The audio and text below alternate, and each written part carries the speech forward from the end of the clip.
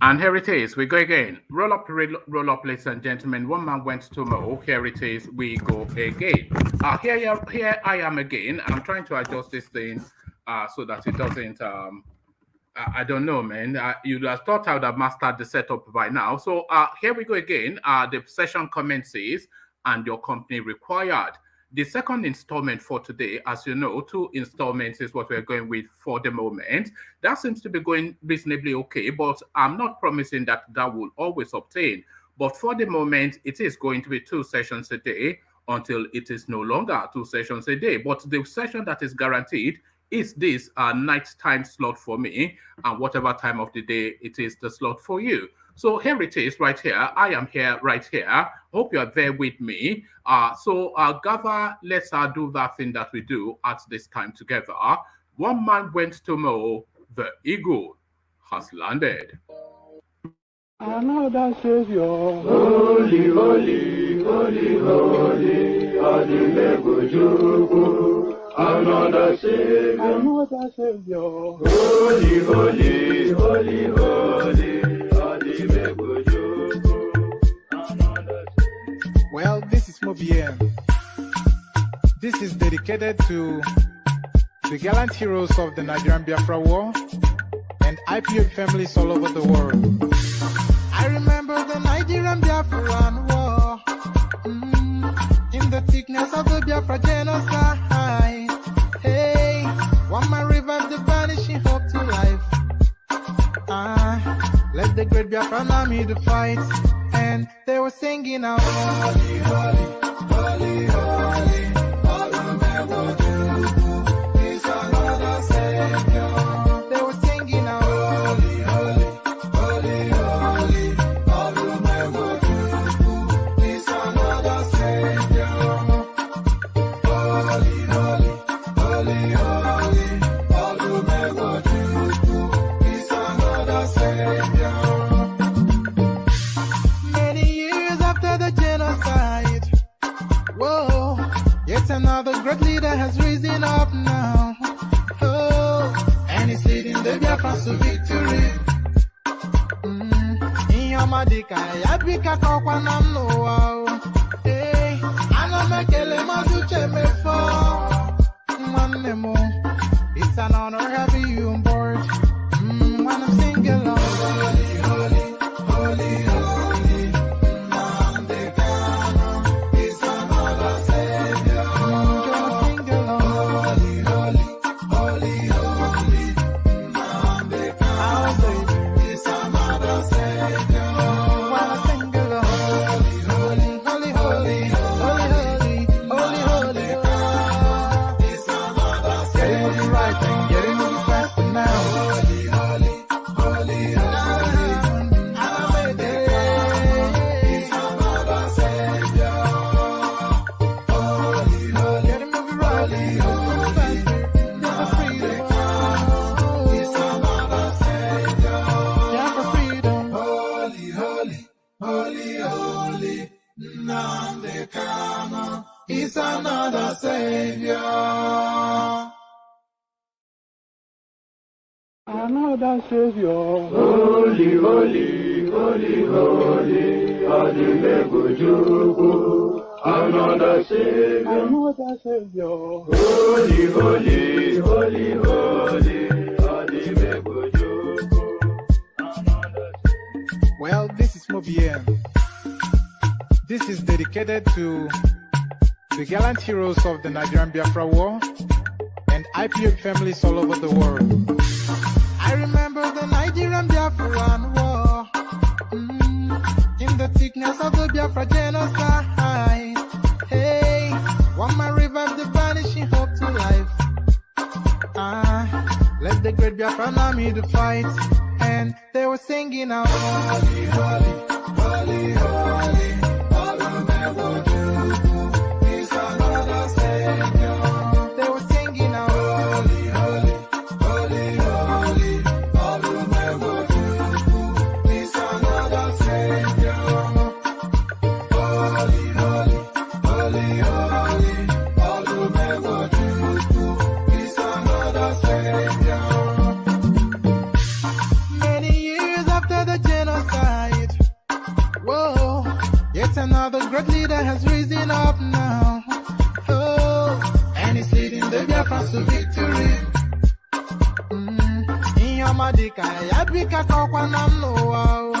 Hey, anamekele mazuche mefo. And there it is right there, the holy songs, the holy song from the farmyard singers from the eastern part of Nigeria. Holy, as guys, I bring you this.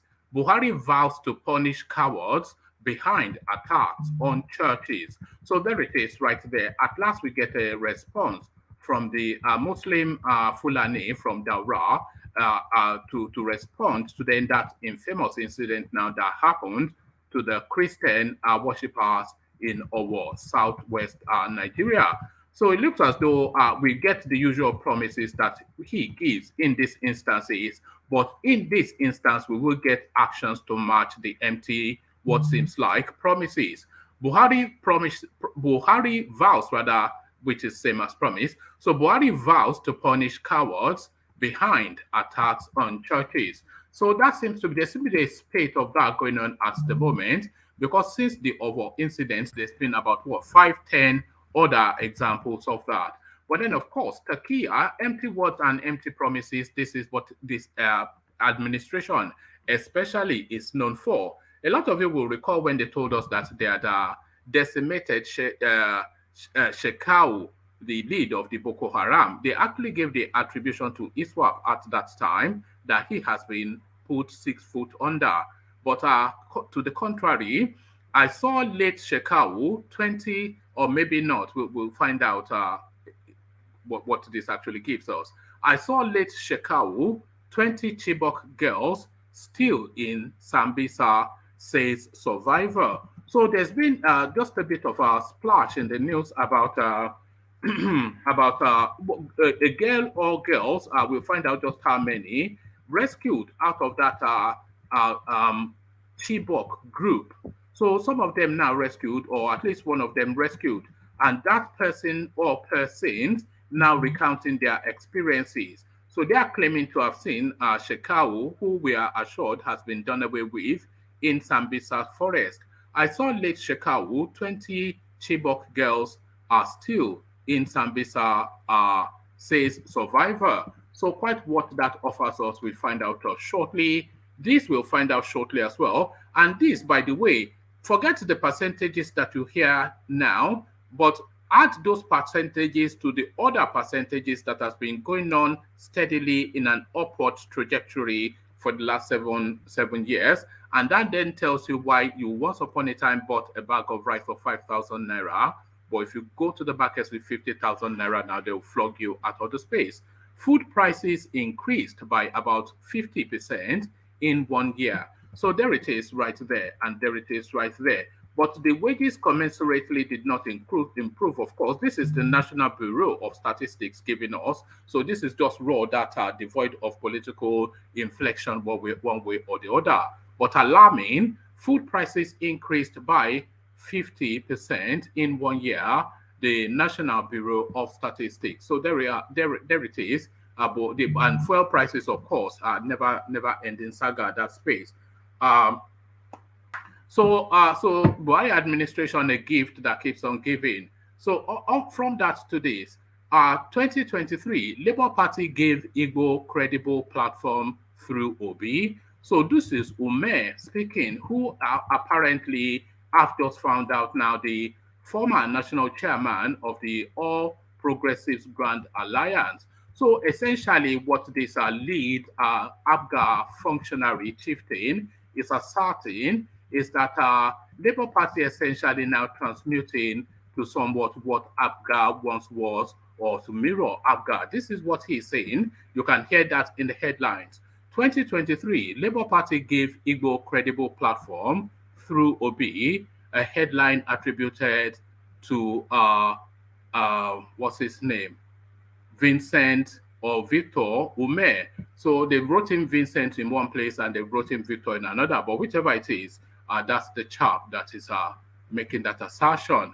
So from that to this, Peter Obi's obedient movement will turn to disobedient movement After 2023 elections, they only exist on social media. APC chieftain somewhat derisively dismissing that whole what they portend to be a phenomenon with a quiff of a hand, just a flick of a hand, just to say, "Pooh, get away." This is essentially the reading of this, a total nonsense. In another word, Peter Obi's obedient movement will turn to disobedient movement after 2023 elections. They only exist on social media. APC chieftain making that headline, but will that come back to bite him? That is the question. So lean back, kick back, take it easy, relax into it. The usual protocol, make sure you click on the like button, the subscribe button, and all that jazz. So let me play you then the second intro music, which is the Kegai song, and we dive straight then into the readout. My background is somewhat dark, so I'll see what I can do to sort that out whilst this music plays. Water, only water, only water, where they see ma. Water, water, water, water, water, water, water, water, water, water, water. Only water, where they see ma. Hapa o naido. Hapa o naido. Hapa you don't come o.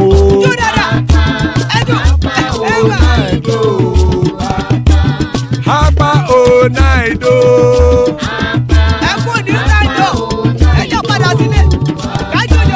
Oro kẹ̀kẹ́ ẹlẹ́mùrè o. Ilé sọ́díyà kẹ̀kẹ́ ẹlẹ́mùrè o.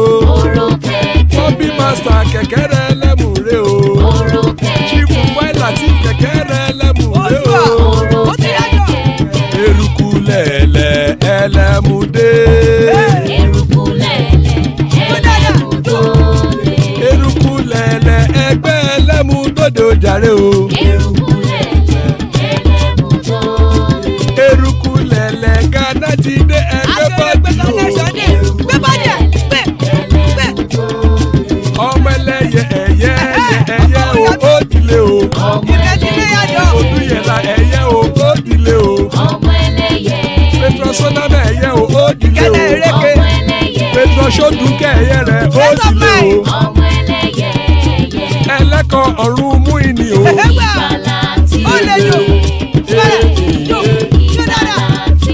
Àkùkọ ọ̀run mẹ́kọ.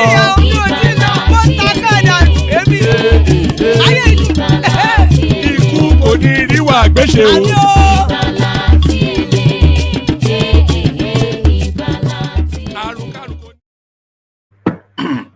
And there it is right there. Iku Koniru Agweshe, powerful prayer by the Kegites. So Iku Koniru Agweshe, as guys, I bring you this. Buhari vows to punish cowards behind attack on churches. So let's hear from the Mala. President Mohamed Buhari has assured Nigerians that those he described as cowards behind recent attacks on churches in the country will be punished. The president said this on Wednesday, following the recent spate of assaults on churches across the country. As for the cowards, they will be punished for their crimes. We will bring them to justice. Rest assured that the full weight of Nigeria's formidable security and intelligence forces are involved in that endeavor. Buhari was quoted as saying in a statement by his media aide, Garba Shehu, "For now, I urge all Nigerians to come together in prayer, whether Christian, Muslim, or any of our great faiths. Let us hold the victims and their families in our hearts and minds. Let us show the cowards who seek to divide us along religious lines that we will not be divided. Let us show them that Nigerians will continue to cherish what we share whilst respecting each other's differences. Let us show them that Nigerians will never be bullied by cowards, extremists, or terrorists." According to him, the country's religious freedom and diversity are what makes the country great. So it's just, you can see that as empty words, of course, because he doesn't mimic that religious, the religious freedom, certainly the multiplicity of religion, would be a better way to put it. He doesn't mimic that in his administration, nor the ethnic diversity. Any and every opportunity he picks essentially from one religion and one ethnicity. So these are empty words, of course. According to him, the country's religious freedom and diversity are what make Nigeria great. It is this diversity that gives Nigeria its strength. That is why Nigeria's enemies seek to destroy it by pitting us against one another, the president added. We will not let them. The nation will not be distracted or divided by these obviously planned and politically motivated criminal outrages. So the nation is not going to be divided, but what are you doing about it? Because it happens casually and it happens with frequency and with increasing frequency. So what are you doing about it is the question. So these are just empty words. We will not let them. The nation will not be distracted or divided by these obviously planned and politically motivated criminal outrages. The perpetrators are coward, weak, and wicked men with guns murdering in cold blood unarmed women and children at their places of worship. He lauded Nigerians for their actions in the aftermath of the attack on the St. Francis Catholic Church in Ondo State. The president observed that seeing the crowd of Nigerians voluntarily rushing to donate blood after the attack, thronging the local hospitals, even in the midst of mourning, I was proud of my country. I was filled with hope. So there it is right there. Just total, categorical, empty words. That's just it. Another headline just caught my eye there. So just total empty words, that's just it. So from those empty words to another set of empty words. I saw late Shekarau, 20 Chibok girls are still in Sambisa, says survivor. 8 years after Boko Haram insurgents abducted 276 schoolgirls from the government girls' secondary school Chibok, Borno State, the Theater Command of Operation Hadin Kai has rescued 2 more Chibok girls in Sambisa Forest. It was learned they were rescued in Gazuwa Enclave in Bama local government area, Borno State, recently. Mariam Dauda and Hawa Joseph were rescued along with their babies whilst narrating her 8 years ordeal in the forest at a press conference that was held at the Command and Control Center, My Malari, a cantonment in Maiduguri on Tuesday.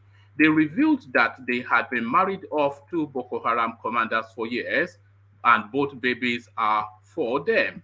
The survivors further claimed that the Nigerian military had killed their husbands months ago. Whilst responding to questions, so they're even describing them as their husbands now. So this is Stockholm Syndrome right there.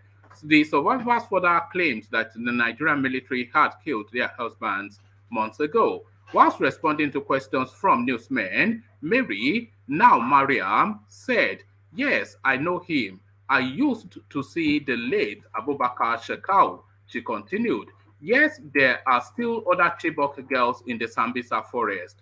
They also have been married. At least more than 20 are still there." She began to mention their names one after the other. "I was 18 years old when they abducted us and I converted to Islam. I was Christian, but they converted us to Islam and married us off. We thank God that we are finally out. We have suffered after our husbands were killed. Life was hell for us. We sincerely thank the military for rescuing us." On her part, Hawa claimed she has never seen the late Shekarau in person. "I have never seen his face. I have never seen him face to face, but I used to watch him on a laptop giving instructions to the fighters," Hawa said. They thanked the military for rescuing them after being held captive by Boko Haram for 8 years. Theater Commander Major General Christopher Musa attributed the success due to the massive military operation in Sambisa Forest, Mandara Mountain, and the Lake Chad area. Musa noted that girls were rescued in Sambisa Forest whilst assuring that they won't rest until the remaining abductees regain their freedom. The General Officer Commanding GOS 7 Division, Nigerian Army Major General YD Shiabu, said the girls, rescued between June the 12th and 14th, had received necessary medical attention and will be handed over to the appropriate authorities shortly. He said, Hawa Joseph was rescued with her child on the 12th of June 2022 in Bama local government area, whilst Mary Dauda was rescued with her child on the 14th of June during a troop fighting patrol in the division area of responsibility. General Shaibu said all the girls and their children have undergone proper medical checkup and treatment before handing them over to the government that will subsequently reunite them with their parents. Boko Haram kidnapped 276 female students aged between 16 to 18 from the government girls' secondary school in Chibok, Borno State, April 2014, rather. So there it is right there. Somewhat of a success story you might want to suggest, but really, is it really a success story? You know, I mean, how big is that Sambisa forest? That what was that going on 20 years now? How many years ago is this incident now? And this girl kidnaps 18, and she's now describing her doctor as her husband. So they've colonized their mind, of course, and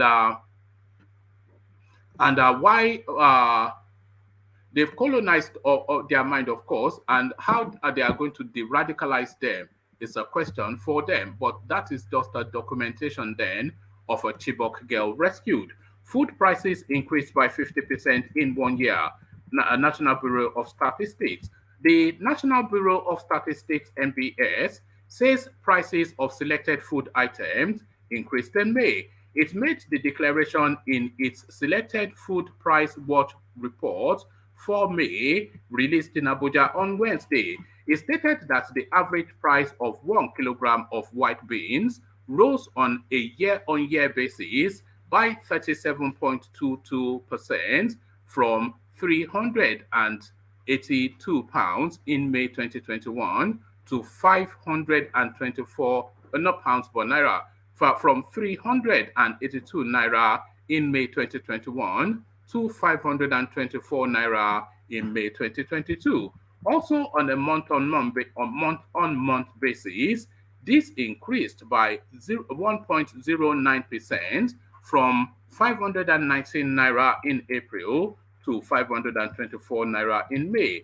The report showed that the average price of 1 kilogram of yam tuber increased on a year-on-year basis by 37%. It stated that on a month-on-month basis, the average price of yam increased by 3.5%. Similarly, so it goes on to give us details, food item by food item. So I'm just skimming through all the food items. At the state level, the report showed that Ebonyi recorded the highest average price of beans at 899 naira for a kilogram, whilst the lowest was reported in Borno at 262. So that might just speak to their diet, because what? That's more than 3 times. That's virtually 3 times. Yeah, that's more than 3 times. So they're selling it for 262 in Borno and 899 in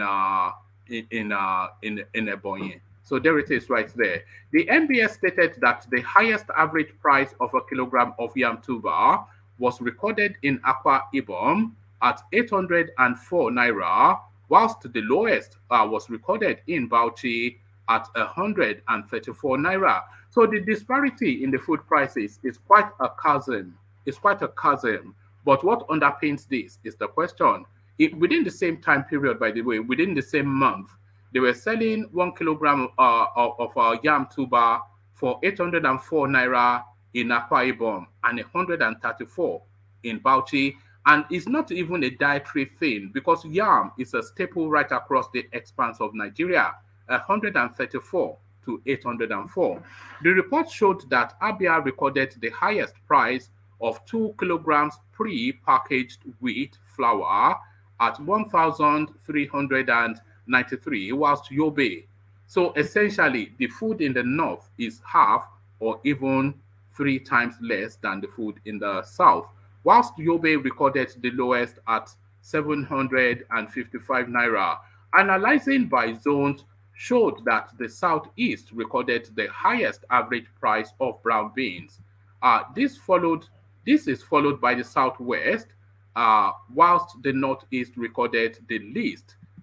Similarly, the Southwest recorded the highest price of average yam tuber, uh, followed by the South-South, whilst the lowest was recorded in the Northeast. The report showed that the average price of a 2 kilogram pre-packaged wheat flour was higher in the Southeast and Southwest, respectively. So there it is right there. That's just so those percentages essentially a southern thing. So this is why you might not see too much agitation in the north when their food is almost 10 times less than the food in the southern part.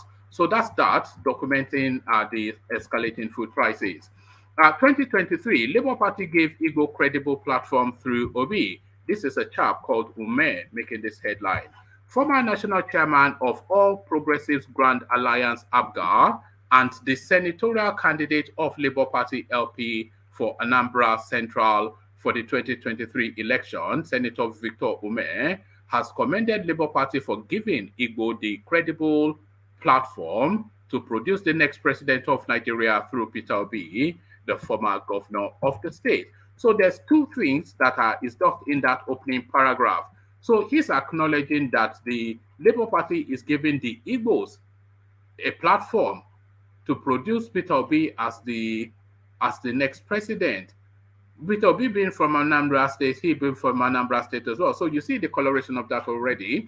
Addressing journalists at the news agency of Nigeria, NUJ State Headquarters in Akwa, Ume observed that if not for the Labour Party, Igbo people would have been watching the build-up to the 2023 presidential election from the sideline, in spite of their contribution towards the development of major political parties. So he essentially acknowledging then that the Labour Party essentially self-serving a sectarian agenda, which we already know, expressing how delighted he is working on the Labour Party presidential project.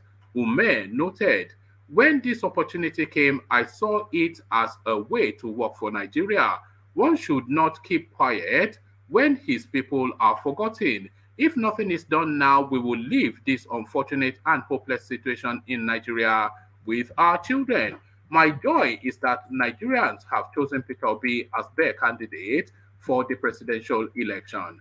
Nigerians from all shades of opinion are clamoring for Peter Obi, and that is a wonderful development. Those who are championing the Obi presidency have even taken over the project from him. In fact, to say that it is the youth that have taken over the project is to trivialize it, as it is not only the youth that want Obi to be president. People of all age groups also want him because he is a hot brand.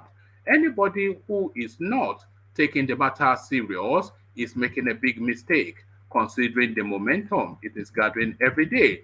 Since I joined him in this project, I have been contributing my quota to ensure that Nigerians get the kind of president they're yearning for. What is happening in Nigeria is divine, and it is not based on human arrangement. What is driving him? So we're now going to the celestial realms. It is not driven by human. It's anointed from. We're in holy territory now. What is driving him are his messages on economy, resource, and human management, which are what Nigerians require at this time. Ume also said that his desire to return to the Red Chambers is to give a credible voice to the 10th Senate, arguing that it is not for beginners who would be overwhelmed by the caliber of people there. So there it is right there. So the real takeout then is the acknowledgement then by this former Apga chairman that Labour Party is essentially now a Southeastern party. So all matters still Peter Obi. Peter Obi's obedient movement will turn into disobedient movement after 2023 elections. They only exist on social media. APC chieftain. The former Deputy National Publicity Secretary of the ruling All Progressives Congress, APC, Yekini Nabena, has said that the opposition People's Democratic Party (PDP) does not hope to secure the votes of Nigerians, but to hack the server of the Independent National Electoral Commission (INEC) in the 2023 general elections. According to him, PDP will not be a stumbling block to the APC in 2023. The PDP is nothing to talk about as far as the 2023 election is concerned. Although we are watching them keenly based on their past records, because we already know their plans and what they are banking on are their Dubai connections and hush puppy strategies. So dirty politics has already started. Dubai connections and hush puppy strategies, he said. Nabena called on the Independent National Electoral Commission to protect its server, as the only hope for the PDP is to hack the INEC server, not the vote of Nigerians to win the election. You can see practically that even in the recent governorship election in Ekiti State, PDP lost its usual second place, and I doubt if it can regain that second position anymore in the coming 2023 general elections, Nabena said. Nabena also mocked supporters of the presidential candidate of the Labour Party and former governor of Anambra State, Peter Obi, saying that the so-called obedient movement only exists on social media. The APC former Deputy National Publicity Secretary, who spoke with journalists on Wednesday in Abuja, said that the obedient movement would cease to exist when Obi loses the elections in 2023. I can tell you that the so-called obedient movement only exists on social media, and after the coming elections, they will naturally turn to disobedient movement and later obituary, because the movement would naturally vamoose. So that's what he said. It's been a long time since I heard that word, vamoose. So I have to read that again. I can tell you that the so-called obedient movement only exists on social media, and after the coming elections, they will naturally turn to disobedient movement and later obituary, because the movement will naturally, guess what? Vamoose, he said. So vamoose. So from that, let me bring you now this that I came across just in the course of. So this now, it goes back to the earlier session when we were discussing the meeting between Peter Obi and Yemson Wike. So 2023, why I visited Wike. So it was actually Peter Obi that made the visit and not Wike that visited him. So 2023, why I visited Wike, Peter Obi opens up.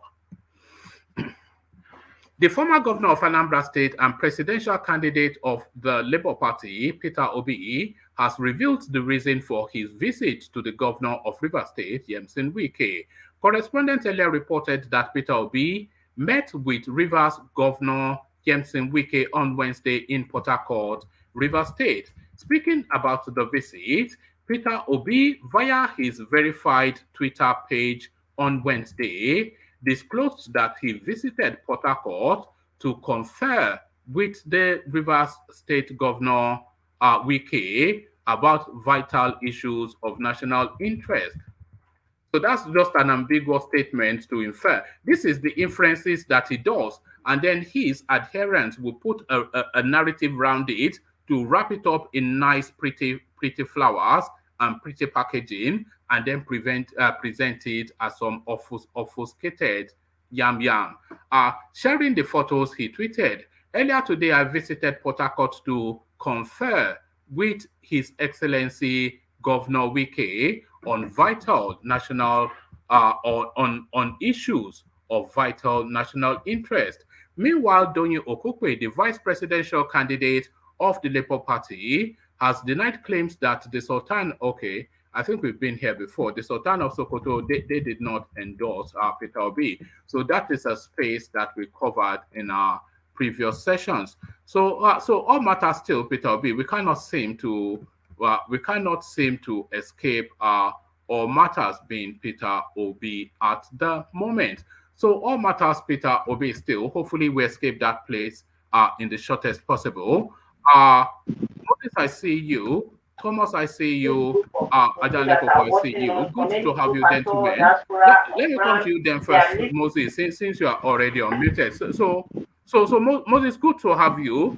But Moses, what are you making then of these rescued Chibok girls, two of them that have been rescued from Sambisa Forest? So what are you making of all that? We'd already forgotten about them. But of course, any one of them that is rescued, you can expect they will be with a baby. So what are you making of this now somewhat good news, Moses?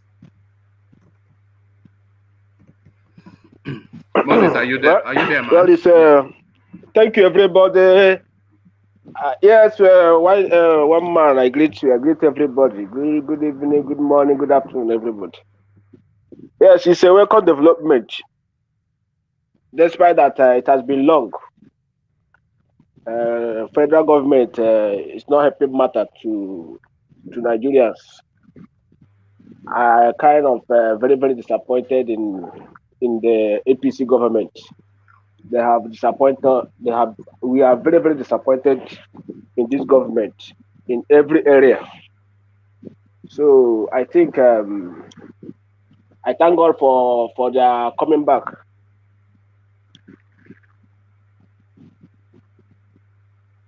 Sorry, are you there? Yeah, are you hearing me? Yeah, I'm hearing you, but you just suddenly went, okay, you're glad they came back. I think that's pretty much your thoughts on that space. So let me take you then to Buhari. Buhari saying that he's going to, he vows to punish the cowards behind the attacks on churches. So the incident. So are you outside? There's just a heavy noise in your. Sorry, let me come back to you. I cannot abide that noise. Okay. It's okay. All right. Let me go to Thomas. So Thomas, let me come to you. The noise it was yeah. So Thomas, are you there? All right, Thomas is not there. Yeah, it's going very well, isn't it? So Solomon, are you there? Go on. It's okay now. It's okay now. One man. All right. So yeah, I was taking you to the space of Buhari vowing to hunt down the people responsible for the church shooting ups. So what are you making of that? This is not the first time now. Buhari is almost talking, but no action. You understand? So no action. If it's IPOP now, he will take action. So the man is a very useless president. I never see this kind of president before. So it's almost every time talk, but no action taken. So that is what I can say for that action. All right. So okay, let me take you to the space then. The former chairman of Apga telling us now that the Labour Party is essentially now an Igbo party. Those are his words. So what are you then making then of this ethnic ownership of what is meant to be a national party? Yes, it's a welcome development. It's a welcome development. Because by rights, both APC and the PDP have disappointed Southeast for a long time. At least Southeast have tried a lot, especially PDP, to deliver. But in returns, they pay us back with what do I call it? With Python dance. With greedy and everything. So I welcome the development because Labour Party, I believe from now, Labour Party will be as Southeast Party. It will be very, very strong in Southeast from now goes on. Because I have seen many people have been, the campaign for the party.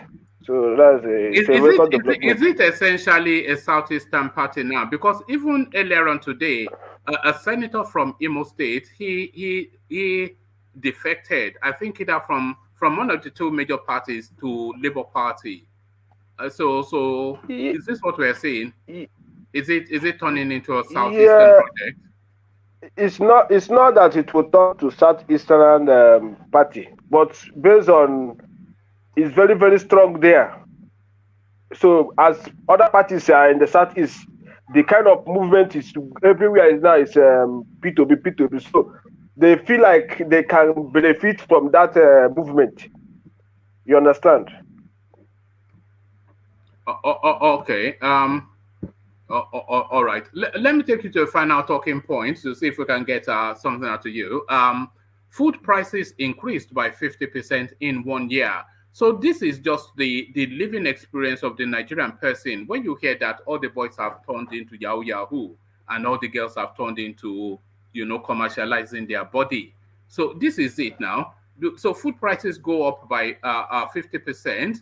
The wages remain either stagnant or not even paid at all. So how exactly are people meant to feed within that space called Nigeria, Moses? It's very, very difficult. One man, it's very, very difficult because if you are as you outside now the same way to Nigeria, you will understand what is going on. Every time you'll be calling food, people go to call because Nigeria now is very, very difficult to live. You understand? So that is last time Tinubu congratulated Buhari that is the best president that Nigeria ever had.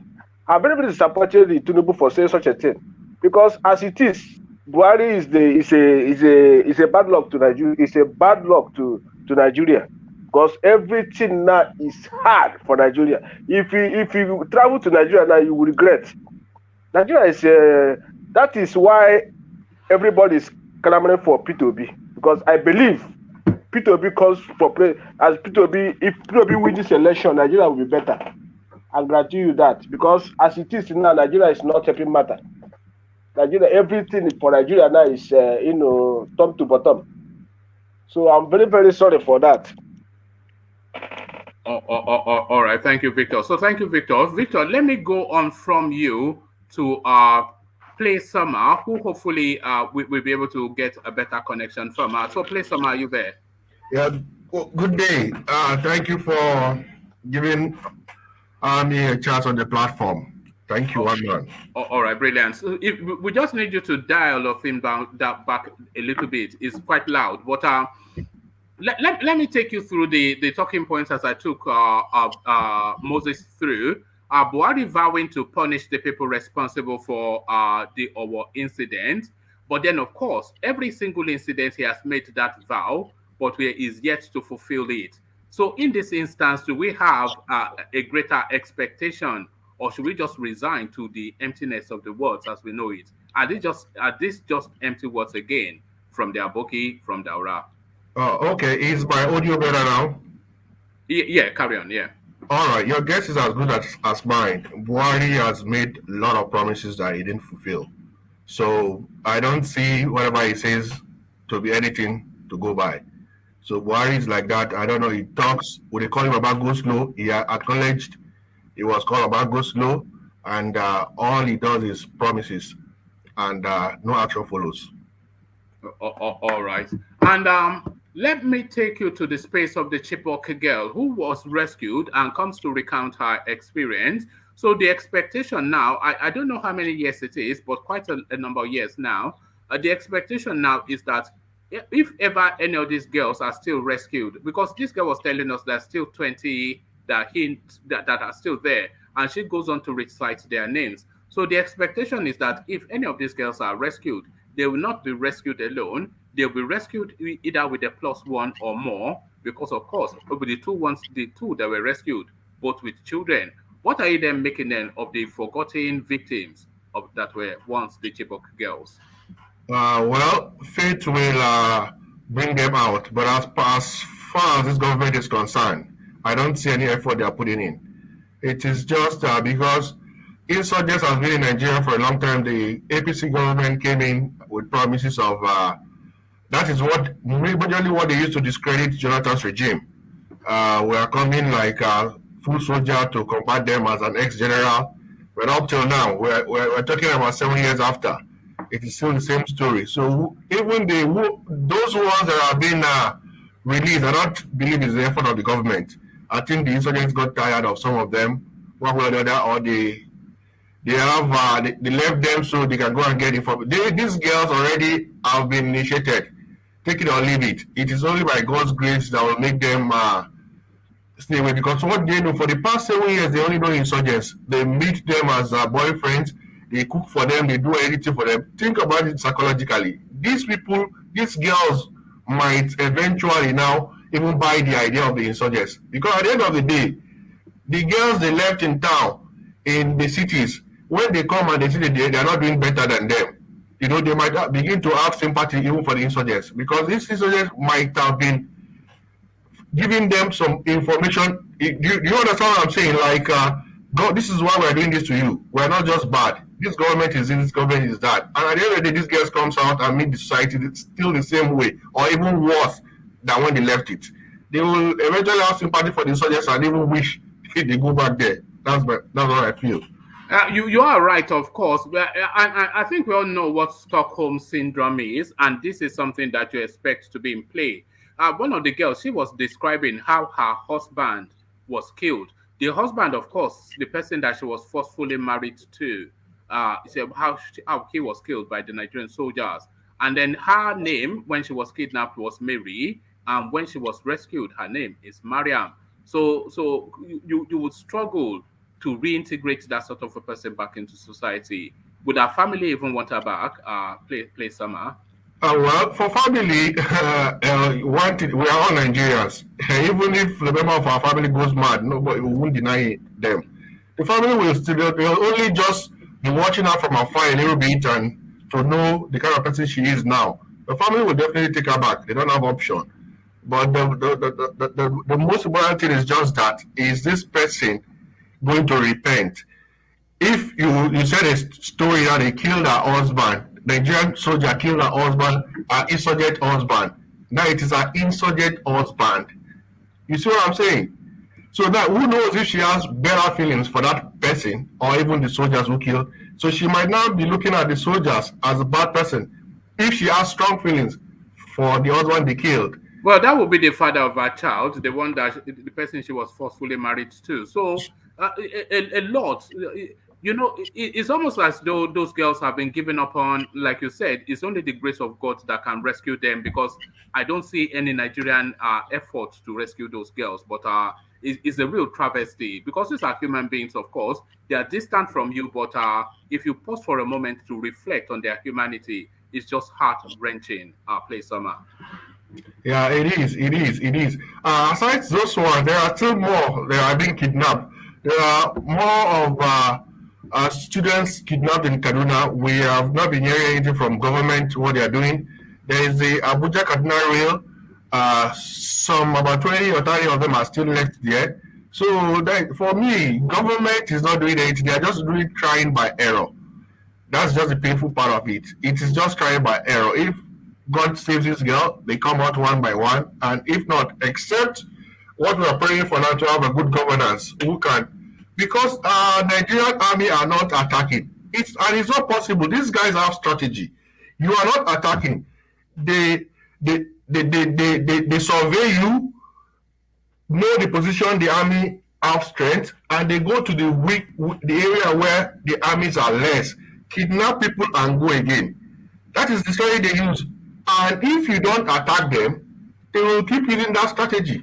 Kidnapping and go, attack and come back. It is until Nigerian army see what is it called? Is it Sheguni? I said it before. He knows where these bandits are. He said they are spoken to them. The government knows. He said it on national television. The government knows where they are. And the government cannot go and attack them. El-Rufai once said they have intelligence. These guys talk to people. They know where they are. That was when El-Rufai talked about going to attack them, and even if people die, it's going to be collateral damage. That is suggestion is tough though, but there is still a way where they will attack them with minimal collateral damage, very minimal. With intelligence, surveillance, they could go and attack them. But for me, seriously speaking, Nigerian government at this time, these girls, all these people that have been kidnapped are just left with their fate, and it's only God that can save them. Yes, it's only God that can save them. So let me take you from One man, please. yeah, Can I yeah. ask a question, please? Go on. Yes. Do we have any rough estimate how big is Sambisa forest is? They're saying it's the size of Wales, the country. So it's the size of a country. The country Wales, which is part of the nations that make up the United Kingdom, they are saying Sambisa Forest is the size of that. So it's a huge expanse. In But fact, that doesn't mean you can't ransack them in 8 years. Do you know what I mean? Maybe they don't even want to do it. in fact, what Goodluck Jonathan was planning before he was kicked out of office, he had an architecture for that Sambisa forest, which is agriculture based, and he was going to invest about $1 billion and a bit dollars in that space to make that Sambisa forest a productive agro space, so that all of these people that have nothing to do being radicalized. So he was going to flush them with those mercenaries that he brought in and then invest agriculture into that space. But all of that plan was abandoned because those mercenaries were gotten rid of as soon as BUHARI came in, and it was business as usual for Boko Haram that has now transmuted into the bandits. So that is how we got to where we are. Yeah, talking about Sambisa Forest, yeah, it's a huge space, really. And this will bring me back, it will take me back to something I used to say. You see, the vast land of the north, that is what they are using to claim population in Nigeria. They have a lot of vacant land that people are not living in. And with the last count of our census, they use the land to allocate persons for them. I don't know if you get what I'm saying. No, we know. Yeah, go carry on. Yeah. They have a lot of unused land, and that is the problem that they are facing in far northeast. There are no government presence in all those areas down Sambisa Forest. There are only few people living there. That is why they don't see reason why they should have like a police post, army barracks in that area. And they won't agree that it's let them bring everybody close to at least these people are not too much, and they claim there are millions of people in that area. And that is why they are facing this. Only scarce people live in villages, in small villages, like 100 people, 50 people live in small villages. That is why these guys are able to capture that area. As I'm talking to you, these guys have a large local government they are controlling in that Sambisa forest. You know they go as far as to collect taxes from people there. Yes, even in Niger, as we are speaking, Niger governor confirmed that too. But this government will not agree. The governor confirmed it that in Niger, these insurgents these bandits are now claiming some areas. They collect taxes from people, from farmers to go to farm. When they come back again, they give them tax from whatever they sell. And this is a sovereign country. Do you think the problem we're looking at is because the Nigerian security architecture is overstaffed and is understaffed significantly? Do you think that's the problem, or do you think the government is just complicit with what is going on, or do you think it's a combination of the both? Because, like you said, we know where they are. So why have they not been sacked? It is a combination of the both. We don't have enough military personnel. We don't have enough policemen, and there are saboteurs. There are people benefiting from these insurgents. For the past 3 years, the Nigerian government has allocated billions of naira to Nigerian army, and we don't see what that is doing. So there are people benefiting from the insurgents. There are people definitely benefiting from the insurgents. And I don't know why the government have not been able to feed them out. If anything, sometimes we hear stories that they got information that some army are colliding with the insurgents. They are giving them information. Some of the armies are selling ammunition to them. But at the end of the day, we don't know what they do to them. We don't hear if they are prosecuted. If they will say they court-martial them, and at the end of that's the end we will hear. Maybe one organ will call them from Abuja. This guy is my kinsman. He is not among them, and that's how they end all these cases. You know what Showore said about that space? He said the insurgency started as a crisis, but has turned into a business. So that is what it is. if they end it, all those fat dollars that is allocated to the insecurity all the time, so that gets cut by half. And they're not going to allow that. They're going used to, just collecting all these monies and buying houses in wherever. Absolutely, absolutely. There are people feeding fat on at the expense of people's life. Absolutely. It started like a joke. I think they said it was a mistake. The police killed the police killed their leader, extrajudiciary.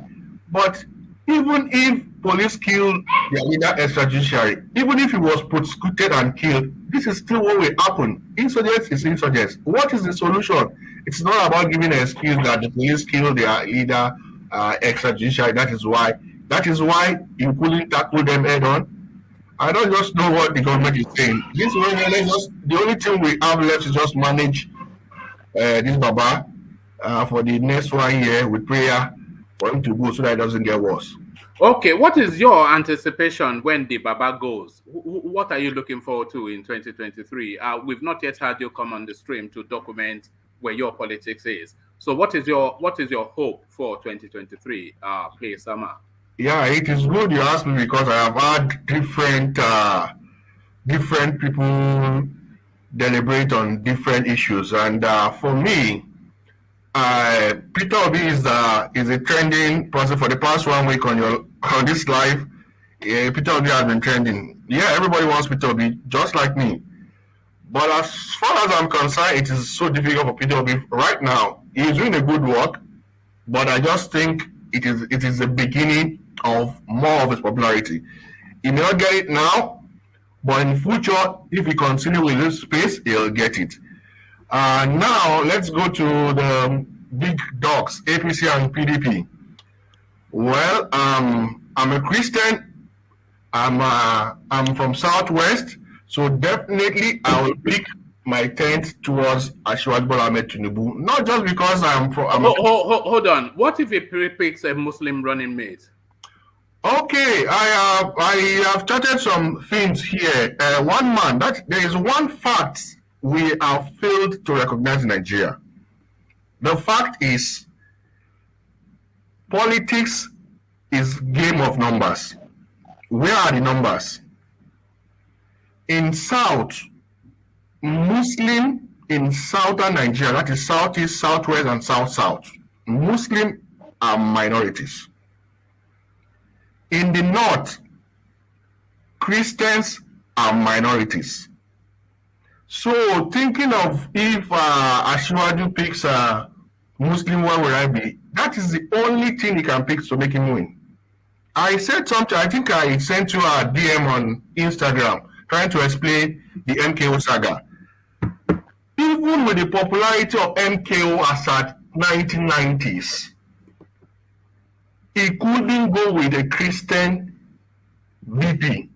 This is not because the Muslim, what is he King Gibi or something, is popular or something. He was deliberately picked a Muslim so that he can win overwhelmingly. He didn't want to take a risk of picking a Christian. And here comes again 2023, 2020, fast forward 2022. Tinubu will not make the mistake. That is just the basic fact. So there's no thinking about what if he picks Muslim. He's definitely going to pick a Muslim. You mentioned that you're a Christian. How much does your religion influence your decision on who you decide to vote for? How much is that a consideration for you? Okay, at this point, I'm considering a Christian or Muslim. See, for everybody has different views. Religious wise, I don't too look at whether you are a Christian or. Let me give you an example. Check the recent primaries done by APC. And we have like prominent five or six. Okay, let me include all the Southerners anyway, including Rocha, Sokorocha, everybody, Southeast, South. We have a couple of them. But from Southwest, we have about four of them: Asiwaju, Fayemi, Amosu, and Oshibajo. knowing that Ashiwaju has helped all these guys I've mentioned, on that day, I'm also had issues with Ashiwaju in 2019, or thereabout, during his governorship when he wanted somebody to succeed him in Ogun State. He had problem with Tinubu. On that day of primary, on that day of primary, one thing that struck me was that at the end of the day, even Amos who had problem with Tinubu stepped down. Why who he didn't have problem with Tinubu anyway, but he stepped down. Akpabio from South stepped down. Do you know two Southwesterners that didn't step down? They are two pastors. No, you can't count BUHARI now. Come on now. Go with that. What are you reading into that? Where are you going to with that? Yeah, I'm not saying that Ashwaju helped BUHARI, but he's a pastor, but he's from Southwest. Right. What does that? What are you concluding? Where are you taking that to? Okay, I'm concluding now. How did Ashwaju help BUHARI? No. I think he's trying to say that. Well, he is saying that he's from Southwest. That the only two people that did step down are Southwest Christians. Yes. But what are you deducing from that? What does that tell you? Me, how much religion do I take into this? That's why I'm giving you that. Even if pastors didn't think this guy is his lifelong ambition, he has really worked for the party, we should step down. That is why I'm telling you that being a Christian or not does not make you get a good reasoning. So that's just my take there. I don't know if you get what I'm saying. No, I get what you're saying, but if I am right, then what you are concluding is that irrespective of the religion of Tinubu's running mate, you would invest your vote in him. Thank you. That's it. And how widespread would you say that view is within the Southwest? It is. Well, it is widely spread. And the issue is whether it's widely spread or not widely spread. Tinubu already has a lot of vote blocks from the Southwest, and getting another northern from another Muslim northern from the northern side of Nigeria, it will win the contest. That's just my feelings politically. The way I view it. How? Okay. Yes. All right. How? Explain. I want to do magic. How would he do that? Okay. Let him tell you now. Go on. Let me go. Yeah. We have Peter Obi in the contest, very popular. Yeah. We have Atiku in the contest, very popular. We have Kwankwaso in the contest, slightly popular, not very, slightly popular. Very popular in Kaduna. Yeah, Kano is not the only. Okay, Kano. Yeah. It's not only Kano is not Nigeria now. It's not the whole Nigeria. Kano. That's why I say slightly popular. It's not like it's not popular. And Asiwaju Southwest with connection very popular. And we are forgetting something. Some people have argued that if the third force come like the way APC came in 2013-14, but that's not how it works. This present government has wide structure, more than even PDP, the strongest opposition. So don't forget that they have about 19 governors, they have House of Assembly members, they have State of Assembly members, they have more delegates. All these people are all supporters. All these people have their family. They influence their family, their constituency. So that is one. Ashiwaju now has a lot of, except in your state, that I think he will have little ish there. Aside that, the Southwest, he has ample control of them. And now with his relationship with the Northerners, with the Shetima, Zulu, this short man in Kaduna, Nasir El Rufai, Ganduje, and Kebbi, the Kebbi governor. So he has some, at least, more advantage than some of the contenders, except Atiku from Northeast.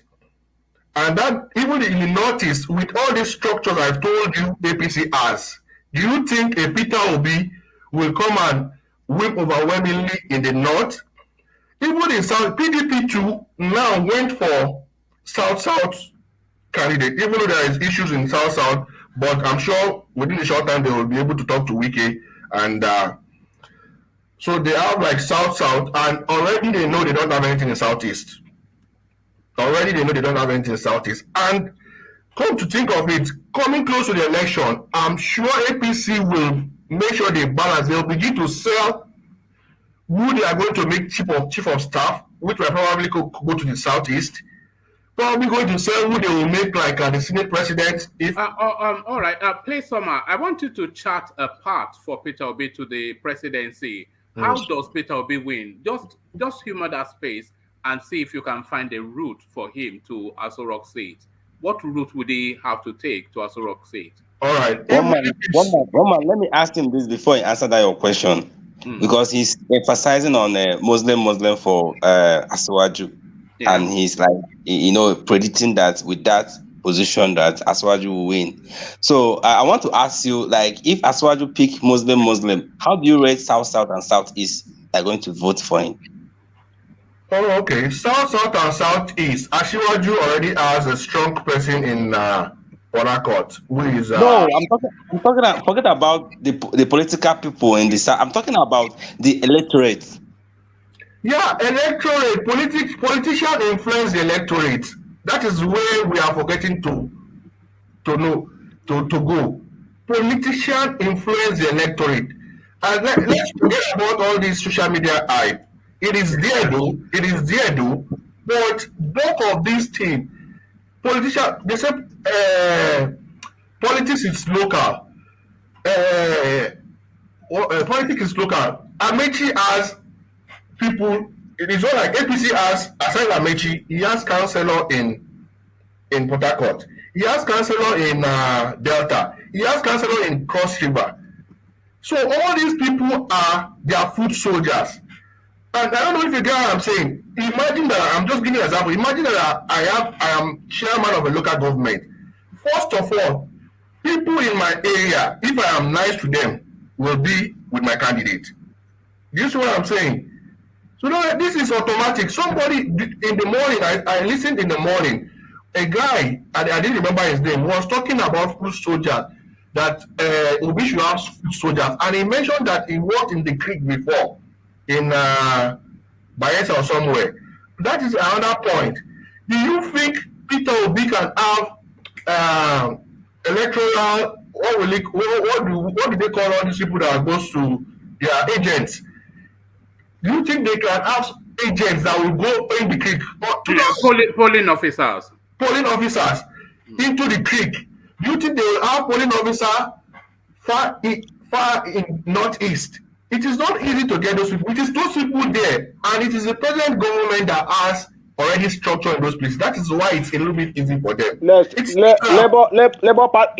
Labour Party now have up to 30 something in structures in state now. Yeah, these are new structures. I agree with you, but these are new structures. It is not strong. You can't compare it. Yeah, fine.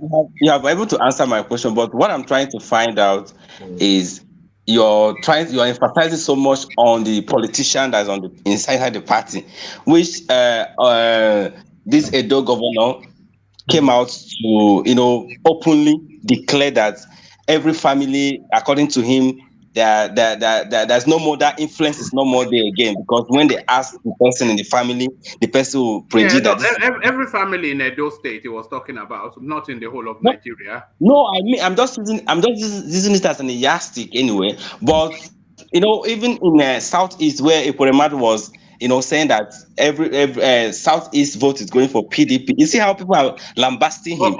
So all right. Sorry, play some. Just bear with me 1 second. So, Emmanuel, you take on that space.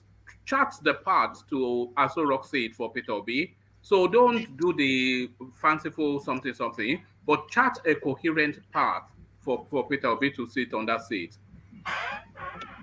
Definitely, for Peter Obi to sit on that seat is going to be very difficult. Right. That is how. That's a path through, but What I'm saying, no, How? Now definitely. explain how. Sorry. Fine. Yes, chapter part for him to the Asorok says. So fine. Let me explain to you. Not that Obi cannot make it. Obi can make it. That is if Yes, this so whole make it. What will Yes. happen? Sequence it If to the- system. That's it. Yeah. yeah, if this whole thing that is happening everywhere transmit to grassroots, Obi will definitely win and give a lot of margin. But forces, these people has a lot of forces, has a lot of money, and and buying a vote will still come to play. Do you know what they mean when they talk about voting structure? Let me cite an example of a voting structure to you. So the heavyweight politicians locally, they have the transport union leader of their community, of their state. They have him on payroll, and that transport union leader, he has all the heads of all the motor parks under his authority. They have the market women's leader on their payroll, and she has every leader of every market under her authority. The artisan unions, all of those. So that's a structure right there. So when it comes to election, Which payroll? Which payroll? One man. Which payroll? They are giving them happy. What are you talking about? Which payroll are you talking about? I know that's nothing like payroll. There's no payroll for anybody. Hold on. No, like they are payroll. hold on. What are you talking about? Please, they are under their please hold on. influence. Can you hold on, please, RB? They are under their influence, is what I'm saying. They make sure that they are well satisfied monetarily, so that they can be used for elections. In Nigeria or in America? In Nigeria, they don't have motor park out in. It's lie. It's lie. What do you mean it's lie? What are you talking I've not about? heard this one. One man. I've not heard this one. Hold on. Because you are new to politics now. I was part of this process. Not Hold on, to guys. politics. Let me explain to you. Let me explain to you guys, Okay, please. go on. I'm part of this process that you're talking about, local politician structure. Please, guys, if you have not involved in this process before, try to learn. Please try not to argue with people. No, give us your understanding. Oh, hold on. Give us Let your me tell understanding. you, my dad used to be a CDA chairman. Okay, he works with local the local market woman in the area, the woman leader. Okay, even the Yala Salatu. I'm talking about the Muslim community, the local this thing. All of them, they have a grouping like twice in a month. Twice in a month, they go and have a meeting. So this is not even during election time. They share stuff. Even the governors send stuff down. They have meeting with local government chairman. So there's a lot that goes on even before election. So when they talk about structure, guys, there's a lot that goes behind the scenes. Doesn't know this. He thinks I'm making it up. You don't know. You forget. Anyway, you don't know all this. That's one man. Can I come in? Can I come in a minute? Right. I want to let you know. For example, now election is next year. Right. It's not. We have maybe we have Obi, have Tinubu, have Atiku. It's not only PDP members are going to vote for Atiku. You know that. So take us to the point you are making. Take us there. Yes, because now we are going to vote individual, not party. People are voting for the person they trust. They know say their future is their future is secure. Who told you that? Did you hear what RB just said? This is what is happening for Nigeria now. Currently now. Nobody's talking about APs and the PDP anymore. The narrative that he just painted now is then. Let me just tell you, he's using the past. What has happened? The market women are not there anymore. The guys, still there, live and direct. The market women are not there anymore. The narrative is changing. The narrative, people don't understand. The narrative is changing. One at a time, yeah. Yeah, are we forgetting that to become a president in Nigeria, the candidate must win 2/3 of at least 20 states. So it is not like I am just saying it the way it is. Peter Obi is strong. He's not strong to win 2/3 in 20 states. He can even win. And I don't think there's any candidate among all of them that will win up to that. No, there are. What Yes, do you mean? it's You true. know, Okay, I'm okay. For telling now, you the truth. you can't predict. For now, you Yes, can't for predict. now, there is none. No, The way it's going, no, for now, But you can't predict. Oh, the way you the can't thing is going, you predict can't predict for the now. person that will do that. okay, can you see? Let me say a scenario. You see, Buhari won article in 2019. APC structure still remains the same. Now the thing is turning around. Everybody know. I don't know. I hope everybody will agree with me that in 2019, in 2015, it was Tinubu's support that gave Buhari an edge. In 2019 again, he repeated the same thing. Now the thing is turning the other way. Buhari is going home with his support for Tinubu. It might not only be as strong as in 2019, but it will be very, very similar. Buhari has his own support. He has about 11 million votes or something from the north or something. He is going to give his support again to Asiwaju, the same way Asiwaju gave him in 2014, 15, and 2019. That is just the same thing. The structure remains the same. It's just turning the other way. That communication does not. It cannot count for this election. It can't count for this election. It will count. Sorry, it will count because the market women, the artisans, the trade unions, the motor parkers, they are going to vote according to Hear how they are. hear them on the street. Can you Hear hold on? what they are Can you saying on the hold on street. now? Hold on. They will vote according to how they have always voted. So they are not for Peter Obi or anybody. They are for the structure that they have. And it's not for Peter Obi. I'm not saying that they are for Obi, but because of the impact the community has showed them, that whole the line of voting has scattered already. So they are not going to. Now, no. What do you mean it has scattered? Do the market women not have their unions anymore? Do they not have unions? Are they not feeling the impact of what is happening in the country? Do they have voters card? Like you said that having their weekly meetings, their monthly meetings with the governors, getting the money. I know. You people are emphasizing so much on politicians. Let's leave politicians outside of this thing. This is people that are feeling the impact. The students that are out of the school. You want to come and convince them to come out to come and vote for APC. What students? I've even forgotten that in 2019, Atiku, Obi, and Kwankwaso couldn't win Buhari. Atiku, together with Can I interject? Can I interject? Look, people are saying it's too rowdy. So one at a time. Okay. One at a time. Can I interject? Yeah, someone said about the students that are out of school, but those students collected money to vote in Ekiti though. Students, we are seeing old people that were collecting money, not those young ones. The video I saw, no. That were collecting money.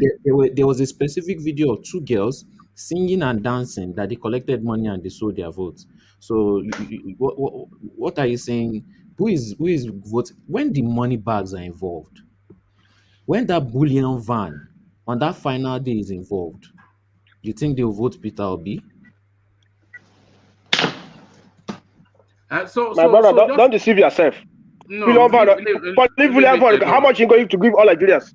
Leave it alone. Allow them and let them say as if they want to share money to every electorate on the election day. Yes, that is their plan. That is how they've run politics in the past. So the all Nigerians, how much you will give all Nigerians? 1,000. Yes. I laugh at it, Japan. You laugh, but they can do it. As I'm talking to you now, APC have big. As I'm talking to you now, APC have big crisis now. Up to 20 senators I want to decamp for another party. You understand? So APC is having big crisis now. Who told you that? Fanika Yode Abi? Is it Fanika Yode that you are quoting? Yes, it's from their party. That's why I'm telling them, let them not based on the antecedent of what thing is wrong before. Because this whole new thing that is coming is different. Let's not even predict because we don't even know where it's going. We don't even know where this we know where it's going. It's nowhere. Okay. Can you strongly predict who is going to win this election? Well, I can. If you want to listen, I'll tell you. Oh yeah, tell me. I don't really have to even tell you because Play Summer already told you what will happen. So there are traditional voting bags, voting blocks that are traditional, and these are the people that usually vote in Nigeria. They are the artisans, the petty sellers, the trade unions, the market women, all of those sort of people. They vote in organization and they usually vote with whoever their patron is. So those votes, they are not going to Peter Obi. I think you can forget that. The market woman, the Yaoloja, she's not voting for So anybody. all those market women, they believe that things are right. Forget what is right or what are you talking about now? We're talking about reality. You're talking about things are right or things are wrong. Yeah, I'm telling you what will happen. My brother, I am not saying Peter Obi is not a good candidate. He is very good. I like Peter Obi so much. But the reality is what I'm telling you, that for now, Peter Obi will cause the commotion that all other politicians will respect him. And in future, it was easy. Even APC's victory was not that easy. Governors decamped from PDP. Senators decamped from PDP. Chairmen decamped from PDP. That is the only reason why APC got an edge in 2015. But it is not happening now. That is why I'm telling you it's difficult for Peter Obi. It's not like I don't like Peter Obi.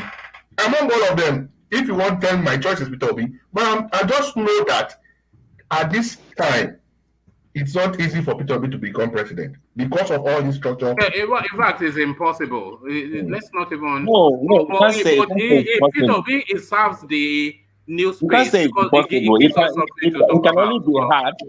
Which we predict that it will be hard. But it's not impossible. And, it's possible. May I ask something? What do you think Peter Obi will do that Tinubu cannot do? That Tinubu will not even do better. Is it in terms of what? What do you do you think, is there anything Peter Obi will bring to the table when he becomes president that Tinubu cannot do better when he becomes president? Tinubu is not coming to do anything in presidency, but anywhere. How do you He's know? not coming to do anything. How do you know? How do you because know? the man is incapacitated as we speak now. He can't do anything. Okay, is it the one that Let me say something now. That's is where it a I big want you player? to go. Sorry, incapacitated. This man still, one at a time now, please. Yeah. this man still works. He still moves.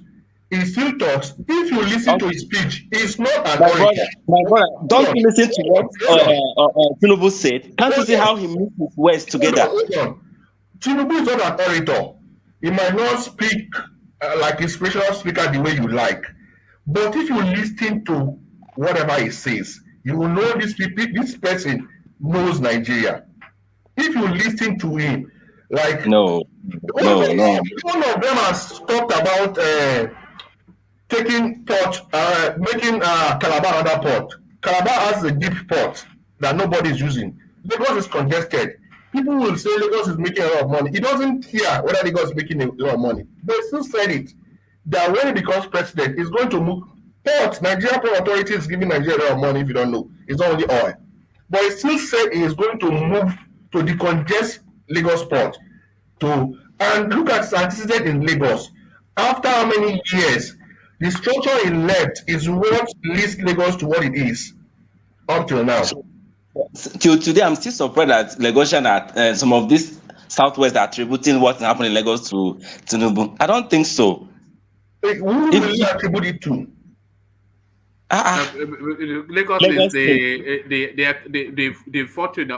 They say a monkey can run Lagos successfully because of the wealth that the space commands. But I think that's where he's going to with that. But let's get things back on stream. Let me take you then to the justice space, because I like to document these things sometimes. Please, somehow.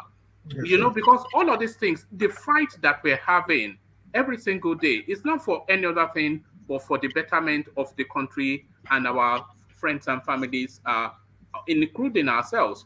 But it is sort of these headlines that leads us to these sort of platforms to talk about things like this. Food prices increased by 50% in 1 year. So that is the National Bureau of Statistics giving us raw data. And they say it's a month-on-month increment in food prices. So every single month, the prices of food goes up by a percentage of some sort of percentage. But the wages in Nigeria is not gone up in any way. And then the auxiliary things of life as well, like petrol, electricity, they are all going up. So the squeeze on the Nigerian person. So then they say all these boys are Yahoo Yahoo, and the girls are commercializing their bodies. But how would they not? There's no job, everything is on the increase. Food up by 50%. Are we are we headed towards famine in Nigeria? Something we have never experienced before. Please, Summer. Well, we are not going to get to the farming, but frankly speaking, it is pathetic the way things are going on the rise. But I just think what the government needs to do, first of all, well, the Buhari government tried to implement produce food that you will eat, sufficient food for you that you eat. But with these insurgents we are having, I don't see how that will work because farms are in the local areas where people can't go to farm. That is why we're having all these things. And our currency again is crashing every day. I don't know the governor of Central Bank what he's doing about that. And he also keeps saying he's giving loans, soft loans to the farmers, subsidizing fertilizers. But seriously, what is going on in the food sector, I can't really say.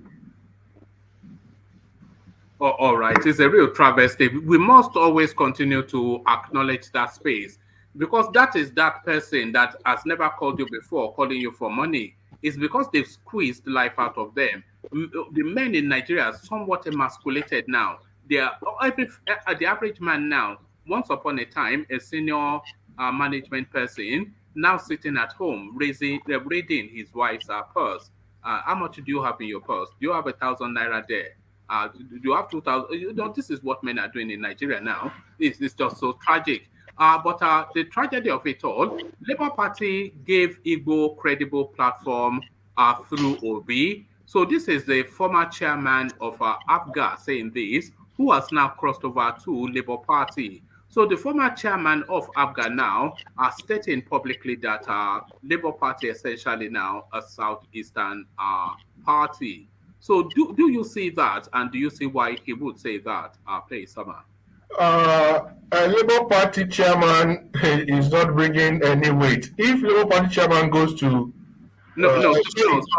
sorry. The former Apga chairman he yeah. has crossed over to Labour Party, and he's saying that Labour Party has now given the Igbos a credible platform for them to politic with. No, that doesn't seem like any good news to me because if the minority leader in the Senate crossed also to Apga, I don't know who is stronger. That's Abaribe, Abi. Abaribe. If he also crossed to Apga, who is stronger between the former Apga chairman and Abaribe? So that doesn't sound like a good news to me. It's just like. But what is suggesting essentially is that the Labour Party is now essentially a southeastern party.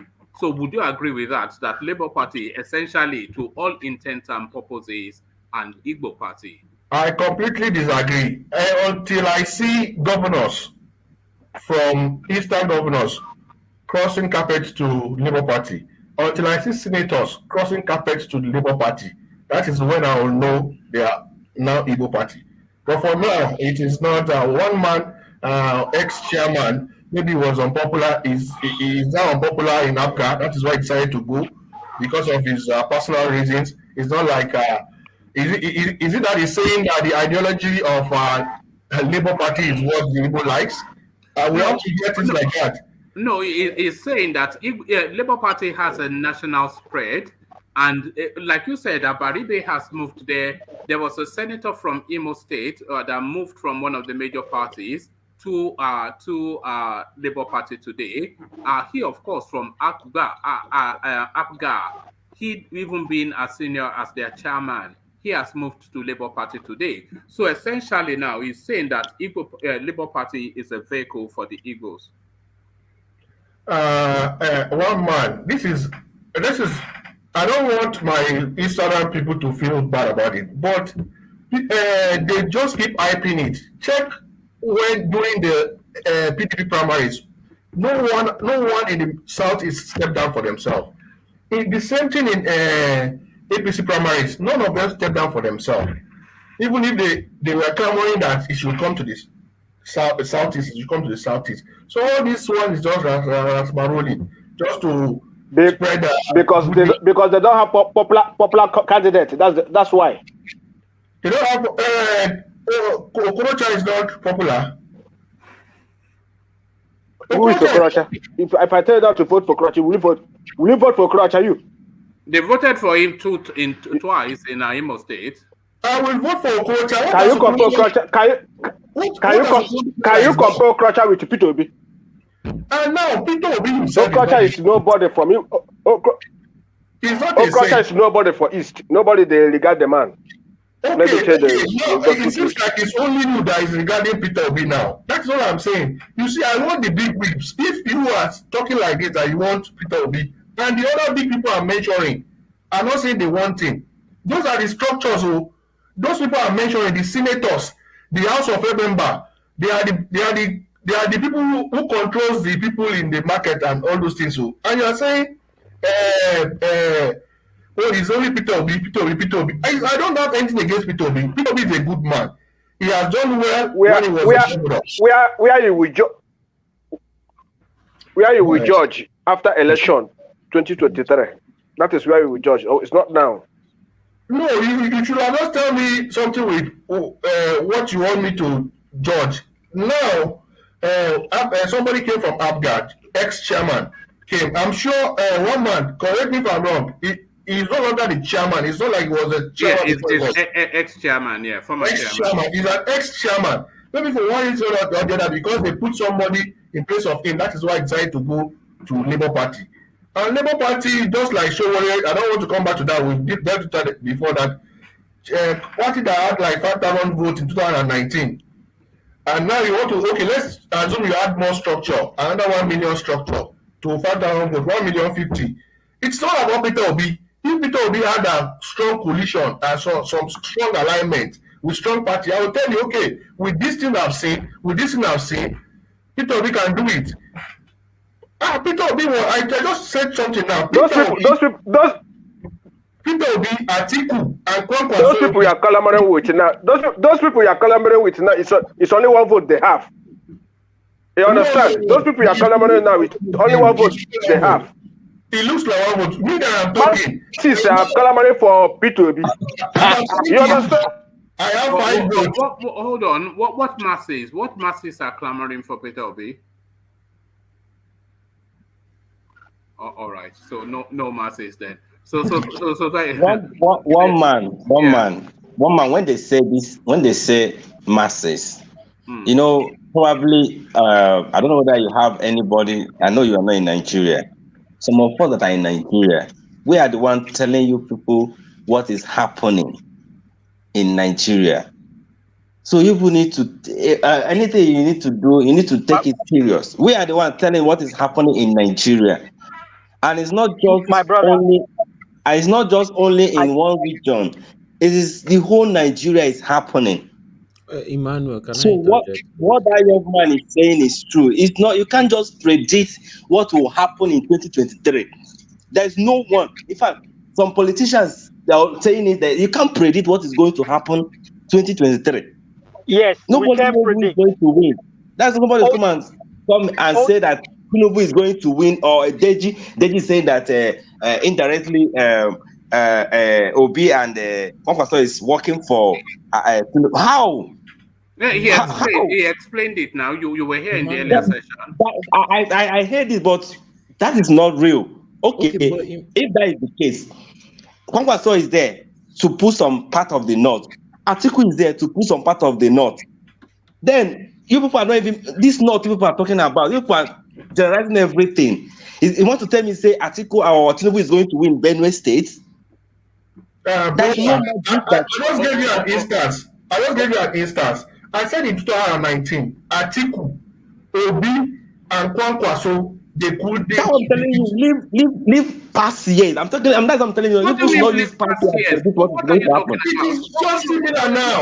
Hold on. It's not similar. Hold on, It's please, not. ma. Sorry, what do you mean live past years? What Of course. what are we going to use to project if we don't look at antecedents and patterns? Exactly. That's when things were the way they have been going. Right. The way politics has been going. You can't use Things that. have not gone That old differently. narrative. No, hold on. It's not an old narrative now. It's the current narrative. No, it's not. If we're using, if we're not using let me tell you why it is. Let me tell you why it's the current narrative. Because it is the last known thing. So nothing has happened that is different from what we have always known. Okay, one man, let me ask you. Sorry, one man, let me ask you. Hold on, please hold on, so that you understand where I'm going. Nothing has happened differently from what happened in 2019. If we have 2023 and something different happened, then that is documented. But the last known thing that happened is what currently obtains as the standard. So all of these things, they are speculative. This is speculation. What you are doing is speculating as to exactly. Let's do the speculation. What has already happened gives us a pattern. Some of these guys are just like predicting what is going to happen already. Based on patterns.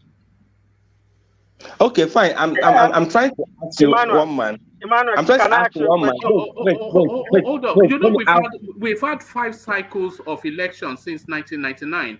Obasanjo 2 times, Yar'Adua once, Goodluck Jonathan once, Buhari twice. So we've even had 6 cycles of elections. So there are patterns that we know, and nothing has changed from that. I know. Okay, let me ask you one question. If nothing has changed, let me ask one man one question. You're saying that nothing has changed in the history of Nigeria. That election is some months gap to election, to the time of election. Have you seen this kind of young people fighting for their PVC before? Be honest with me. What do you mean, young people fighting for their PVC? There's a campaign for people to register to vote, and people are responding. What I'm saying to you is that one man, you're not getting. I get you, but you are not getting me. What you are saying and reaching for and getting excited about is speculative, because it's not anything that has happened. But what people are telling you are patterns that have already happened.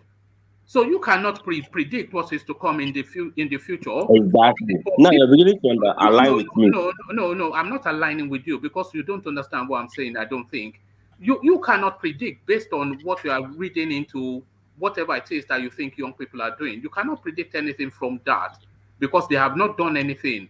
But what people are telling you is that in terms of voting in Nigeria, and this is based on 2 cycles of Obasanjo, 2 cycles of Goodluck Jonathan, 2 cycles of Buhari, which is a 6th cycle of election, that there's data which people are using to project. And that data is wrapped around voting patterns. The market women, as we've already said, they vote to instruction.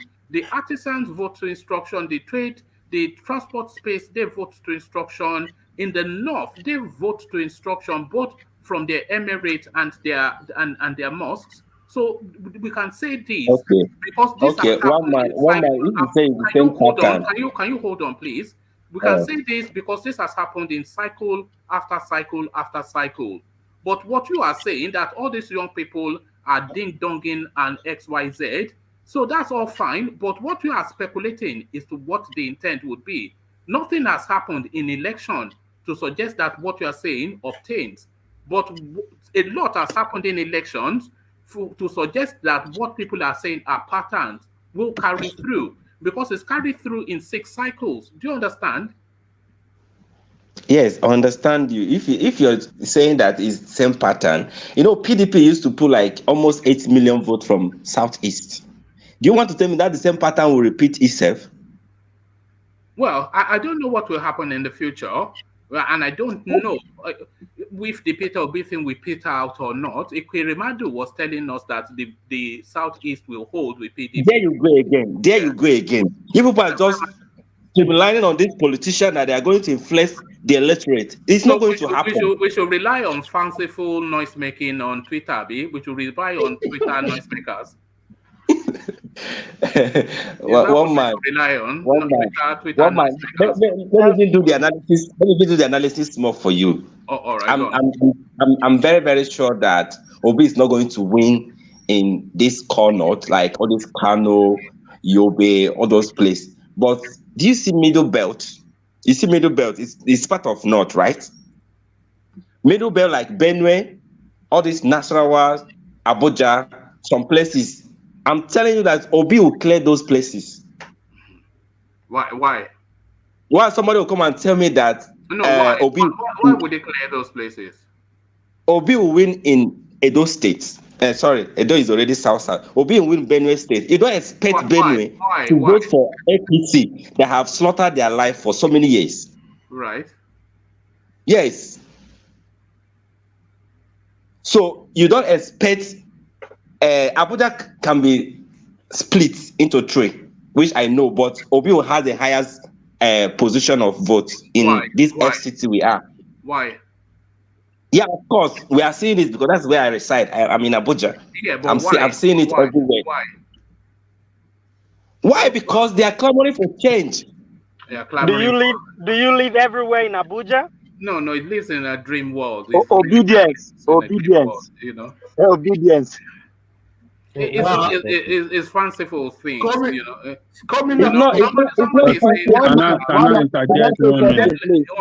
Because somebody here have said that if Tinubu pick Muslim, Emmanuel will let you. So how will you tell me that if Tinubu pick Muslim that he will win in South? Yes. How? Where? Southwest, Southwest there. Overwhelmingly. In Southwest. Of course, he can try, but not. We are not sure. I said overwhelmingly in Southwest, win slightly in Southeast and in South. Are you for real? It doesn't are you for real? Yes. It doesn't feel on those states. We are telling you, Yoruba people are telling you that you will win in Yes. Southwest. I'm a Christian and I'm telling you. Tinubu wife, for that matter, is a Christian and a pastor. So we don't see Muslim in my family. It's obvious. Hold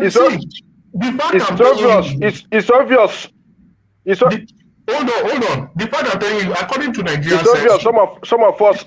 According to Nigeria censor, Northerners are more than Southerners. They have the block votes. Check Obasanjo. Even Southwest didn't support Obasanjo. The Northerners made him president. Yar'Adua after Obasanjo was from North, so obviously the North supported him. Jonathan's first term was supported by the North overwhelmingly. Take it or leave it. That is why. The second time, when the Northern deserted from him, that is why he lost. And now Buhari came. Not. So I'm just telling you how political situation of Nigeria is. It's not about Peter Obi. All right, please, someone. Let's hear from other voices. I think Ajanle Koko wants to come in, and I think Solly wants to come in as well. But I want to encourage Emmanuel and Moses somewhat to listen, because I think pretty much, at least all of the Southwestern voices that have spoken, they are telling you that the likelihood is that the Southwest will vote for Tinubu. So if that is what they feel, so that's your test sample right there. I think. But I don't see the reason why somebody will vote for Tinubu.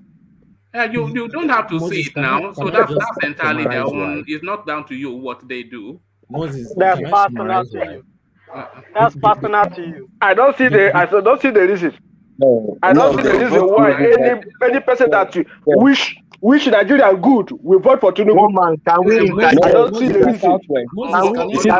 Other people I have to step Moses down a bit because he won't let her. So let's hear from. Southwest will vote for Tinubu. Do you want me to step you down too? Let's hear from Solly because we have to hear other voices, you see. So So I let's will hear from just summarize why Yoruba people or Southwest, and because I know you may not understand why, but Yoruba people, number one, our politics is not that religious. We are Yoruba first. I don't know why, but religion is, I don't want to say second, but if anything is happening that is disastrous, Yoruba people will choose Yoruba over any religion first.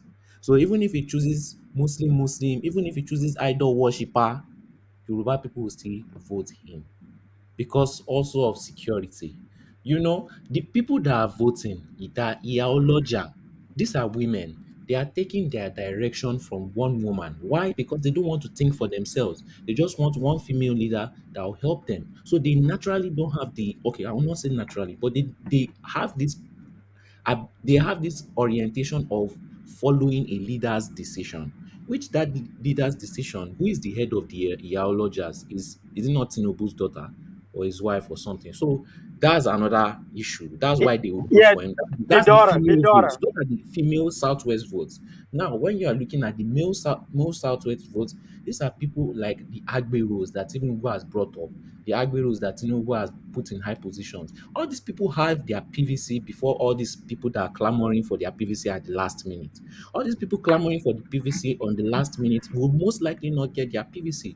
These Agberos have had their PVC since. These Iyalojas have had their PVC since. So the people that are going to vote for Tinubu have been readily armed since. Now, the people that want to vote for Tinubu and for Peter Obi, we can see them clamoring. They say, yes, they are going for change, but some of them don't even have their PVC yet. They are getting it at the last minute. And I don't think INEC is going to extend any date for anybody. So that's in summary. All right, let's hear from Ajale Koko, who was also trying to interject, but was eaten up by the noise. Ajale Koko, apologies. I didn't insult Yoruba. I'm just telling you factually what happens. All right. Okay. So. But my brother, that means you are not on news. Alex, We have to hear another voice now, please. Now, Moses, we have to hear another voice, and that voice has to be Ajale Koko. So, Moses, please. Yeah. Carry on, Ajale Koko. Yeah, I was just trying to support this guy that was saying that Obi might win Abuja. Yeah, because Abuja is PDP always win in Abuja, and we have a lot of Igbo people there. So if Igbo people overwhelmingly vote for Obi in Abuja, the result might change this time in Abuja. And it's going to be between, if Igbo vote overwhelmingly, it is going to be Obi might win or APC will win. So because if they break that vote of PDP into two, it might give APC the chance to win, or maybe Obi will win. So we don't know what is going to happen because PDP always, they always win. I don't know the population of Igbo in Abuja against the Hausa or other tribe, but it looked like Igbos are so many over there, and they might vote for Obi. And if they go overwhelmingly for Obi, the result is going to be different over there in Abuja. So that's what I just want to, Ajale Koko, your voice sounds a bit dull. Are you tired? yeah, a little bit. So, yeah. So I want to interject as well, one man. Yeah. Go on, Thomas. Yes, and even let's forget about 2019. We can use Ekiti election as a yardstick. At least we can say that is the current election that we had. People may say it's a state election, fine, but we can still use that as a template to tell us what is going to happen come 2023. It may not be the same thing, but we can still use it as a yardstick, as one man had rightly said, that at least that is what we have on our hands now. At least we can use it as a yardstick. That is No, just my contribution. don't think so. I don't think so. Ekiti should be an yardstick for predicted because the whole thing is not okay. If you can use it, but you have to exclude Labour Party. If that is the case, you can use it between APC and PDP. They were on the ballot. That is Labour Party. Labour parties collapse their stuff before this man joined Labour Party. So they are in the ballot. Do you know that? What? They are in the ballot in Ekiti. Do you know that? I said the Labour Party in Ekiti collapsed their. They are in the ballot in governorship of Ekiti. Do you know that? Yes, we saw their this in the ballot, but the man himself, the aspirant himself, collapsed the structure to APC. Oh, come on. All right. All right. Let's move on. So we move on from there, and we move on to RB. So RB, let's come to you, and let's take you then to that meeting between Let's take you to the meeting that took place between Peter Obi and Yemsen Wike today.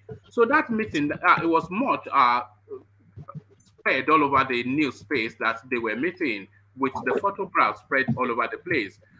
I originally thought it was Wike reaching out to look to move, but it was actually Peter Obi that went to seek him out. And this is what it says. It says, earlier today, I visited Port Harcourt to confer with His Excellency Governor Wike on vital issues of national interest. So what does that mean? Vital issues of national interest. So is it for the photo opportunity? Is it to show his spread? Is it wanting some of the clout of Wike to reflect on his own candidature? What exactly inspired by your speculation, Peter Obi visiting Yemsen Wike and making a big splash all over the media about it? What is it playing out, RB? Thank you very much, one man. I think they're playing a dangerous game, especially in terms of Wike's political career.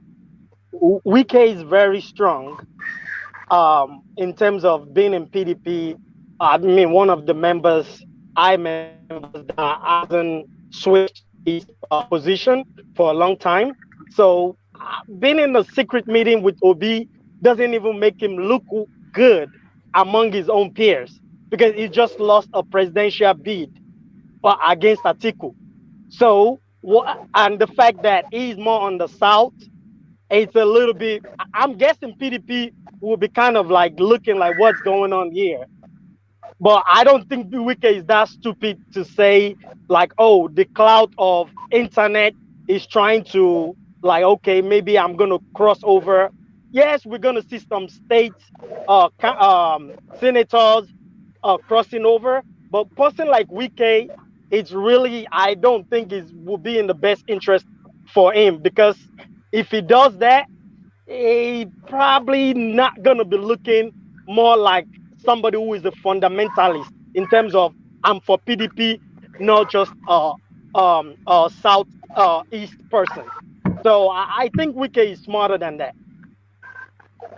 But what does Peter Obi gain from the name association? Because he is the one propelling that that narrative.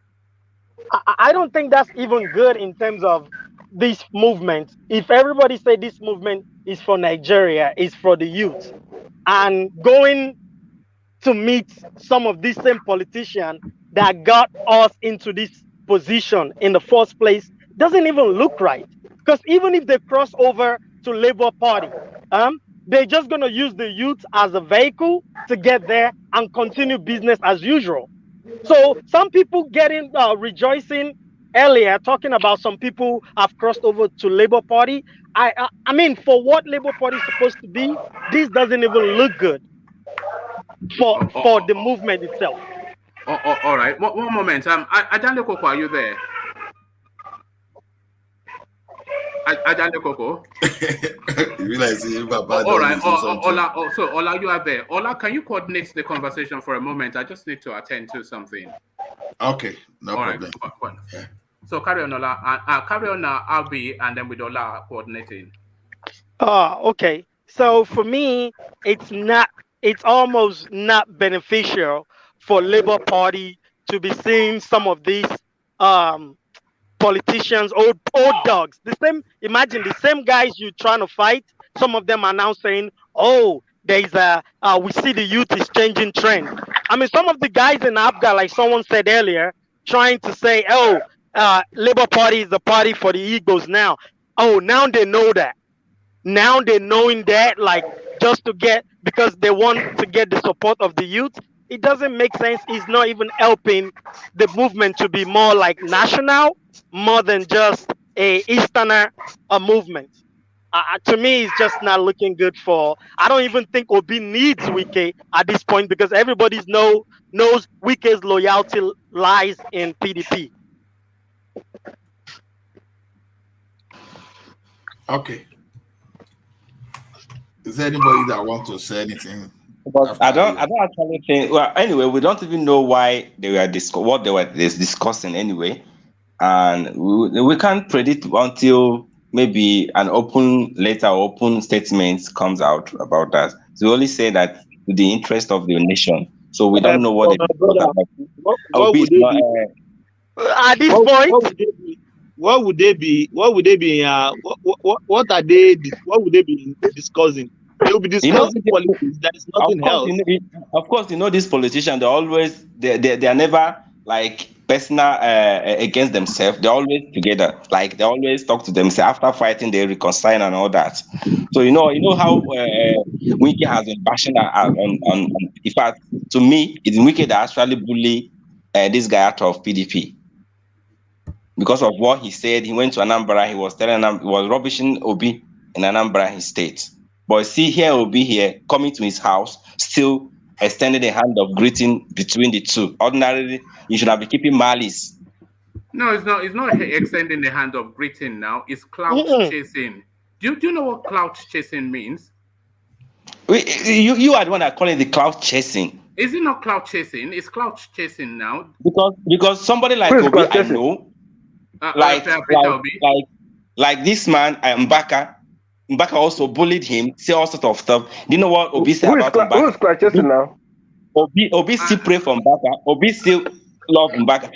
That is the nature of the kind of Obi. Obi does not keep those things at heart and tell you that this can never work. And that's why people are praising him, that irrespective of what this man did to you, you still went to his house to talk to him, to extend greeting to him. After bullying you out of PDP, disrespecting you in your own hometown, you still went to greet him. And you're telling me that it's a cloud chasing.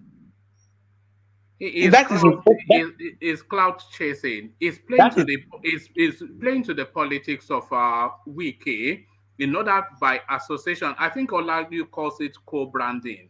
So it's trying to tap into that cachet. You are the one giving it those names. You are the one giving it those names. No, that's what is playing out, is it not? Because somebody like Obi, no matter how you insult Obi will still come to you and extend a hand of greeting to you, to your own shame. And that's what is happening now to Wike, because the way Wike bullied that man, that is very, very unfair.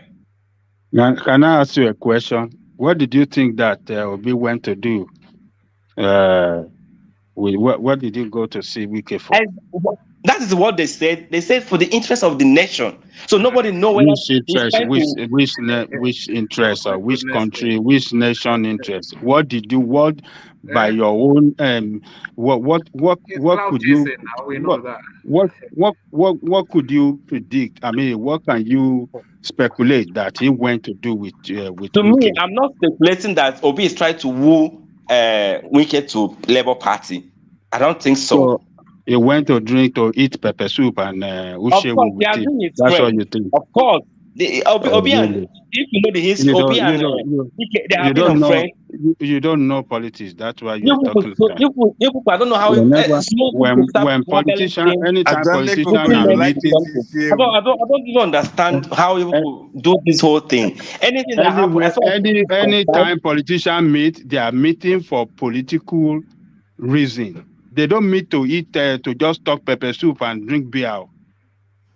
Anywhere you see And politicians, it is a- One man. they are not go there. They are not there to eat ichewu or drink pepper soup or this thing. No, politicians, they don't meet to talk any other thing other than politics.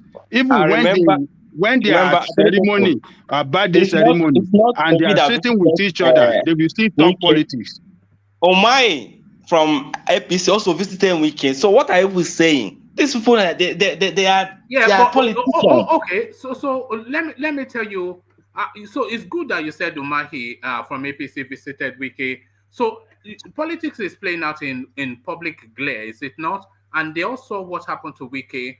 And Wike is a big entity, is a big fish within the Nigerian political space. So they are trying to court him and to somewhat politic him against PDP. So that's what Umahi went to do. He said after that visit, Umahi said he's our brother and we love him. So that is romancing right there, is it not? So It's not romantic. It's not romantic, Ajaden Koko, because these people they have been like a talk. Like they have been fighting Umai and Wike. If you know the history of what I'm telling you. If their interests are aligned, then they'll forget the fight and go for the interest. Their interest is power now, not they don't care about when they were fighting or not. I don't even think that Omai is even strong in APC as I'm talking to you now, because you don't even know what is going in their mind. The way what Umahi went to do with Wike is what they call a reconnaissance mission. They've sent him to go and sample Wike to see if he would fold. And one man, you are the one saying that. Is what that's the obvious logical conclusion, is it not? Because the only thing I know is the one that the PDP set up some people to go and meet Wike. That's the only one I know that is based on purpose. But this personal one is just all this political friend whole discussion, not all this stuff people are saying that try to bring this and that. Because if that is the case, they will announce it the way they announced the one of Kwankwaso and all that. So let's leave all this prediction, let all this of putting names of what we don't even know what is actually happening behind the door. Look, we can because we know politics. But Emmanuel, let me get back to who was I with? RB, but he might say something that is critical of Peter Obi, but you must let him have his say. So you can't. You are turning into Ajanle Koko, but with Peter Obi, we cannot say anything against Shore. Ajanle Koko will not allow it. Now you, Wike, you Peter Obi. But let me get back to I think RB has left us. Has RB left us? Oh, hold on. RB has left us. I think his system dropped or something. So thank you, RB. Then I'll go to Solid. One man. Is that Moses again? One man. Right. Why do you hate P2B? Why would you think I hate Peter Obi? Why would you say that? Huh? Why would you feel I hate Peter I Obi? noticed that you hate P2B with a passion. Why? That means you don't want anything good for Nigeria. I noticed that. No. You don't want Nigeria to be good. I noticed that you hate Nigeria. For you to hate P2B, you hate Nigeria. You asked me a question now. Do I get the chance to answer? Why do you hate Showore? That's the same question. Why do you think I hate Peter Obi? What have I said to suggest that I hate Peter Obi? No, every time you talk everything against Obi, you want to see him fought. You want to see everything. You are looking anything to talk down Obi. It's very, very unfair. No, it's not even that. When you see Tinubu that hands shaking, everybody is shaking. You are campaigning for Tinubu. See, if you want good for Nigeria, vote for Obi. Campaign for Obi. I'm not. So two things you said there. Firstly, I'm not campaigning for Tinubu because I know Tinubu will not be good for Nigeria. It could be good though, but I'm not. I want that change to happen. So if we can get that change that gets rid of Tinubu, Peter, Atiku, etc., I am for that. But that change is not Peter Obi, and I don't hate Peter Obi. So that's the first thing. But the second thing is I do actually like Peter Obi because he's a gentleman, he's very reserved, he's well-spoken. He tries to keep himself as tidy as you can within a place as murky as Nigerian politics. So he tries to be, he keeps it steady. I like the way he carries himself. I admire it. So I don't hate Peter Obi. It's just that it's just some, it's just a yam head. That's just the problem. It doesn't get it. He gets it though, but I think his supporters don't get it. But Peter Obi is just a flavor No, of the month. In about 3 to 4 weeks, we'll be done with Peter Obi, and then we go on to serious politics. So let Moses, me can I at say least we ask can something? tell something. ourselves the truth. Wait, Can I say one something to man. Moses? Some people, when they mention P2B, they'll mention so. I don't think there is any kind of comparison between Obi and Shore. Like I can't even figure No, it out. no, there is. There But is none. no, there is. Shore has not handled any political line before. No, but in terms of ideology, there is. Forget ideology. He has not handled any. There's Forget no ideology in politics. Yes, Forget ideology in politics. there is Is that no what you said? precedent to handle No, human. hold on. I want you to repeat what you just said. Did you say forget ideology in politics? I said forget Shore ideology because he has not done anything politically. If you forget ideology in politics, then what do you have? You have nothing now. They can say all those. They will not be able to do anything. You know that is Peter Obi's ideology people that that people have are done work. gravitating towards. You're coming for presidency. You have not done anything, and you want me to vote you?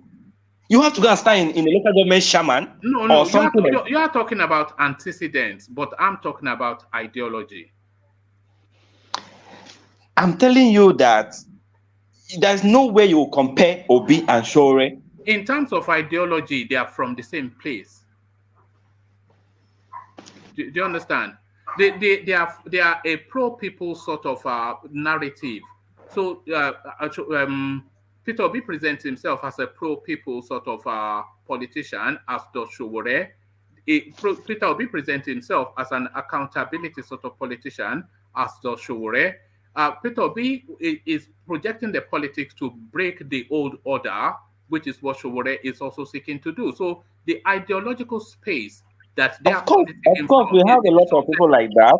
Like Eze Onyekwesiri also, they were all with that kind of ideology, but they have not done. And in fact, Eze Onyekwesiri have done some stuff to handle finance, but Shore has not handled anything before. Yeah, and but the ideology, no, forget. You are talking about the antecedents now, but it's not the antecedents that is the politics, it's the ideology. It is what your philosophy is. It's the world view. So somebody like me now, if I develop ideology and tell the electorate they'll come and vote me. Well, if you have enough of a personality to drive it, then why not? I have to go and start from somewhere. At least let them see what I have done, like a little I have done, so they can lean on that. Local government chairman. Start from there. Let's see what you will do, so you can even lift you from there. Don't come for president, you have not done anything and you're shouting. And somebody will come and interject. All right, come in, but don't say anything against Obio because Emmanuel won't. No, I was just going to ask this guy and Moses. Sorry, if you can just remind me of your name. I'm not trying to. Emmanuel. Emmanuel. His name is Emmanuel. Okay, Emmanuel. Okay, God with us. So now, see, if I said, Obi is going to win in 2023, you'll be happy. Everybody, you are obedient. That means that I'm only not being sincere. I'm only not being truthful. But if I tell you that Obi will not win, that one will raise your curiosity. You want to know why Obi will not win. The same reason Obi cannot win is the same reason Showore cannot win. Even though I see you now say, Showore should go and start as a local government chairman. Yeah, good idea. When we say these people should go grassroots, it does not necessarily mean that Obi or Showore himself should go and be chairman. We are just saying your party structure, get someone to go to those local governments, get someone to capture your senatorial district, get someone to capture as many states as possible. Then these are the people that will form cluster to support you and push you to that presidency. But now, it is like someone that has no leg, but you want to go and participate in a 100-meter dash in the Olympic. How does that sound to you? Do you understand? You are not even your even normal inter-house sport within your schools. You cannot even do that. So now, as we said today, Obi, we keep telling you something here that for you to win election in Nigeria, you will need, for example, to have capacity to put someone in at least one of about 180 polling stations across the country. You need someone within that locality to drive support for you and to be able to arrange some like all this APC and PDP. We arrange women leaders and everybody to campaign and pass the ideology of the party and impose, because indirectly these people are imposing on those guys who are they going to vote for.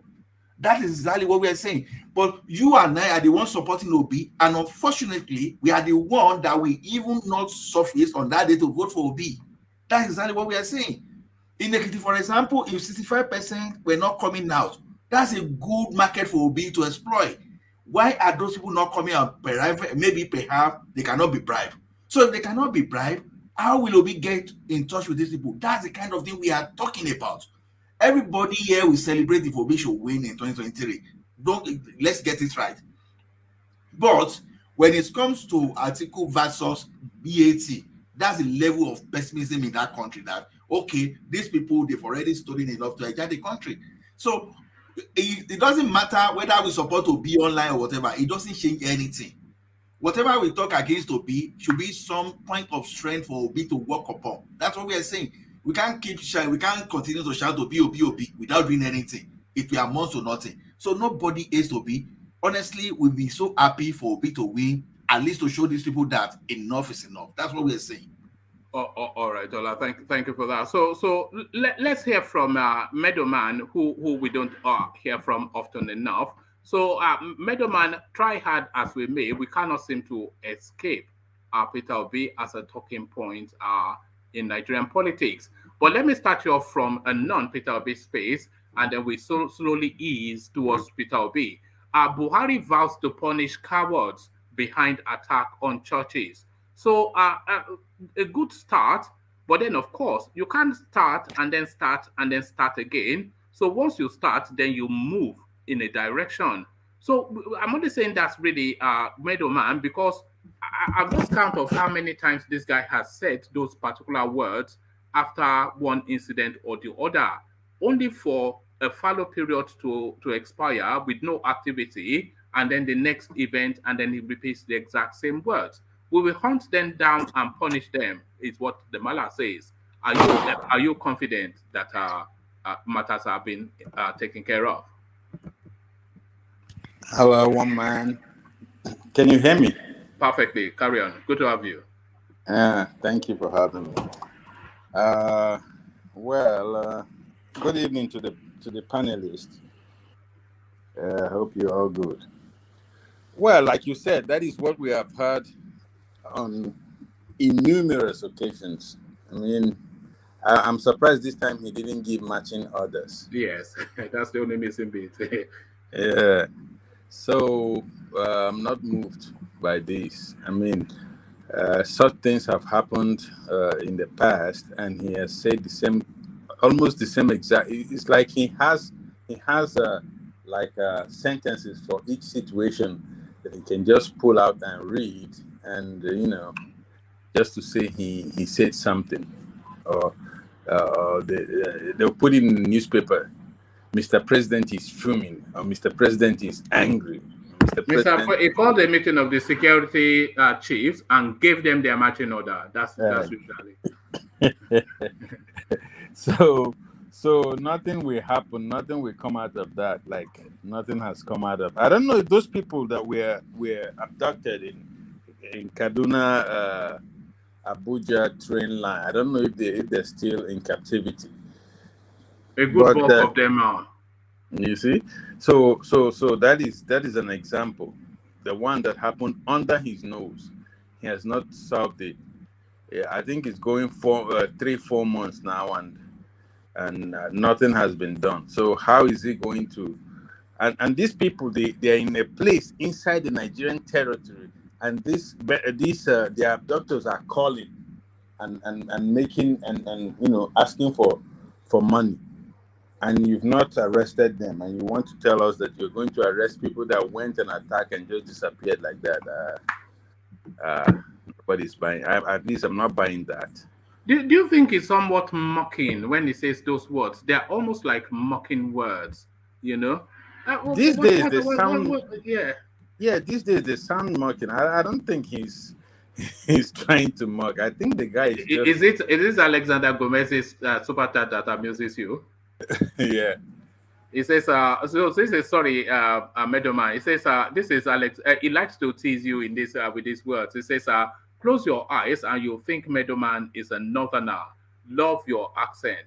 Nah, So I think it's part Aboki, part something. It's a bit like it's a bit like a rational mind, isn't it? Well, he's like he's Nam. All right. He's like saying my son. All right. Okay. Yeah, so I don't think he's mocking. I just think he's out of touch. Sometimes I wonder if Buhari really knows what is happening in Nigeria. Sometimes I don't think he knows, because I don't think somebody like Buhari can I don't want to say he hates Nigeria, but I don't understand. I don't understand.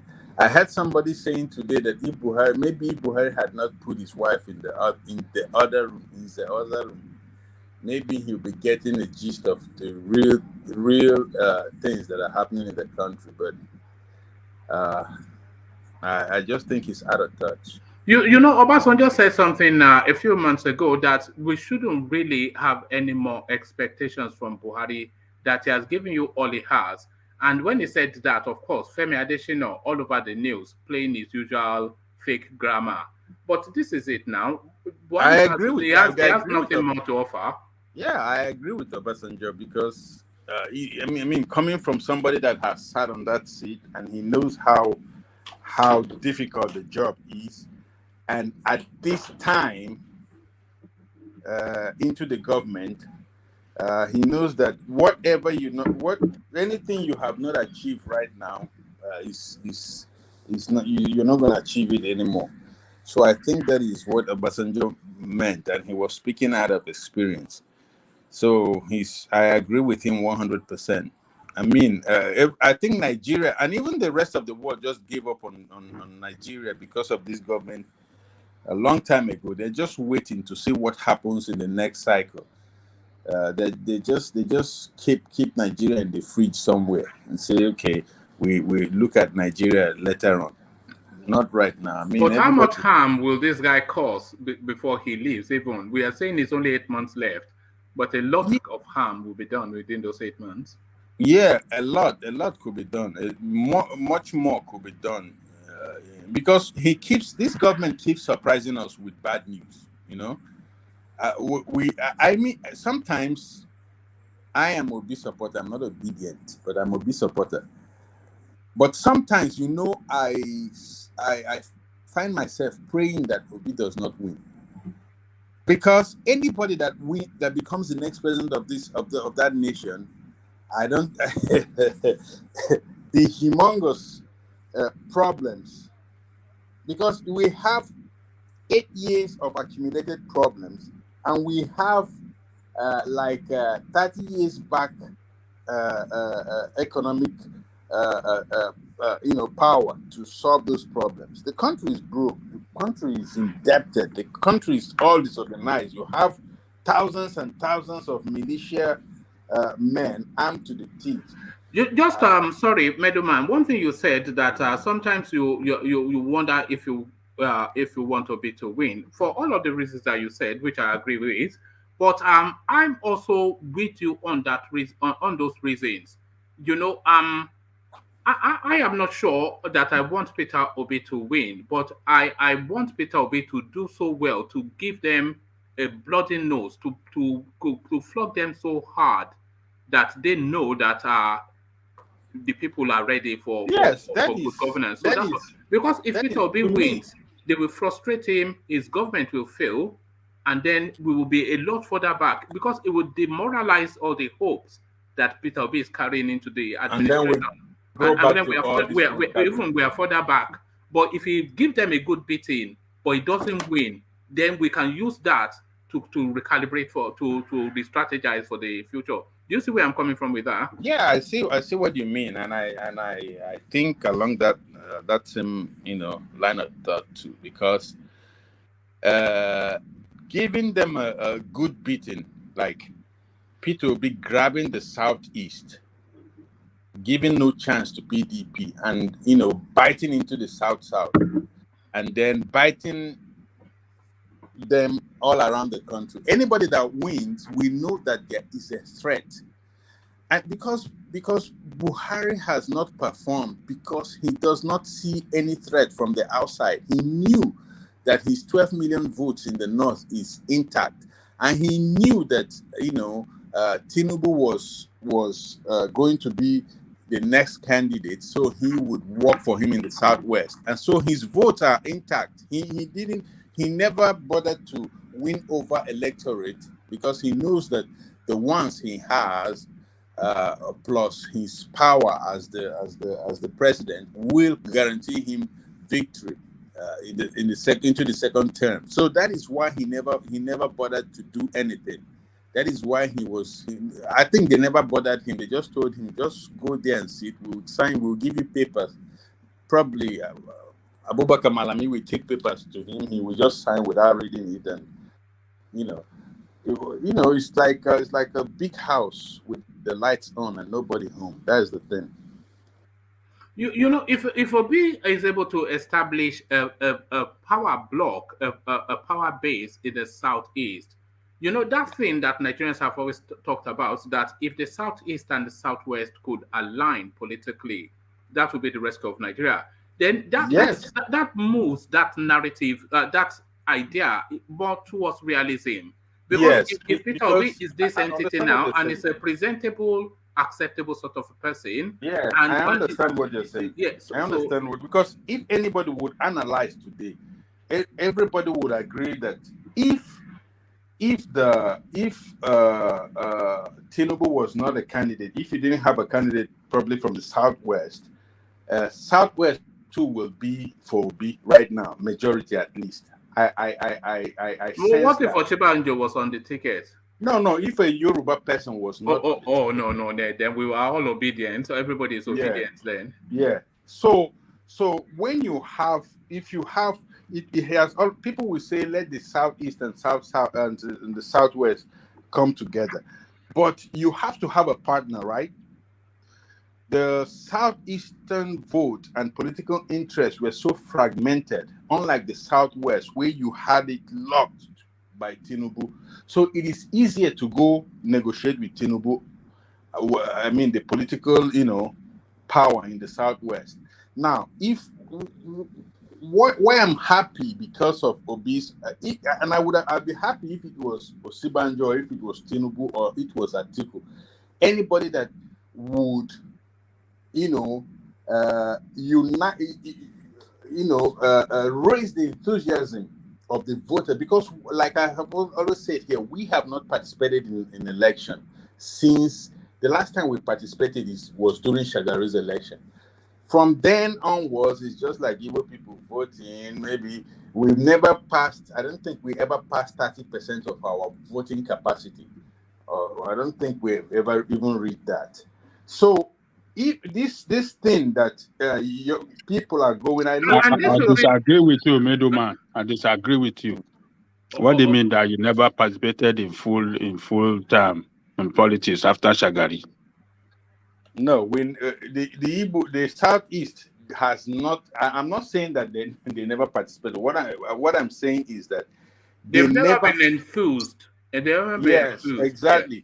Because we always thought that we didn't have a stake in that. We just go and vote for Basanjo and vote for Yar'Adua and But if you look at the pattern of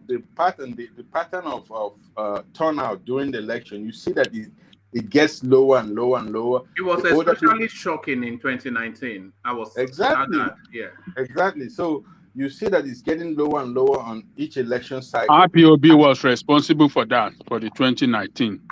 Yeah, but there was voter apathy too. Like, what They- Middleman is saying is they had no sense of a stake in the game.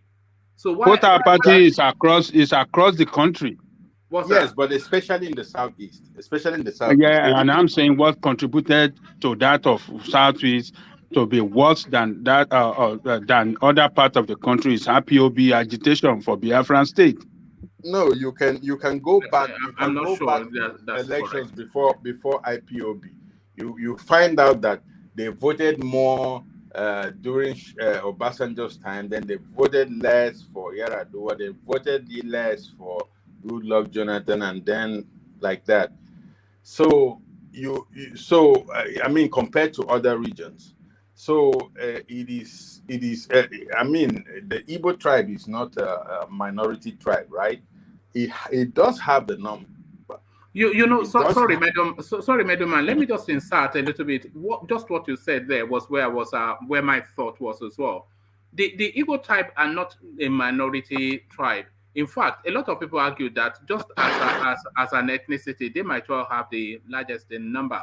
So what Peter Obi is going to help us achieve now is just to know what the voter strength is in the southeast. Oh yes, not just the voter strength in the southeast, but also the spread. The spread. I know that outside the southeast, there are probably other people of non-Igbo ethnicity that would vote, but that will give us indication of the spread. And if he can achieve that, if this momentum, at least amongst his own people, is sustained till the election, then you can when you have you won't have people going to say, oh please, zone it to the southeast, it's our turn. No, they will have to come and negotiate if they want to win, if they want your vote. That is what, and another thing is that is what I have said here before. The pleasure I derive from all this voter registration is the generation, because we were losing a generation to this apathy, to this people saying that they don't have a stake. And that goes on. That if it happens, like if it continues like that, in the next coming cycles, it will get worse. And at a point, because no political party will give you a ticket if they tell you that your people don't vote. Who will vote for you? I mean, your people don't vote. The politicians will respect you if you have a voting base, a political base, which are the voting people. That is why Tinubu has the respect he has. That is why Atiku has the respect he has. That is why Kwankwaso has the respect he has. Because even if it is 1 million votes, if this session, if this cycle was 2027, and Peter Obi had already established that exactly that base, this conversation that he's having with Kwakwanso now, it won't even last long. We would just phone him to say, "Oh, Kwakwanso, I want you to be my vice president," and he will say, no, "Yes, sir." it will be Kwakwanso visiting him. Yeah, Kwakwanso will be begging him that, yes, let me jump on your train, please. So that is what I'm looking out for in this election. I'm not looking out for Peter Obi. If he can lock up the votes, I mean, we have Igbo Trader Union all over the country. Any village in Nigeria where you have 10 Igbo people, there is an Igbo Union there. But it's something we always the have. Southeasterners are one of the best at organizing themselves. Yes, but we have never associations and unions. We have never used that characteristic, in politics. That is the thing. We have never used it because our people always thought that we didn't have a stake. Just let them do. And if Buhari, and that maybe that is why God sent Buhari. If Buhari had not done what he did, it will continue. People will just say, okay, let's just let's just leave us alone. Just run the country good. We'll open our shop and do our business, and you can go on. But this present administration has poked it into the face, into the nose, has rubbed it to our faces. So people are angry, and that anger, instead of carrying pump action or AK-47, carry PVC. Instead of fighting or Do you notice? Sorry, Meadowman. Do you notice not a lot of people have paid attention to it, but you keep triggering all these thoughts in my head. Do you know that I cannot recall the last time I heard or spoke about ESN or yeah, UPN? you see, You see because they've abandoned that to go and do politics. That is the pleasure I'm getting out of all this. So anybody telling me Obi is a failure, he's going to fail because he won't win an election, that's your problem. I don't care much about that. What I want is to, bring, because it is a whole lot of Nigerian population that was out of the polity. They just washed it. No country will survive like that. No country will run good like that. I mean, it's bringing back a lot of your young people, your demography that is huge, back into having hope that the country can be fixed. That is how you build a nation, and that is what we want to build, a nation. We can be competitive. Do you think Peter Obi has it within him? And I think, let me not say what I think. Let me hear what you think first. Do you think Peter Obi has it within him to manage this phenomenon? Let's put it that way, that he has created. If after he doesn't win the election in 2023, do you think he can manage that space, the mass that he has gathered, for them not to, through disappointment, pivot back to the ESN, IPOB, this, that, and the. Can him hold them steady so that they don't go back to the trenches? Yeah, I think he can. Depends on how he plays it. He will need help of the what do you call it? The opinion formers in the southeast. Those are the clergy people, the union leaders, the community leaders. He will need them to hold it together. Yes, and that is why I keep telling people, forget about saying that he's going to win in the north. Oh, he has the whole middle belt. Oh, maybe he does, but let's just get focused. Bring the people together to vote that day. That is much more important to me than perhaps winning the election itself, because the election, this is his first outing, full-fledged outing, and what he has done, what he has achieved, directly or indirectly, gladdens me, and that is bringing this whole generation and even past generation, because I know people 35 and above that has witnessed Obasanjo's government, Yaradua, good luck, but they never voted. They're going to get their PVCs now. Talk less of the people that are 18 today. When Buhari took power, they were 11, 12. So if you put this culture into them, and that is why we say the Northerners have the vote, or that they are more, because they vote more. These things are implanted in them at the early age, and they will do it religiously every time. It's part of their duty. Not even they don't even consider it civic duty. They consider it, part of their duty as their is a culture now over there, and that is what we have to implant in this new generation. Because if he can achieve that, and it is sustained, then part of the Nigerian giant has woken politically. Meadowman, how do you think Nnamdi Kanu is going to be played into and will play into the Peter Obi narrative? So let me explain what I mean and what I'm asking. So Nnamdi Kanu is still an entity, is an entity within the Southeast space, and his politics, of course, direct opposite of the Nigerian space. So I'm reflecting the thought somewhat that if this Peter Obi phenomenon, if it's spiraling too much out of control, the powers that be, they will want to play they want to throw Nnamdi Kanu into that mix, into the middle of the Peter Obi train to try and disrupt it and almost really to halt it by their wish. But if they release Nnamdi Kanu into the Peter Obi lexicon now, what language would he be playing?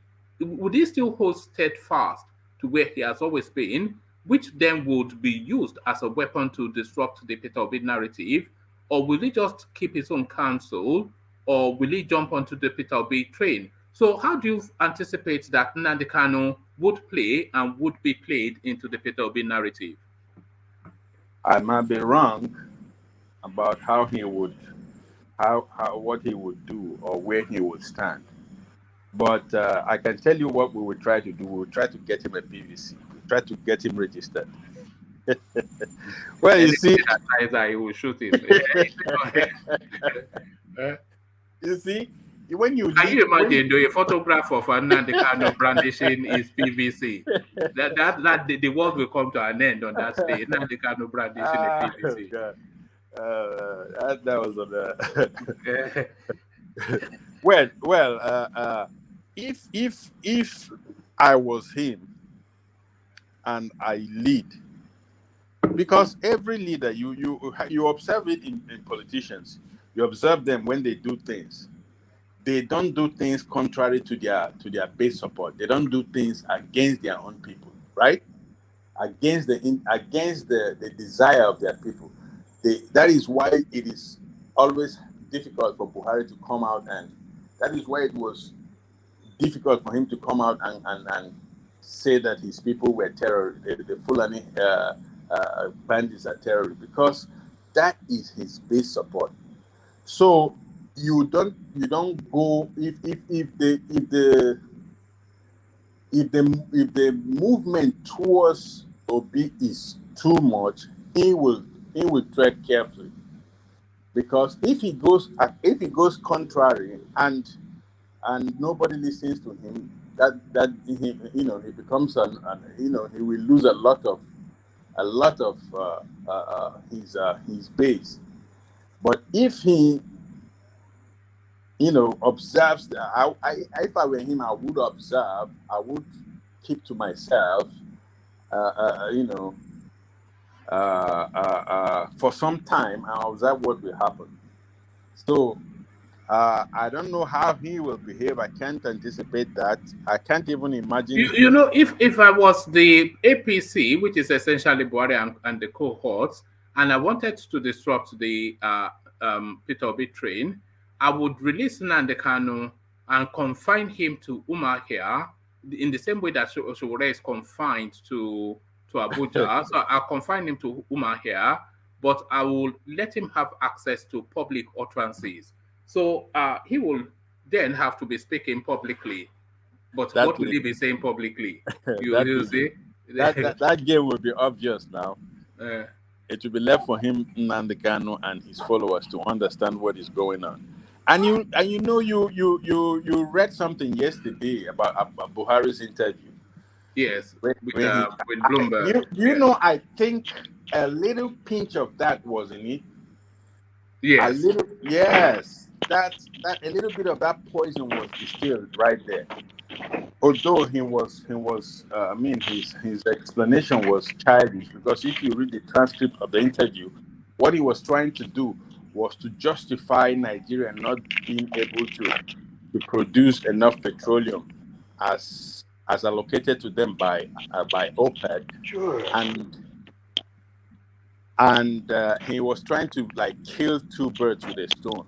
He was saying those responsible for that is IPOB, and that is why we're telling you to please proscribe them as a terrorist organization. So he was trying to, it wasn't intelligent, because those people we are talking to, they know, I believe they even know Nigeria more than Buhari himself. So who's playing the music? Is that you? Not me. Sorry, I think it's that's Moses again. Moses, I've told you, but carry on, Medoman. Yeah, so, but I think he tried to distill a little bit of that poison there. All right. and I'm not too far away from what your what you're thinking about them trying to release him maybe a month or two before the if this OB wave continues. And they will definitely play Nnamdi Kanu into the Peter Obi space. I think that's certain. Yeah. That is a certainty. But Madam, let me take you. Can't you see the kind of suggestion one man is suggesting? One man now for you. Okay, see how your brain is going fast. It's not a suggestion. Look at this guy. I might say something they don't know. Look at this guy. Because they are dummies and they're waiting for me to tell them what to do. You are looking something for them to distract people a bit. See now. It's not fair now. But it will we are talking about better Nigeria. This is the man can offer Nigeria good governance. This is the man can give Nigeria what they want. You understand? Let's call it spade a spade. This is man that Nigeria wants.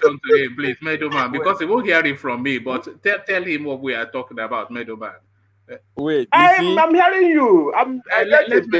Meadowman is a legal man, so he are hearing. He's listening with prejudice now. How can you understand it?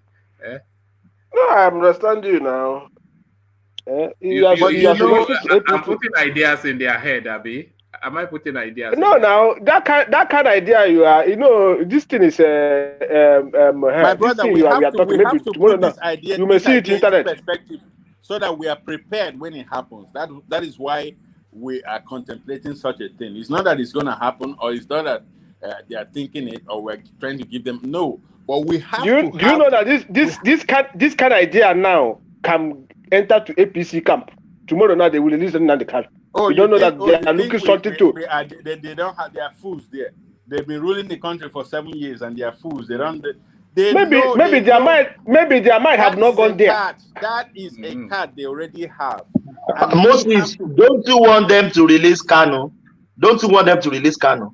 That is a card they already have, and we have to be prepared in case they play that card. That is the thing.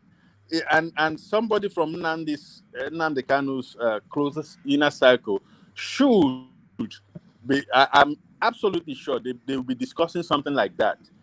Because he should be aware of what is happening and the momentum he has, and they will be discussing something like that. And they will be telling him maybe it will happen like that. They will expect you to do something like this. So we should be able to anticipate that and be ready and prepare ourselves for it.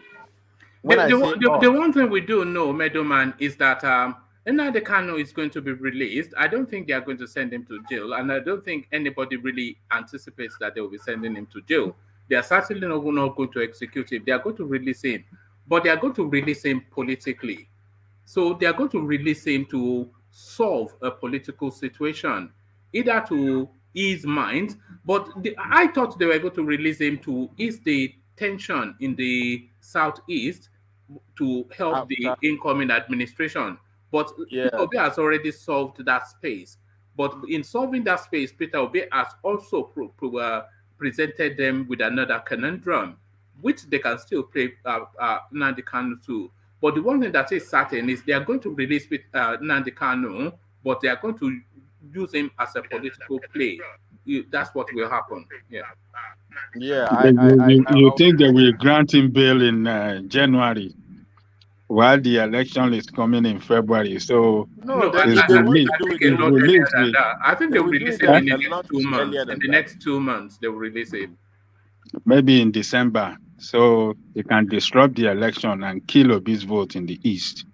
Yes, that's because he would then start to do his efulefu again, and then that's the because what I was thinking, one man was that if Nigeria would down. They are so smart. So you think they're dumb. That country, not be good country. That bad people full. What I was thinking was that if before Obi left the PDP, if Obi became Atiku's running mate, and Buhari's favorite is the APC flag bearer, they would do that immediately. Obi is, Atiku chooses Obi and the campaign starts. They would do that to do you know what, to disrupt and then we will start hearing no election again in Igbo land and all those things, and that will hurt. That will definitely hurt Atiku. But now, because Peter Obi would then have to counter whatever Nnamdi Kanu is saying, and then that will split the southeast. And then there will be an infighting there while the APC candidate wins. That is the thing. So I was thinking they would do that, but I think Obi leaving PDP kind of scuttled, that idea. So now Obi, like you said, Obi solved a little bit of that other issue, but he's bringing another problem, and so the Nnamdi Kanu card is still there to be played. So my brother Moses, we have to be prepared for that. You have to think ahead of your opponent. We have to. Why I'm saying this is that we should be prepared for that, so that we shock them towards a different direction that they anticipated.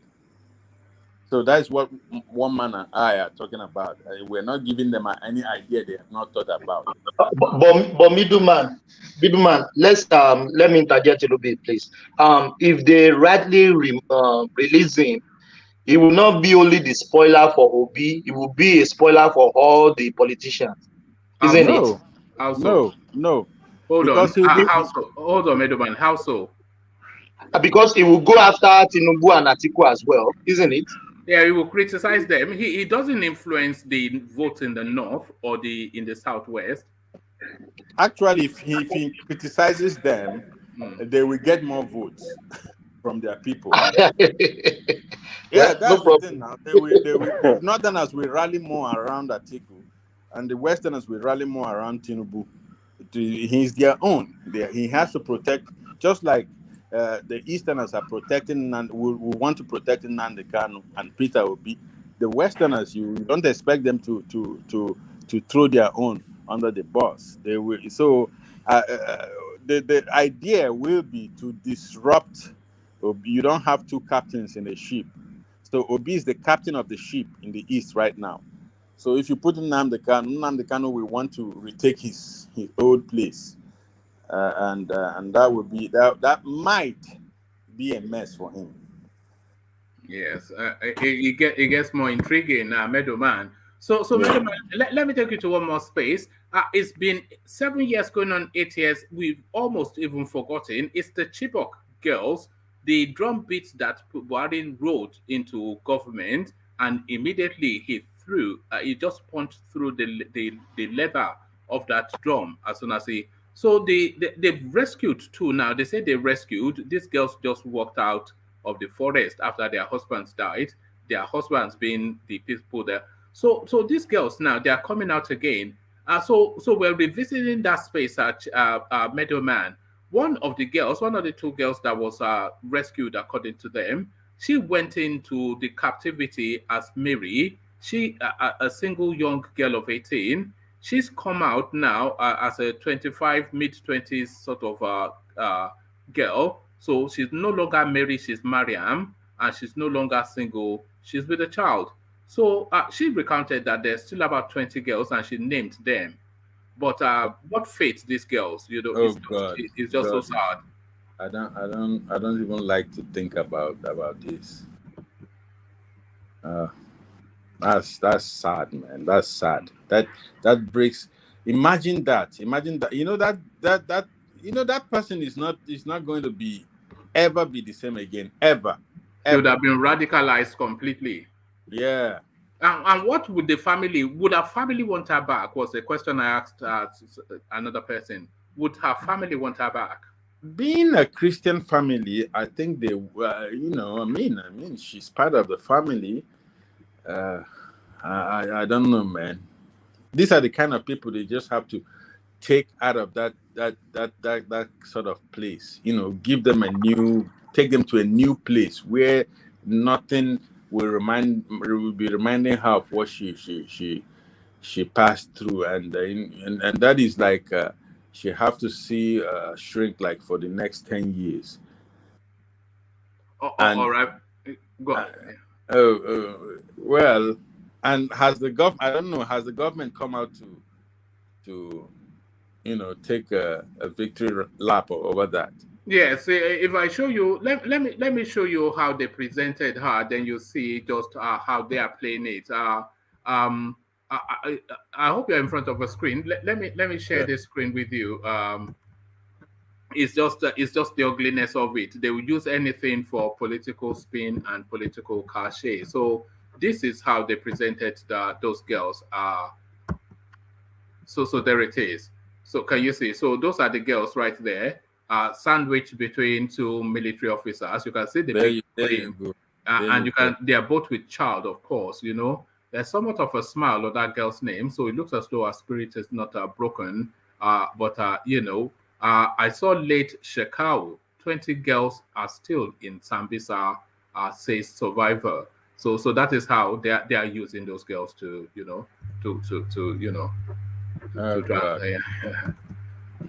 so a real travesty, Meadowman. So Meadowman, let me take you to one final talking point, and then I'll move the conversation on to another contributor.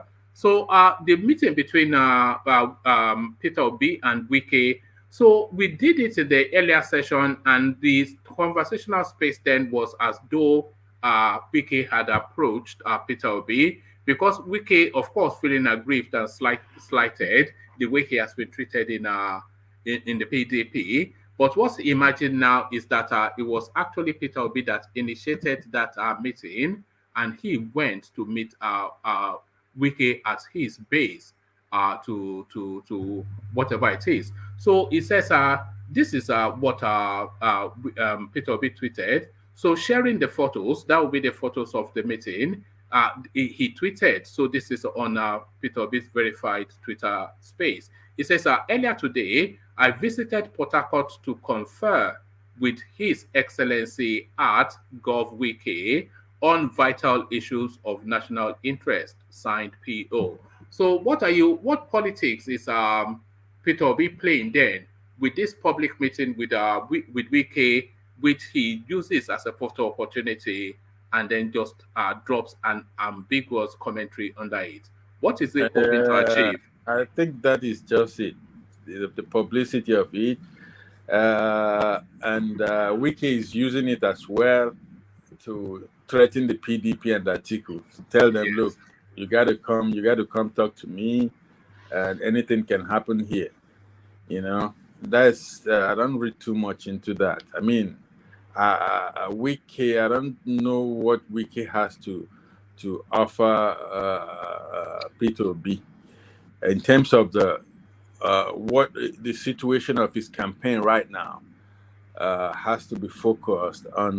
So you don't think Wike will bring any value to Peter Obi's movement? And if he will, what? And if he won't, why?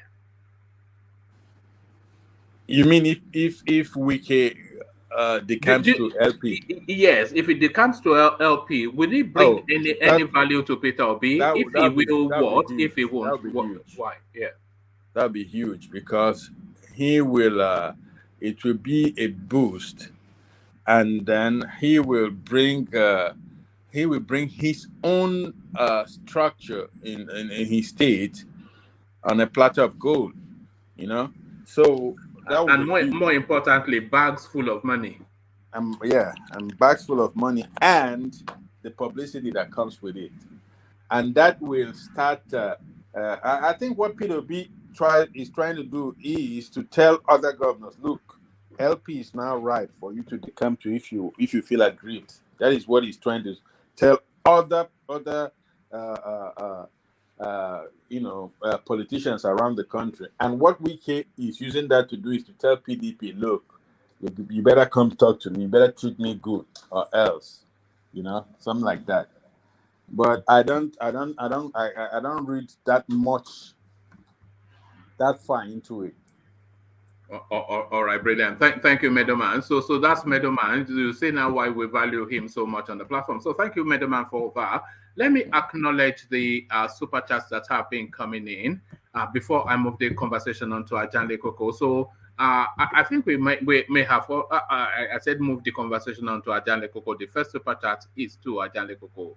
So, and it's from Play Summer. So Play Summer super chats to say, Ajanle Koko, in 2019, Buhari lost in Abuja, but that still did not give Atiku victory overall. So I think that was that narrative about who gets Abuja, which I think was initiated by was it Emmanuel. So thank you for the super chat, Summer. So this I think we already captured when it came in. This was Alexander Gomez. He says, close your eyes and you think Meadowman is a northerner. Love your accent. So that we still have our suspicions about Meadowman. He may well be an Aboki agent in our midst. You never know. So Kulata is the next person super chatting. He says, we need a post-election revolution, demand change. So what that quite means, I think the post-election revolution would essentially be reflected in Peter Obi's voting numbers. That's what I think. So if the numbers are sufficiently impressive enough to shake the political space, that is the revolution already kicked off. We need a post-election revolution, demand change. So back to Alexander Gomez, of course, who talks often via super chat. So Alexander Gomez, take it or leave it. Nigeria is a fascinating country. I don't think Hollywood has the imagination to write a script as like what goes on in Nigeria. It's beyond human imagination. Some of the things that we just, do in that country. It's the most peculiar of places. Take it or leave it. Nigeria is a fascinating country. So that's what keeps us all gathered here every single day. So thank you for the super chat, Alexander Gomez. So let's go from Alexander Gomez to one man. Just before I go, Ajanle Koko. Aja. Yeah, what's going on? Yeah, now I know the title one man is gonna get in Kano. It's Mukhtar of Mukhtaru. And then he'll get another one in on it. It will be Okechukwu. Okechukwu one. These are the only names he knows. Those are the two names very popular with one man. If you want to mention another Mukhtar, and he is Okechukwu. Yes, it's Danladi Dandongo. They're just a funny bunch. And I used to like them until they turned into what they turned into. This northern. I used to like. It was one of the cultures that I admired the most, the northern culture, because I used to think that they were just a steady, civilized sort of a people who just meandered in their long kaftan, and but now they are just they're just wilding it up. So there it is, the Malas. So thank you, Meadowman, for that. Stay with us just for as long as you can, because I think people would want to still hear more from you. But let's go on to Ajanle Koko. Buhari vows to punish cowards behind attacks on churches. So Meadowman says empty words somewhat, and I somewhat agree that they're empty words. But beyond these words, then what actions are you expecting then in this instance? From the Aboki from Daura, Ajanle Koko, Buhari finally speaks on Owo. Let me first of all urge our listeners around the world to click on the like button, share, and subscribe if you have not done that. Look, anything coming out from Buhari's mouth, just hear it for hearing's sake, but thinking that action will follow his talk. No. Several cases have happened before the one of our people were killed in Benue and several other places, Kaduna, and nothing came out of it. So it's just talk, no action. And the only one, most of the time, if it's trying to make an action word, just he will call it marching order, order marching order. That is the only answer to every situation. Marching order. I gave them marching order to root out the criminals or the terrorists. It's just unfortunate that we have this man for 7 years in charge of that country, going to 8 years now. Throughout his administration, 7 years here, the country has completely destroyed the country. The security of the country has completely, destroyed completely. It has worsened under his watch. What we had before he came in as president was just Boko Haram. But since he came in, Boko Haram, we had ISWAP in addition to Boko Haram, and we have bandits in addition to Boko Haram. So the security situation in the country has worse off under him, and there is no part of the country that is not feeling the heat. Before he came in, we did nothing like that in the West. We didn't have these criminals kidnapping in the West or in the East or South. But they are all over the place. We can't travel in the night anymore across the country. Nobody can drive in the night. So Buhari saying anything on a war is just one of his rhetoric statements that cannot achieve anything. Nothing going to be going to follow up that talk. It's just talk, just to have it on record that he says something and not to really act and fish out those terrorists. We are in a big mess in that country, and if we are serious people, we have to hold the entire APC responsible for this mess. People of that country, if we are people that really know what is good for us, what is good for the country today and tomorrow, nobody should vote for APC, because we should hold all of them responsible. All the leadership of APC, this is not what they promised Nigeria in 1919. Is it? Yeah, 1919.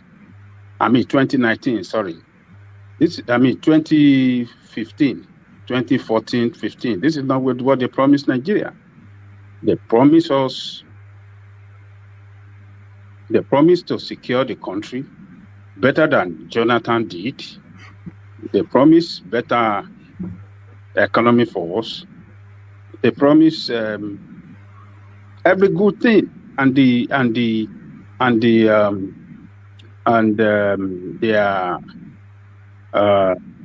campaign slogan then was change. What has the change brought? The change they were campaigning has brought disaster on the nation, on the economy, on the security, on everything. I don't think we are serious people in that country. We are just, this leadership, just reflection of who we are. I don't think APC, we should be talking about APC now, talking about maybe Tinubu will win, I don't think we should be talking about it. We should have, the result should have been clear to all of us that yes, APC is out of the place. They have brought havoc on that country. All of them they enabled this man, all the entire leadership of APC enabled this man to destroy this country. Whoever that is coming in after this man, we walk 100 times harder than any president in the history of that country, because there's an enormous problem in that country, enormous problem to be solved.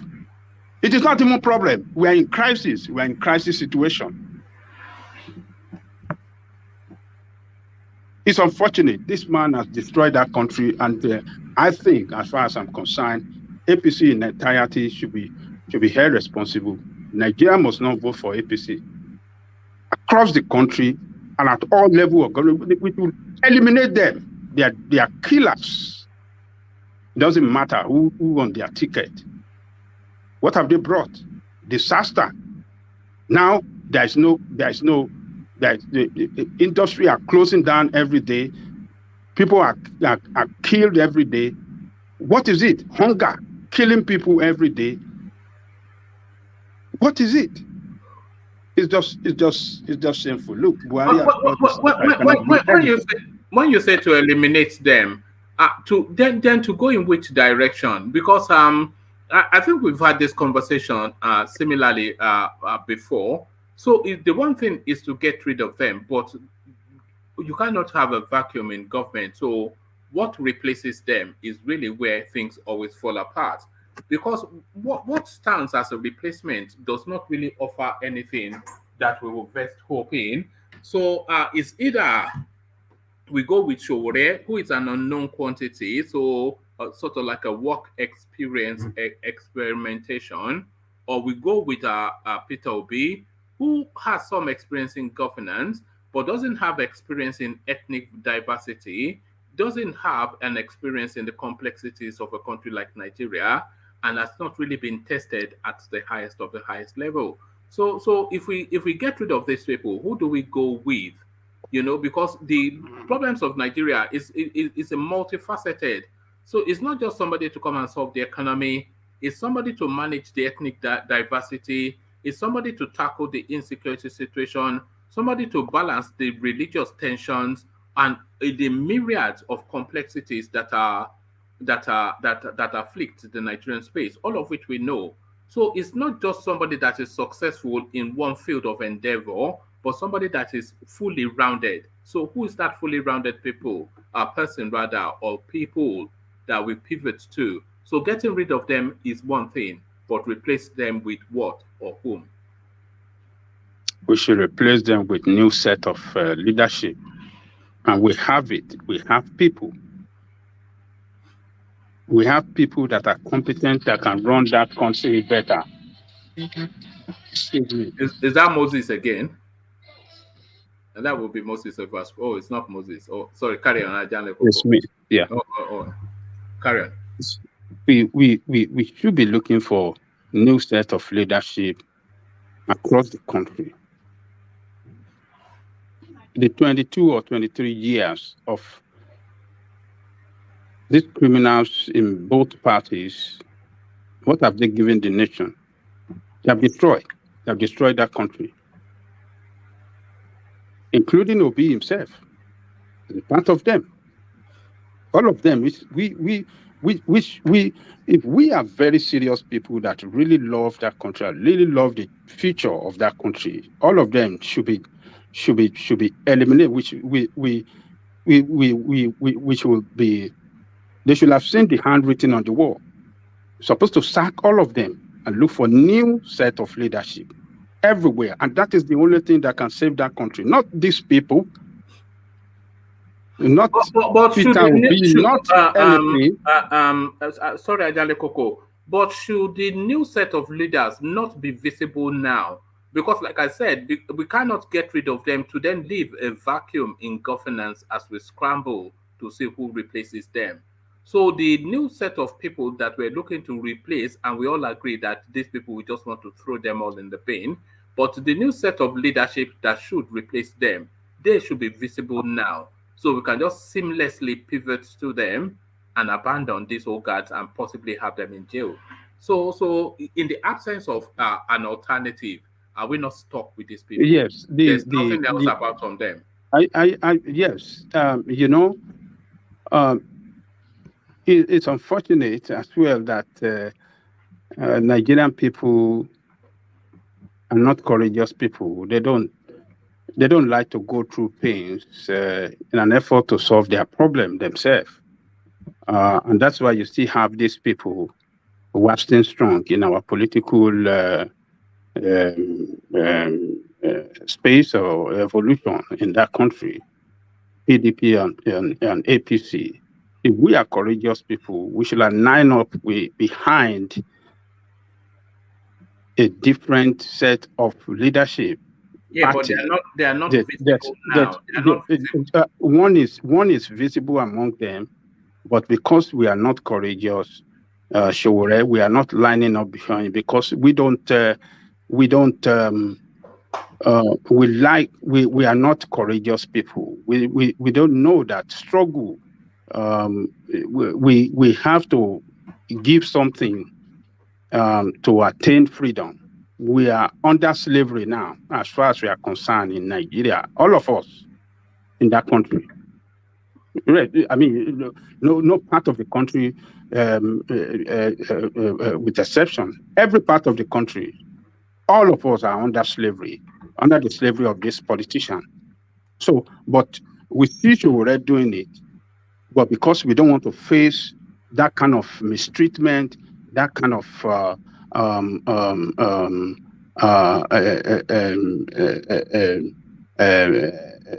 police brutality, we don't want to face all of that, and that's why we are scared of lining up with him, of standing with him.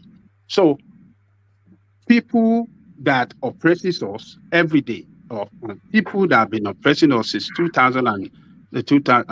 1999, are those people we still choosing and pick, looking at for some of them that singing some kind of tune that, oh, I never stole money. So you never stole money, but you're part of them, you romance with them, you did everything with them. We are picking and choose. We should do away with all of them. We should have flaws. Does it not disappoint you somewhat, Ajanle Koko? Because if we reflect on it, we don't have alternatives from these people. And that is somewhat why we are stuck there.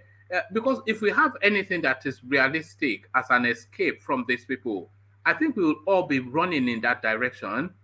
But the real disappointment is a population of 200 million by their estimation. There is nothing that really shows as a viable alternative to. You are saying it takes courage to follow Showore and all of that. Some people might say it doesn't even inspire confidence in people. But really, setting Showore aside, there's nothing. This is what we are stuck with these people because there's no alternative. Look, one man in 2019. Some young people offer themselves as alternative to these people, like Mogbalu, like some other guys that offer themselves as alternative for them. Did we follow them? But rather, some stupid ones among us have said, oh, let them join forces. They're supposed to join hands. They're supposed to join together, form this thing together. Why must they form things? These guys have they have put themselves out there as alternative to these people, but we give excuses. Instead of lining up behind them across the country, let Showore do his own. Line up behind Showore if you want change that Showore is preaching.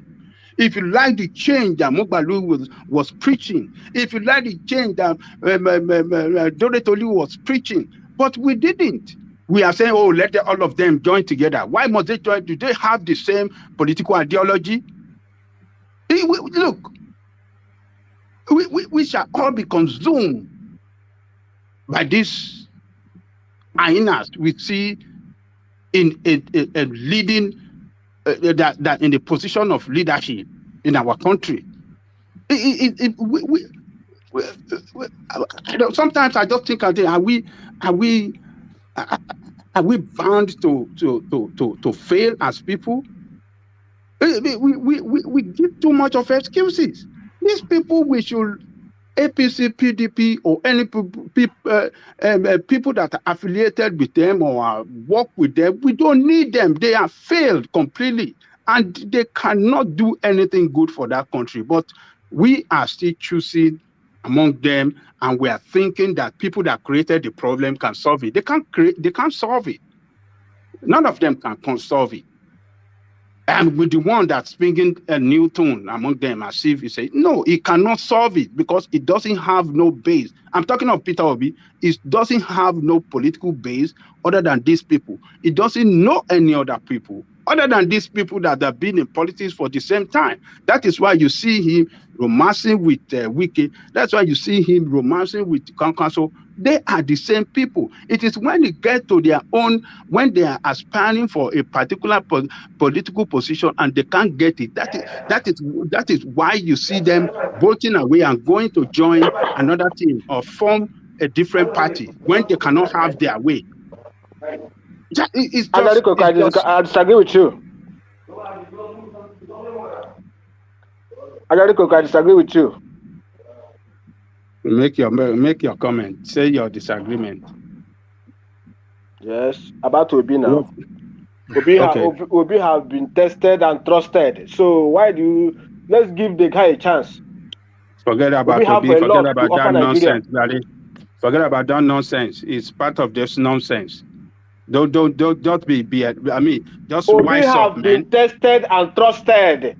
Give him chance. You will see Nigeria work again.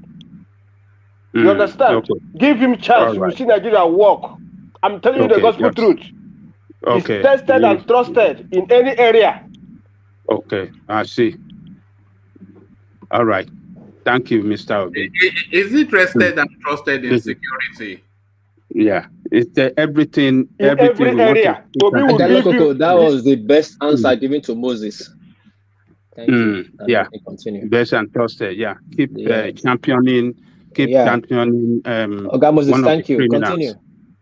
Keep championing one of the criminals and saying that it's well tested and trusted. We have to get it right, man. The only person that stand out, that resisted them, and that is a visionary leader that refused to be part of these criminals is Showore.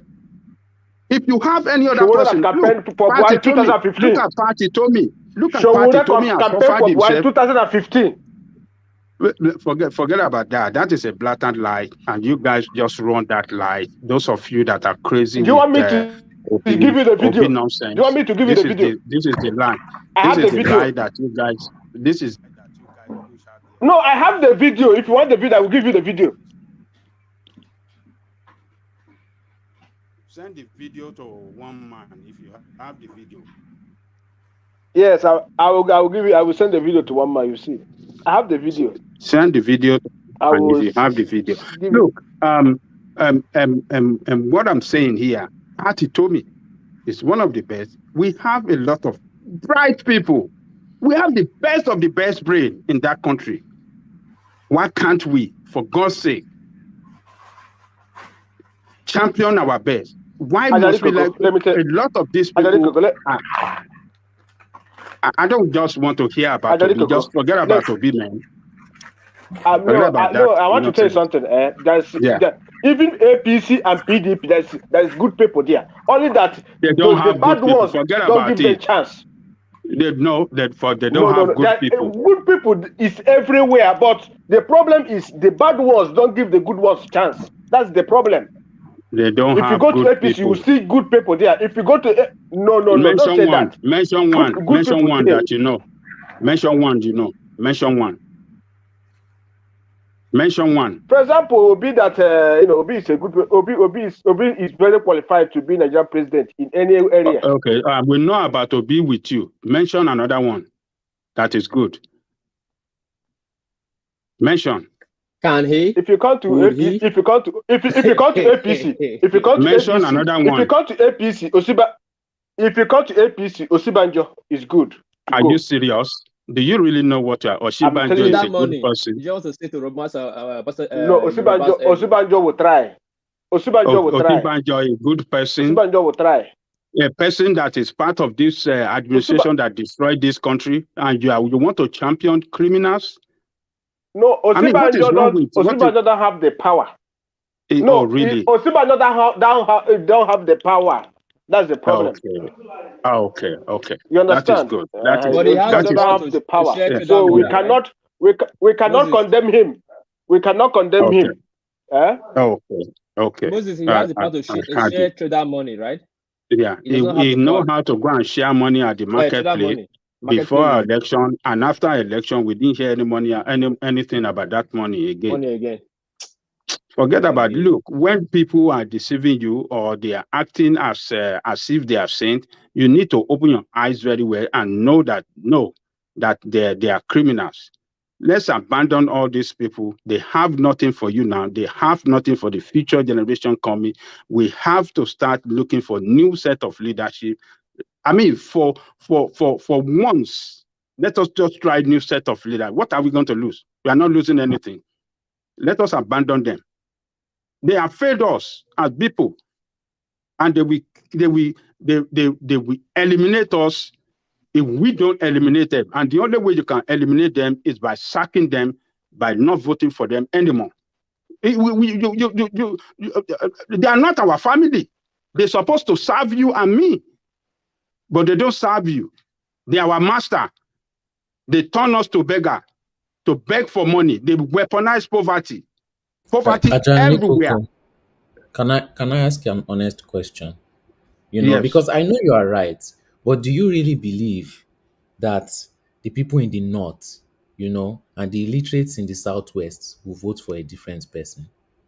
Let me tell you, if we that are educated champion that cause, if we are in the lead, particularly in the south here, our people will follow us. We are many that are educated though, in the west, in the east, and the south. We are many that are educated, but our foolishness, our tribal sentiments that is killing us will not let us do it. Because you will see politicians, they will divide you along that tribal sentiment. Some people will see Tinubu, oh, he's a Yoruba man. Oh, it's time for Yoruba to be president. Some people will see Obi, oh, he's an Igbo man. Yes, we Igbo have been calling for president. We want to be president. It is time for Igbo. You will see Ijo man. They still support Jonathan with all the atrocity, the way he destroyed that country as well. The way he messed up that country. What has they done? What did Jonathan do for the South? How what has he done that better the life of the people in the South? People in the creek. What did he do that better their life? Or what did Obasanjo do that better the life of Yoruba people? This is to tell you that no, they are not for anybody but for themselves. So the same thing Bola Tinubu is going to do when he gets there. It's not going to better the life of generality of Nigerian, of Yoruba people, talk less of Nigerian people. They are for themselves. They are for themselves. And Showore is the only one standing up among them, fighting them, preaching this good gospel, but we will talk politics and we don't want to follow him. Some other people stand up, we don't want to follow them. We just have to get it right. We are not doing right at all. We are not doing we are not doing good for ourselves. We are destroying the future of ourselves and the coming generation. But the way we think, and it's just unfortunate. And this is who we are. But we like to complain. But the leadership we have with the way they are treating us is reflection of who we are as people. That is just a fact. We are very, very bad people. We are very wicked people. We don't love we are not patriotic. We don't love our community. We don't love people around us. We love only ourselves, our family. It's Mr. Kuku, yes. Yeah, I sincerely feel your pause. But the thing is, how will the people change? Because I agree with you totally that it is the people. It is the people. These people have been maltreated, they are hungry, they don't have, they can barely survive with 3 meals a day. how do you think we can make them change to know the right way? We can make them change. Yeah, to follow a person like Showore that you are talking about. Because people are hungry right now. I want them to stand with Showore, protest with Showore, and they get nabbed by police with Showore, they get jailed with Showore. You know, it is difficult for people to move in that direction. That's what I'm trying to say. How do you think they can be encouraged? With the knowing that when they follow Showore to protest and get locked, their family cannot get a good lawyer. Their family cannot cater for them. They get captured in Ondo and transferred to Abuja. Just like if Showore is not strong, you think he can stand? If he doesn't have like a business abroad, you think he can stand the pressure he's getting in Nigeria? It is difficult. That's what I'm trying to say. I don't know how you think we can get there. I want us to get there. How we can get there is for us that are educated and knows better to jump on the field and start campaigning for Showore or other candidates or to know that it's not part of these people. No PDP, no APC, different party. If we lead, those people that you said are hungry, they will listen to us because they are brothers and they are sisters. A lot of us send money to them at back home. A lot of us live in Nigeria, but we don't want to be courageous. We allow our tribal sentiments and some other sentiments, you know, to becloud our sense of reason, and we won't do the right thing. How long can we continue to do this? We cannot continue like this. We cannot continue like this. We have to do away with these people, or these people will perish us. They will perish.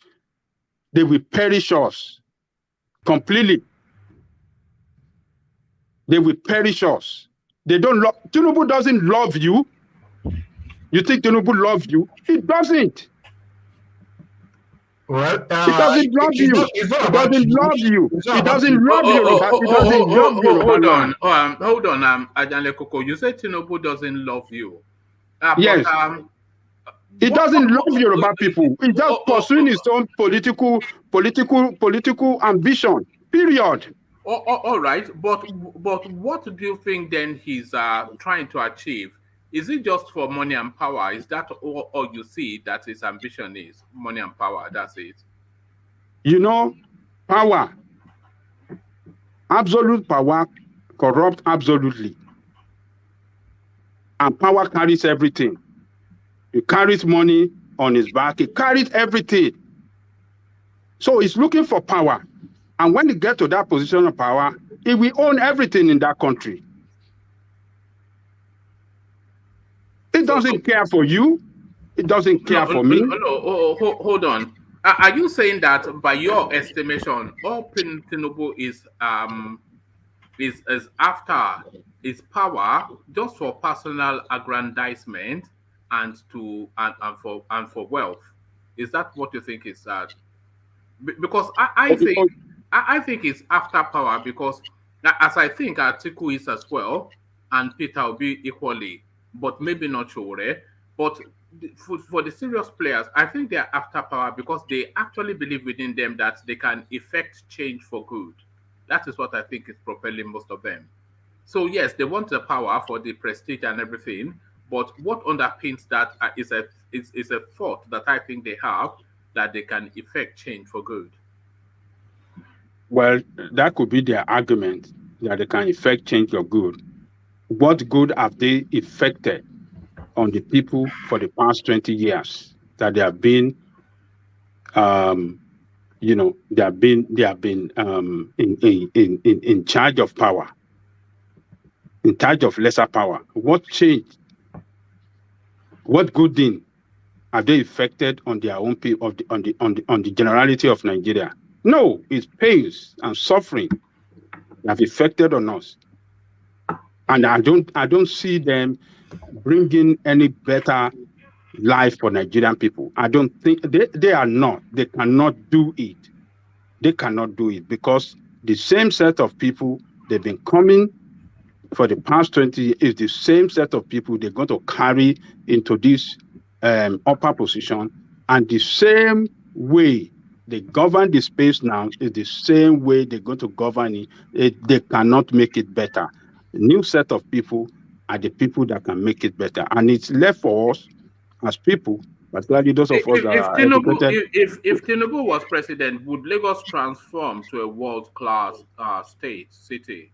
It's not going to transform for nothing. It's been there for over 20 years. As Lagos transformed, Lagos have not transformed for better. But it will have the power and the resources to point development in Lagos direction.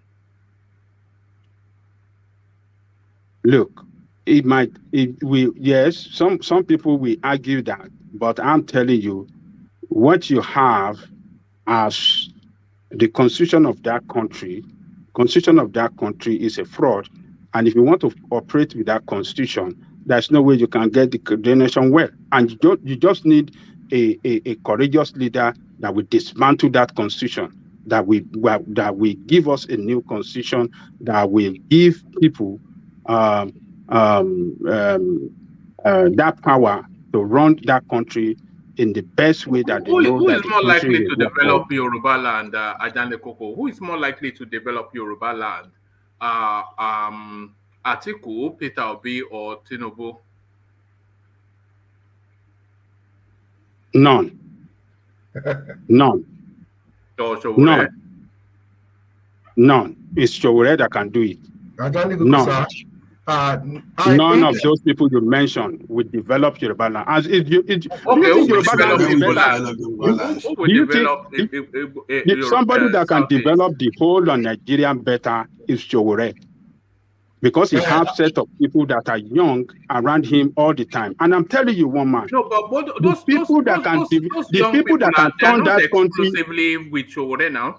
These are professionals for hire. They are not. What you keep saying, as though they are not available to other people. They are available to anybody that can commission them. The people, the set of group of people that can run that country better are the youth, young people. Yeah, but they are available for anybody that can hire them, that can commission They're them. not going to hire them. They're not going to hire them. They're not going to hire them. And it's only Showore that can effect that can have youth all over the place, the best brain across the world. Nigeria needs the best brain across the world. The best brain of Nigerians are available to the Nigerian presidency. A lot of best brain are outside Nigeria. A lot of best brain are outside Nigeria, and Showore is the only one that can bring them home. Young people. No. Why do you say that? Why is it Showore the only one? Why do you say that? Yeah, Showore is the only one because he's the only one among every other politician that we've known in history that travel around across the world meeting Nigerians in diaspora. He's the only one, and he has met the best of the best brain of Nigerians across the world, and he knows them. He can bring those people home to transform their country they are not exclusively for Showore, is what I'm trying to say. Those people I said all those politicians you mentioned will never bring them home. Well, you can't say that. Atiku will never bring them. They will never bring them. He brought Madam Ngozi now, did he not? Look, Madam Ngozi. He brought Akinwumi Adesina. Yes, they've had their time. Yeah. We still have a lot of brains after these people. All this additional, all this Ngozi, but we have to do away with all this old cargo. We need new set of leadership. The new set of leadership that can put technology in place to run that country effectively, to cut all the loophole of looting the resources of that country. And that is the power that is where the Showore power lies. He knows them across the globe. Nigerians, best brain, not tribal districts, the best brain among the Awusas that in the Fulani or Adusa or the Igbo and all of them that they can bring home to come and transform that country. And those even within Nigeria that are the best of the best brain. It's the young people, not these old people. Forget about Okonje Iweala. It's the only one that know anything about accountancy. Hold on, that's not my point. My point is that you are saying that Showore can access all the international talents that Nigeria have and bring them home to serve the country. But I'm saying that the international talent, they are available to be commissioned by whoever is the president of Nigeria, as Atiku did when he was vice president, and he commissioned international talents to come and work for Nigeria, which served the country very well and propelled these people to even higher places globally. And I've started Madam Ngozi and the African Bank guy. So that space that you are saying Showore has is not exclusive to him. You know, any Nigerian president can access them, and they have done in the past. The only person that's not accessed the international talent is the Mala that we have there now. Yeah, Atiku just brought an Obasanjo. They just bring maybe 2 or 3 of them. No, they brought This plenty. is not the time. They brought plenty. No, tell me how many plenty. If I'll dig through the names and we just go through. Yeah, so I'm just telling you, they didn't bring plenty. This is the time, we are in time of crisis, and we need to bring the best of the best, new faces of leadership to run that country. Not all these set of people, not people from APC or PDP, but different set of leadership across the world. Across the world, the best of the best brain. That is when we can lift that country up again and make that country shine. So, can I interject? Yes, sir. You see, one thing about this Showore that you are saying you are over marketing Showore. See, Obasanjo and article you thought about, even right from where I stand here, I can even list at least 10 people, the young people they brought during their time. So even as bad as we want to say Jonathan is, Jonathan still brought his own young people. So it's not like a woman said, it's not something that is exclusive to Showore and Showore only. And you said Showore is the only person that can develop. What impact does those young people made? What impact did they made in the life of Nigeria? Akiwumi, for example, solved the decades of corruption in a fertilizer, for example. Even the single treasury account that this guy is not even using to the benefit of Nigeria was part of the initiative by Jonathan. When Jonathan was telling you that corruption that you people are talking about, it's just stealing you are talking about. That people now were not mocking him that corruption is stealing, is not corruption. But they misrepresented what that guy said. Now, this guy was gradually dealing with corruption by using technology. But at the end of the day, people did not pay attention. Look at how wallets solve the problem around fertilizer. The treasury single account will have solved the same problem around all these things. So this guy was just going without. Do we not have single treasury account now? We have single treasury account, but okay, what are that? And with that single treasury account, we have one person looting about 8 billion naira. I mean, but that's not what happened. You see, e-wallet that Femi had the addition or introduced probably would not have worked under Buhari too. You understand what I'm saying? So I'm saying fighting corruption is not about grandstanding on damage control thing that you allow team to steal money, but you want to make sure that you block it even from the root. That is exactly what we are talking about. So it's not Showore alone that can do that. You don't understand my position. You don't understand my position. My position is that all these politicians and everybody that work with them, we have to do away with them. We need set of leadership. We don't need them anymore. They've done their best. Let them go. He got Fashola as a young person. Even Raouf was not that bad as a work commissioner. Did he allow Fashola to work? Did he give Fashola free hand to work? No. Did he give him free hand to work? Jebi Fashola was his chief of staff. And what I'm saying, when he handed over to Fashola, did he give him free hand to work? No, but the question is Fashola perform? No, I'm asking you a question. Did Tinubu give Fashola a free hand to work? Are you suggesting that they should work without supervision? Supervision, a governor working under the supervision of Godfatherism. This is what is killing that country. This is why all those people have to be sacked.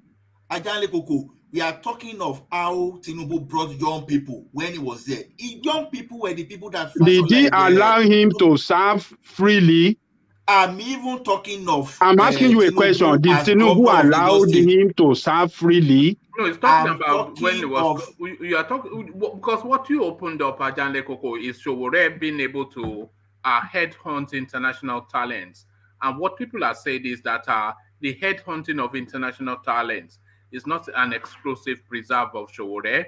Any government, and several have done, can do that. Yeah, but the difference between them and Sowore, what Sowore is going to play what Sowore is going to play out now is that Sowore will allow them to walk freely without godfathering them. That's not in Showore's history. It doesn't have a history of being able to co-drive anything. Showore has dictatorial tendencies. We know that. It doesn't have dictatorial tendencies. It doesn't work with people, does it? It doesn't work with people. He's just a principle guy, but he's a law-abiding citizen. He never violated the law of the land, and that is why the government, anytime that they carried in, so that you see, it doesn't violate. He's a law-abiding citizen. He respects the rule of law. It won't violate the law, but rather fight for the right of the people. That is what it's known for.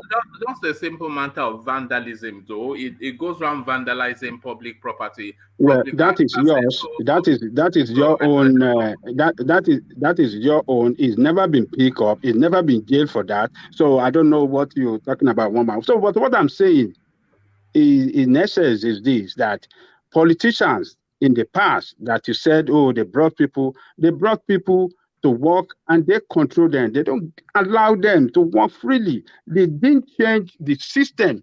They didn't make the system work well for those people they brought to work at the optimal level for the betterment of the country. This is what we need now. We need people, the best of the best brain, to be in charge of that country and transform that country. That country is a very wealthy country, but you see the wealth of that country being stolen every day by all these politicians. And so we have to do something to kick these people out. They have nothing to offer us. They have nothing to offer us. We have to be very sincere to ourselves and look back. Those that are coming behind us, would they have country in the future if we continue like this? No, they won't. Bros, I got your logic. I got the frustration. So don't hate Sowore.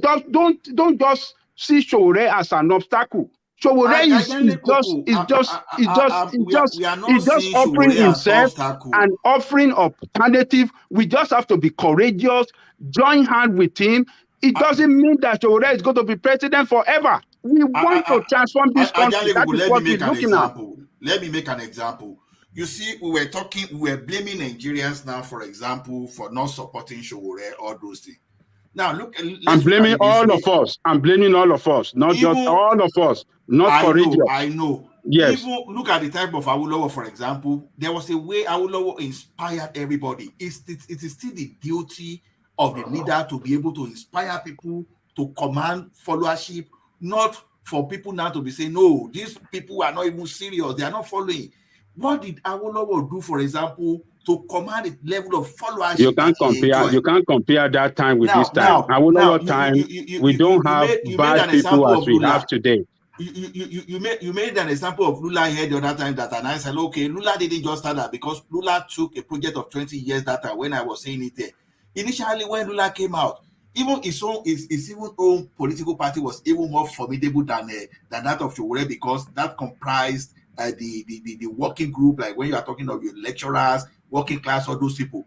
And yeah, this guy could not win an election. Then he tried to go to win one of the Congress seats. He got it. And they said, okay, this guy contested for the second time. He said no. He needed to capture more grassroots. He embarked on 16 years campaign to make sure that he places people, just like whether we like it or not, I'm not so don't use this one as supporting Tinubu, for example. Whether we like it or not, look at since the time Tinubu has been planning for this his presidential ambition, for example, when he started putting people, started spending money to install governor in different states, all those stuff. So he worked before he now decided to come out. Not that now that was the only time this guy could become the president of Brazil. But now we are saying Showore can do this, Showore can do that. But when you go to even my village, for example, when you mention Showore, people will just ease and just step away from it. That they will just be looking at me, is this guy dreaming? So those are the things. A leader should be able to inspire, should be able to command followership. Not that we should now impose on people that this is the person you should follow. No, it doesn't work that way. Whatever Asiwaju and Atiku are doing that make people follow them. Forget about Asiwaju. Don't bring the talk of all these useless people, Asiwaju or Atiku. Don't just bring them, man. All these are just useless people that have killed a lot of millions of people in that country. We are talking of bringing a new leadership. It mustn't be Showore. It mustn't be, but it mustn't be. If you don't like Showore, don't like Showore. But some other ones are there. Are you people courageous to follow them? Ajale Koko, you say some other ones are there, but they are not. Because they offered themselves in 2019. Hold on, Woman, I disagree with you. They are here. Yes, your man. The guy in SDP, you have been the alternative, which is Peter Obi. So you have condemned him with the rest of them. So essentially, when you are saying yes, vote, it's essentially you are only leaving Showore standing. That's what you are doing now. The SDP guy that I watched him speak on television is another brilliant. It's a brilliant chap too. Who? The SDP guy. Oh my, you see the and then where is don't deny, you can see his picture now. I wasn't sure who he said. Yeah, I can see him. Yeah. Mogbalu is another brilliant chap. Are we giving them the chance? Do we give them the chance at all? No, we don't want to. We want to complain. We want to follow Tinubu and follow all these politicians. They will destroy us as people. They will destroy us as people. And they have already destroyed us. You see the way they weaponize poverty in that country is the worst in the world, if one of the worst. If you are talking of number 1 to 5, where poverty is worst in the world, Nigeria is one of them. But then, if you look at the resources that Nigeria, we are one of the richest in the world. Why must it be like that? Why must we be like that? But all of us that are educated, we want to follow all these politicians. Let Echo come in. So Echo, let's hear from you. Good to have you, Echo. Sometimes when we talk in this platform, I just wonder how helpless we think we are. We talk as if we don't want to come out of the situation we are.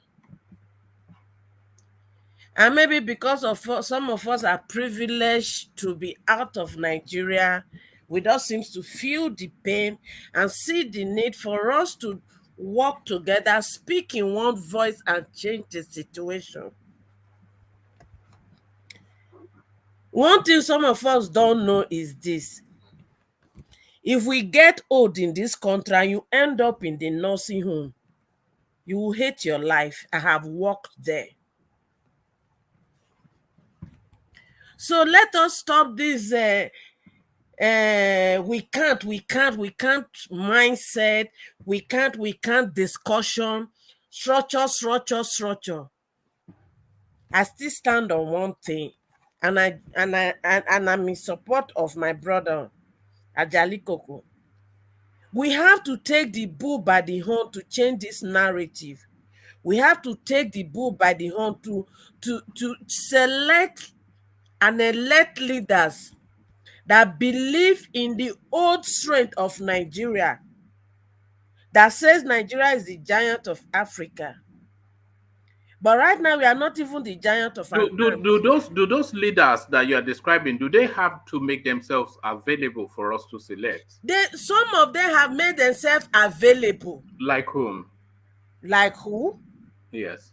I know you are not in support of Showore. I know you are not in support of Mogalu. And I think there's another intelligent guy listening to the other day in is it AD or AC? SDP.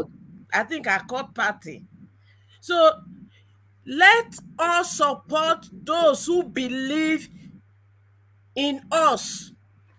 All these You elders see, does not believe. all those people that you are saying, that's essentially just academic theorizing. So that's just academic You theorizing. see, These people Can, don't that have can I is not interject? the truth. Can I That interject? is not the truth. What The history? truth, What history does the Accord man have in anything? What history does Shore have in anything? Can What I history interject? even does you even see, Peter Obi have in anything? sometimes when you talk of Showore, it just breaks my heart. Because you see a young man who is putting out his life, who is putting out his best. When Showore come with the word revolution, all of us almost crucified him to death. Right now, we are using that word he suffered for freely now with no repercussion. And we say he has not done anything. That is disheartening. No. And I think. besides, I believe in one thing. When people bring out their strength, develop that strength. Stop focusing on people's weak point. He cannot do this, he has not done this, he has not done that. Are you saying we should experiment with the Nigerian presidency? It's not a matter of experiment. Leadership is different. A good leader is the one that is able to go out there and be able to bring the best hand together and work together to get what we want. A dictator can do that too. Showore is not a dictator. How do you know? Really? Isn't that how they What all makes come? him a dictator? Let's call a spade a spade. Showore will not go anywhere. Wait, what makes him a dictator? Nobody said The he was a problem we dictator. have is the fact that we see Nigeria problem as if it's Showore's problem. Nigeria problem is all of us problem. And the solution lies on all of us. And until we make up our mind to say enough is enough, we will go nowhere. Echo, do you think Nigerians are desirous of change? Do you think Nigerians desire change? They desire it. Okay. But the problem we have, Hold on. wait, let me be done. Okay, go on. But the problem we have is this.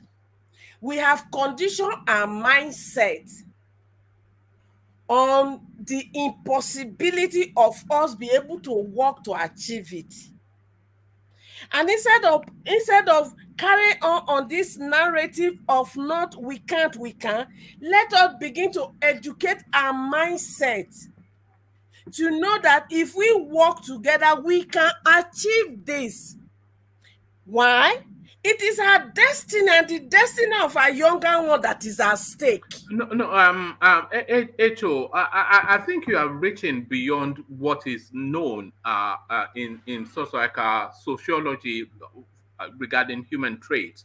Human traits essentially they seek to be led, because the average person, they don't like to make decisions. Nobody likes to make decisions. So people like people that can make decisions on their behalf, so that they can rest then in that decision. And the more that person proves themselves to be good at decision making the right decisions, then they will follow suit. So it is not down to the people to go and work for it, but it is down to somebody to come and champion the space, so that people then will work with him for it. So the Nigerians cannot individually do it. They need somebody to point a direction. So that's why I was asking you if you think hold on. The direction we are talking about right now.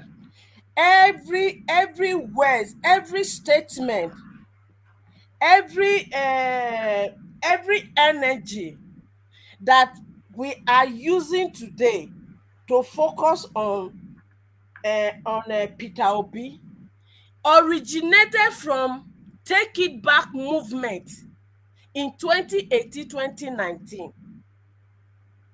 Let us not forget that. And that is a lot of work. It is that same energy. It is the same that strength and mentality that was capitalized on in NSAS. Let us not forget that. And those are the work of Sowore and his team. They He has chased not gone, he Sowore has away. not Well, gone. no, Let I us will not probably forget those hold on. It's not actually Sowore. The attribution for the change that space, the credit actually goes to Nnamdi Kanu, because it was Nnamdi Kanu that opened up the possibility that these people could be taken on, and then Sowore quickly latched on to that, and then NSAS came consequently, and now the new champion of the space, Peter Obi. So it was actually Nnamdi Kanu that opened up that space. But the same Nnamdi Kanu, you will still condemn him. Yeah, because he's a funny guy. He's a Biafra funny oriented. Yeah. You see, it until we begin to support ourselves, until we begin to see those who are in danger, that we need to work together to come out of, we will not go nowhere. PDP and APC have nothing, absolutely nothing. The only thing we are good for in their eyes is political thuggery. No, we know that. Echo, you see that space that you rightly identified, and you sequenced it quite perfectly. That the space that Sowore pretty much emboldened, which then led to it. Without Sowore, there would have been no NSAS. Anybody that thinks differently needs to rethink. Without Sowore, there would have been no NSAS. And without NSAS, there would be no Peter Obi, because the Peter Obi movement is essentially NSAS Mark II. Is NSAS coming off the streets and going to the ballots? So all of that space, but it is still at the fledgling state. It is not fully ripened yet. It is still an idea that is coming together to form an entity. So the space for that movement that you and I, of course, I'm on board with you. That space is not ripened enough to seize charge of 2023. It is not. So, but that space and the impact that Peter Obi might have, and we hope he does have, is what will ratchet it up for us to use that space to attack 2027. So it's really not in play for 2023. So, HO. I'm of the opinion that if we work on it, 7 months is enough. 7 months to rescue a country. Look at that. That should be a movie. Wait, because it's a movement of revolution. Revolution not by arm, but revolution by the ballot paper. Yes, but that's what we are talking about here. Okay. All we need to do is to do the work. There is work to be done. The movement has started. There is work to be done. And the first phase of the work is to continue educating our people back home to change this mindset of believing that the people that have structure, the economic conditions of Nigeria. Hold on, the economic. We know where you're going, but the economic condition. Hold on. The economic condition they have put us. Can you hold on, so please? that they can come and give us 10,000, 5,000 to be able to get our vote. Let me put a position. Can you steady down, please, Eto? Let me put a position to you. What I'm wanted to put to you is that the economic condition that obtains in Nigeria at the moment, it does not lend itself to anybody re-educating the mindset of the people. People are starving in Nigeria, and your narrative is not something that they want to listen to. They want food. They don't want to hear that if they endure and suffer even more than they are suffering now, that there's a possibility of a brighter future in some distant future. The immediacy of their need is what they want met, and it doesn't allow for that space of somebody that's that's already settled his own life, lives outside of the country, coming to tell them that don't sell your votes, don't do this and that for a better future for your children. They don't want to hear that because the economic situation of the country, it doesn't lend itself to a receptive ear for that narrative. That's what I wanted to put to you. So when we sell our vote and we now increase our pain in the next 4 years or possibly 8 years, that will solve the economic condition, right? No, nobody said that. So since we know it is our responsibility, joint effort, responsibility to know that, to educate ourselves first, believe in ourselves first, because you can only give out what you have inside, so that we can be able to tell our people back home that if we don't get it right now, it will multiply, because these people are coming in to first of all recoup all they have been spending to get this very position they are looking for. It's not Tinubu that will go there that will not get all he has spent on politics. It is not Atiku that will come in and will not do likewise. So why they are doing that, our economic condition... Will Sowore not get what he spent back when he gets in? Will Sowore not do his own fair share of losing? Sowore is not after that, please.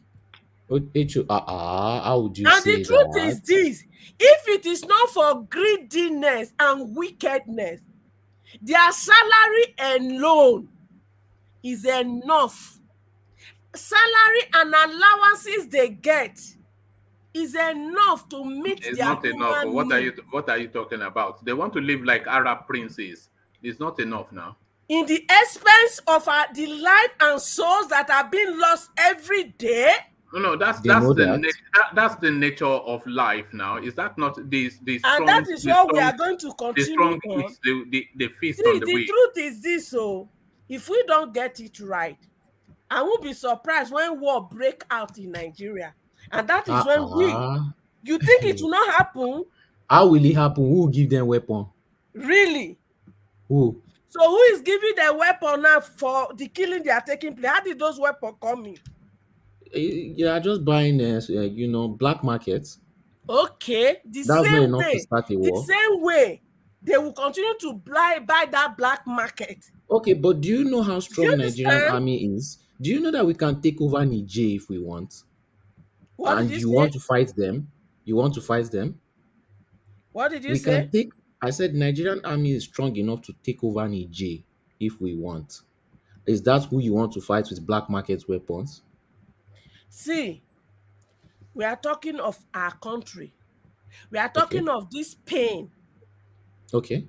We are talking of all these things. You see, when you look back 20 years back, things that are not happening are happening. When we look back, just before I came in, I saw in the YouTube or somebody they just kidnapped and beheaded. Is that the lawmaker in the southeast? Yes. Yeah. Yes, and this one is not. You see, the painful one is the fact that they went to his house. So your house is not safe. Your street is not safe. Nothing is safe, and we are taking and we think it's not horrible. But it has been like that since. You know what I think we need, Echo? What I think we need is a military intermission for about 18 to 24 months to reset the country. So anything outside of that, we're not going anywhere. That's what I think we need. If we didn't get it right in 2023, I won't be surprised if the military will not take over. But it's not just a military. If that happens, it is somebody who has a mindset to move this country forward, who have a mindset to put all these people who has looted from or collect everything from them and send them to jail. Echo, you are right. But everything you are saying is correct. Everything you are saying is right. Nobody is arguing with you. Even if you go now to Nigeria and tell these people this thing, they would not tell you that you are wrong. But the problem is that they've passed the point of common reasoning. People are hungry. If you go to Nigeria, carry 500 naira and throw it in 50 naira stacks, people's parents will roll on the ground and fight for that money. So 500 naira is less than $1. So, so so, that so, so, disagree. Okay, oh, I you am not. disagree? I am You not. disagree? I No, no, am no. not Let me. disagreeing No, with you. So But that's the the truth point is that this. Nigerians have reached. Maybe no, no, you no. don't see it every day because you are outside Nigeria. No, But if no, you no, go no, to no, no. Nigeria now, that's in the south. Now, I do you know, even I want to talk know. about the poverty level in the north? Wait. In the north, So they the don't even wait. have pipe to take water to their bathroom. Okay. Or electric. Some roads don't even have electric pole. So We you want to use understand common this. knowledge reasoning with these people and But say that they should is not the sell their more reason votes? we have to find a No, way out. That is we the more you see, reason we you are have to talking present about the you solution. are solely you are talking about moral value right there. Yes, not Moral like value, decadence. I You got with see, me. Hold on, please. Yes. we are raised not to lose. We are raised not to sell our The conscience. our integrity or our conscience for money. That's the way we are raised. But when you see immorality, when people act in an immoral manner, that is when you see them taking money to vote, voting for criminals to govern them. That is an act of immorality right there. We are not raised like that. You see, it's not poverty. It's an act of immorality. And we have to change it. Babati, you can say something. You can't say it's Yes, not poverty. hold on. So let's hear from Babati, and then I want to hear from Solomon next, who has been quietly waiting but has not said anything. So let's hear from Babati, then we hear from Solomon. Okay, good evening, anybody. You know, I, like one man here, I've always championed that if you're running for office, you should be able to inspire people, right? But at some point, the people have to also grow up as well. So that's the reality. You can't not keep spoon feeding people forever. But let me bring up one point to rebuttal what Soli said. 1/3 people that have PVC in Nigeria right now, for the last 21 years in Nigeria, only 1/3 that have PVC actually vote. So those 1/3, they are the ones that collect kaftan or money. Forget those 1/3, they are already gone. That means you have 2/3 that have that PVC, but the reason that they're not voting is because the people on the ballot, they hate those people. They are looking for somebody that they can vote for. That means that when they vote, they can't be induced by money. So if you had those numbers plus the new people collecting PVCs, you can actually win. Okay? Let me repeat that. 1/3 actually vote in Nigeria. That means you have 2/3 that have PVCs that don't vote, but they have it because they don't like people that are on the ballot. So get me someone that they can. But that's your attribution, though. That's why they are not voting. No. You don't know why they are not voting. No. Let me give you some articles, because yesterday I put the link of that 1/3 on the chat of Bible, but I will also give you, this is polling right now. I'm not making this off. So you have a chance that you can actually get people that can actually vote without being induced. It is possible in Nigeria. People need to grow up in Nigeria, please. Let's stop making this excuse that we need to inspire them. At some point, you must take your own life into your own hands. And it's possible. And like H.O. also said, we cannot be dismissive of people. Once they come to us, we can't say they cannot win. Even though we believe, we like them, show whatever we love, Adebayo we love, Obi we love. The first opponent cannot always be that they cannot win. We need to help them too. But the first way to help them is to also to grow up and to help these people win. Forget PDP, forget APC. But that data that you just shared that you just highlighted, Yeah, the 1/3, yeah. Yes, it's quite interesting, and quite intriguing, because if you're saying 1/3 of the people that are registered voters in Nigeria are not voting, that is to say 2/3. No. Is that a way? 1/3 actually vote, 2/3 don't vote. Yeah, so that's to say, if you're saying 1/3 are the ones that vote, that is to say 2/3 are not actually voting. No, that have the PVC on their hand choose not to vote. But Yes, they have they have the PVC. So that's what I said. So if you're saying 1/3 of the registered voters are the ones that are active voters, that's to say 2/3 are not voting. So from that, then we can conclude then that those 2/3, they've not seen sufficient enough of a narrative for them to vote for. Yeah, And but there are hundreds of political parties in Nigeria championed by endless characters. So how come those 2/3 have not found a place to park their yeah, man there? because they are still waiting for somebody that they can believe in is my point. So I'm saying that this is my point, one man. When they find the person, eventually, they cannot be induced by money or those actual kids because they're actually looking. They are there. Forget the 1/3 already. Those one they will collect money already. But those 2/3, they are still waiting. They are still looking. That is where the man that is running for office or woman that has to do his job to bring them out. But when that person does bring them out, they will vote for that person without being induced by money or So anything. why didn't they vote for that person during Ekiti election? I mean, we're speaking of the poll I gave to you. The 1/3 is more. It's a federal thing. But there's the 2/3 they were in Ekiti. I don't have Ekiti data to prove, but I'm giving you based on what the news report. I'll put the link there so you can read it further if they have any further breakdown. But I'm saying that, like HO said, like the other people said, it is possible because we have the numbers. People are there waiting to have the right person there, and when they have the right person, they will vote for them without money. It is possible. Okay, let's stop feeding people. We're not kids here. If you care about yourself and the country, you need to go the F up and do the right thing. Okay, grow up and do the right thing and vote for the right person. We're not babies here, please. It is possible. But Nigerians are not mature now. Some of them still stay. No. See, that is the babying thing you keep doing. Stop babying them. Okay, stop babying. But you stop doing that. You can't tell another person not to baby their children now. That's their children. Slowly. No, it's not funny. I just told you, if I have 100 and I have 1/3 always collecting money, and I have 2/3 that can vote but choose not to vote. Let me put the list that according to their polling, they have the PVCs, but they said they're not voting because the people they don't want to vote for PDP or APC. Okay, they are looking you are for right to vote for. So they have the numbers there. It is possible. Right. So you are right. It's possible. It's possible, but the problem is in some countries people vote and refuse money. They refuse money in some countries. That's not the nature of a Nigerian, though. No. But that is the babying part I'm speaking of.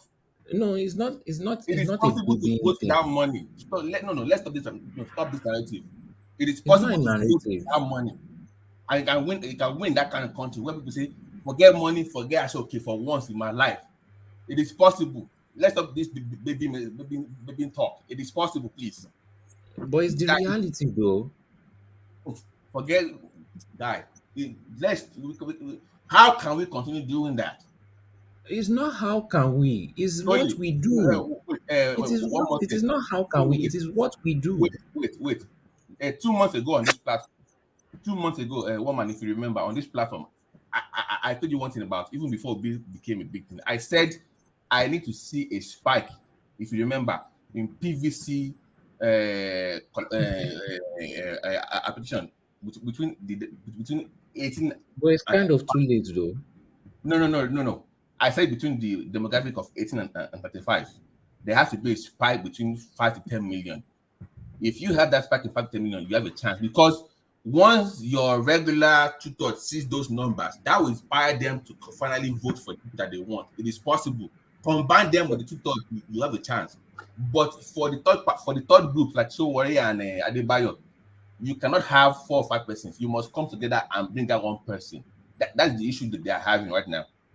You cannot have Showore, B or Adebayo. Or you must have one person that we can all support. That's the issue we are having right now for the third force. You can't have multiple people running. So if you are really serious to defeat PDP and APC, you must come out together collectively. Once people can follow that person, I'm telling you, those 2/3 plus your new members that are voting right now, those 2 numbers will defeat the 1/3 collecting national. Okay, can I ask a question? Okay. Will the people in Sokoto and Benue vote for that third force too? Yes, they will. They will.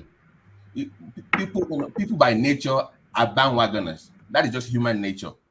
The people just need to see the momentum. That's the way humans think. Listen to me. That is the reason people are following APC, not because they love APC. It's because their neighbors love APC, their pastors love APC, their Baba love APC, their mom love APC. It's human nature. When you see it around you, you will follow. That's the way the human brain works. We are all Okay, sheep. but that's not how a Nigerian works. No. Let's no. Where are we going to with this, Solly? No, We have our own. No. He's trying to. I am not buying. I see what. I think it's just jolling you along. We keep trying to spoon feed people like they're dumb. They are not dumb. Let's stop this narrative. It is possible. Okay, it is possible. That's the first belief. No. You have to be like the woman said on this program. I forgot her name. Echo. The mindset has to be changed. It has to be changed. We can't do it in 7 months, though. The solid narrative. No. Right. It is possible, please. It is possible. Thank you. All right, thank you. Let's hear from Solomon. I think Solomon has had enough. He's just run away. Solomon, are you there? There it is. You see, I wanted to. Yes, I'm here. All right, thank you, Solomon. So Solomon, just commentaries on the conversation so far. We never escape from Peter Obi. We try to, but we can't. But what are you making of the conversation as you've heard it so far, Solomon?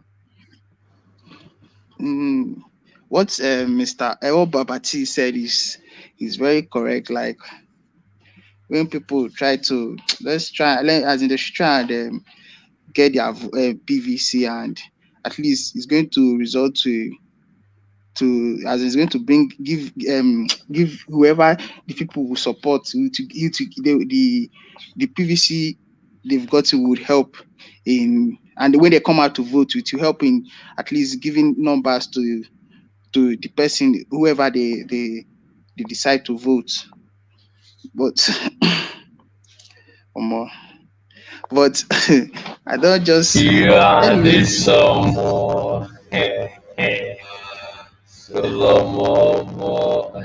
We can't hear you. No, that's world peace. The system is somewhat funny. But carry on. Okay. Yeah. So sorry.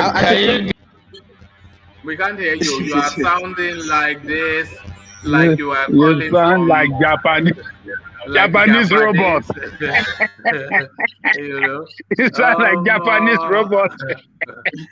Please, can you come up with questions with this thing so that I could just... No, Buhari vows to punish cowards behind attack on churches. So this is Buhari finally speaking to what happened in Owo and other because there seems to be a spate of churches suddenly being attacked. And I think they are somewhat trying to provoke some sort of backlash so that they can create an ethnic war. But Buhari finally speaks on that space. But it's just empty words, isn't it? Because we've heard him critical of so many of these incidents and telling us there will be punishments, there will be repercussions, but not in any instance have we seen that. So what are you making then? Should it just have kept quiet? Yeah. I don't want to say Buhari is a hypocrite. But why? Because on that very day that our incident occurred, he hosted the APC governors, I think, and they had merriment. So if he's somebody that really cares, it's even from that day, because as that kind of thing has happened, and they immediately got the info, and they dispatched the military guys to go and start looking for these people. They would get them. Not how many weeks ago, after how many weeks he will not start saying he will do this, he will look for them, and he's not going to do anything. He's not going to do it. There's nothing. He's just saying all those things he's just saying all those things to just make the people feel like he's concerned about the security in the country, but there's nothing he will do. Can you hear me? I can. So let me take you to another space. The two of the Chibok girls have been rescued now, so it brings back that space to memory, of course. The tragedy, Solomon, is that a lot of us have actually forgotten about those girls. Even a lot of people that straddled the narrative of those girls to make a name for themselves within the Nigerian space, they've gone on to use that name that they built of the Chibok girls. I'm talking about Madam Obi. I'm talking about Aisha Yesufu, etc. So they've become transmuted into political figures. They don't talk about Chibok girls anymore. But two of those Chibok girls have now been rescued, and they bring harrowing narratives from the Sambisa forest. One of them, she was kidnapped as Mary, and they changed her name to Mariam. She was a young girl of 18 when they took her. She's now a mother in her mid 20s now that she's out. So that narrative, do we have a collective guilt that at the very least we're not keeping that space alive? She's saying there's still 20 girls alive and in that forest. So, there is nothing. The only thing we can do there that the country. This is why this country need to start working. Like this kind of people now, they need to be taken care of. Especially like the government need to take care of them because now them it will not be easy for them to blend into this normal society. It should not be easy for them at all because of they will always have trauma about what has already happened. They will always reminisce on the kind of life or the kind of things they've experienced with those. You see, you even said now that they are even married to they were married to some of those forcefully, by the way, yes.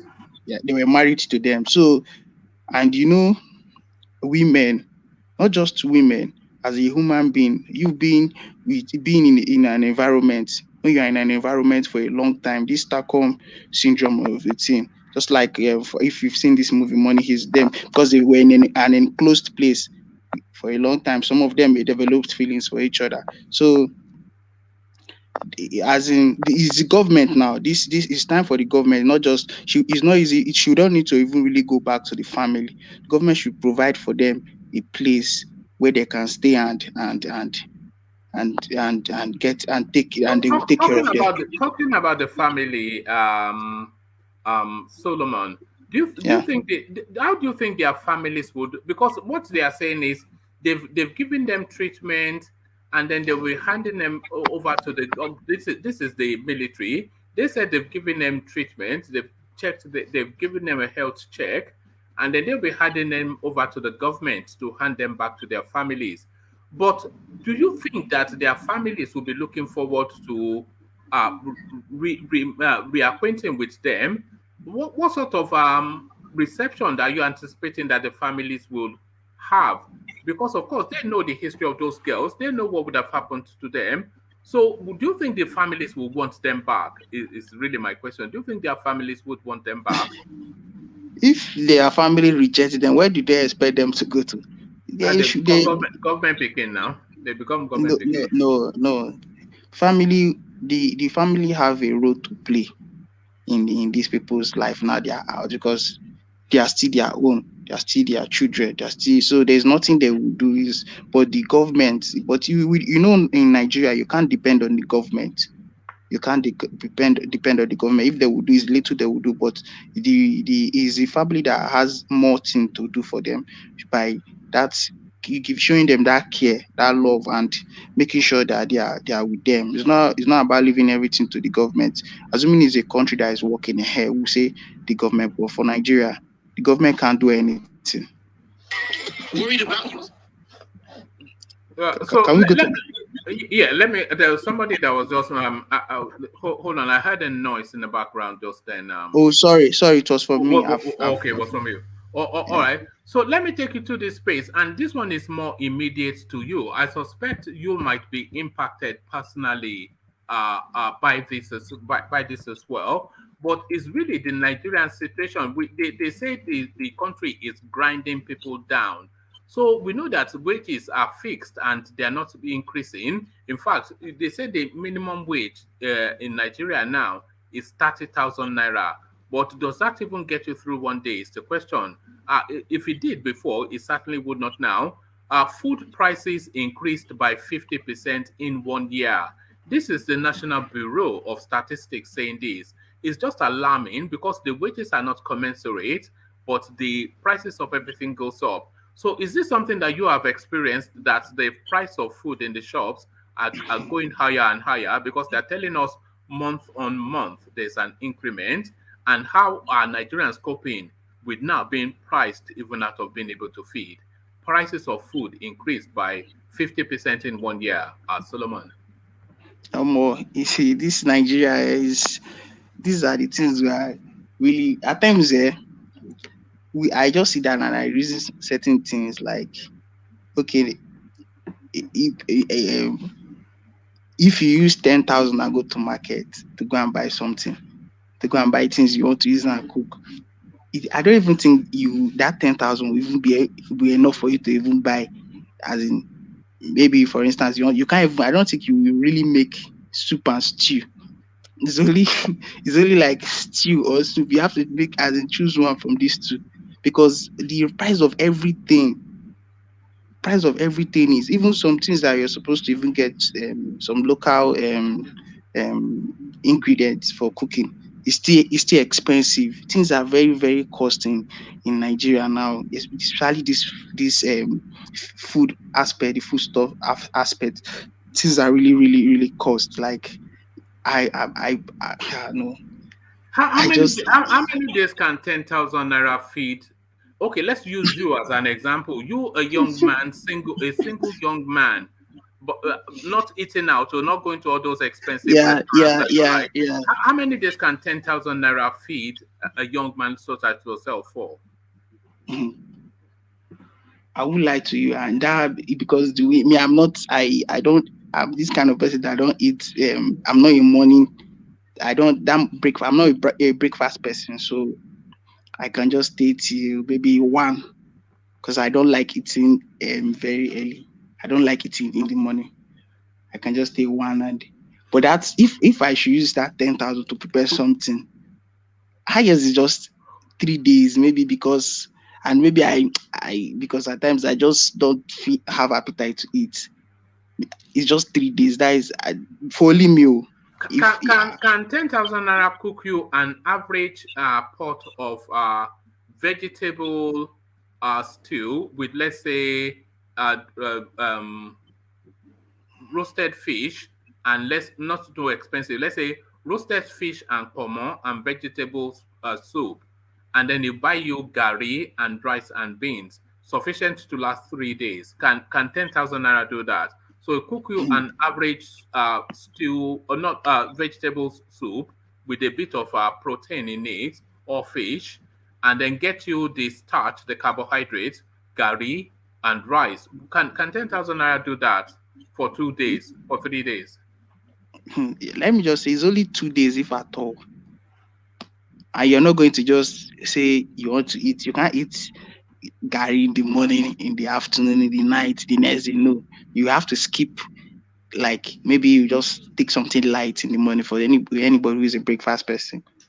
Then in the afternoon, maybe you just say you eat the gari. Then in the night you still take something light. Not you eating as in eating the soup 3 times in a day and 3 times in the next day. It will not last. How does the average Nigerian cope with that space of feeding? So I'm not talking about the poorest of the poor or the richest of the rich, just the average person that just is getting by. How do they cope with feeding?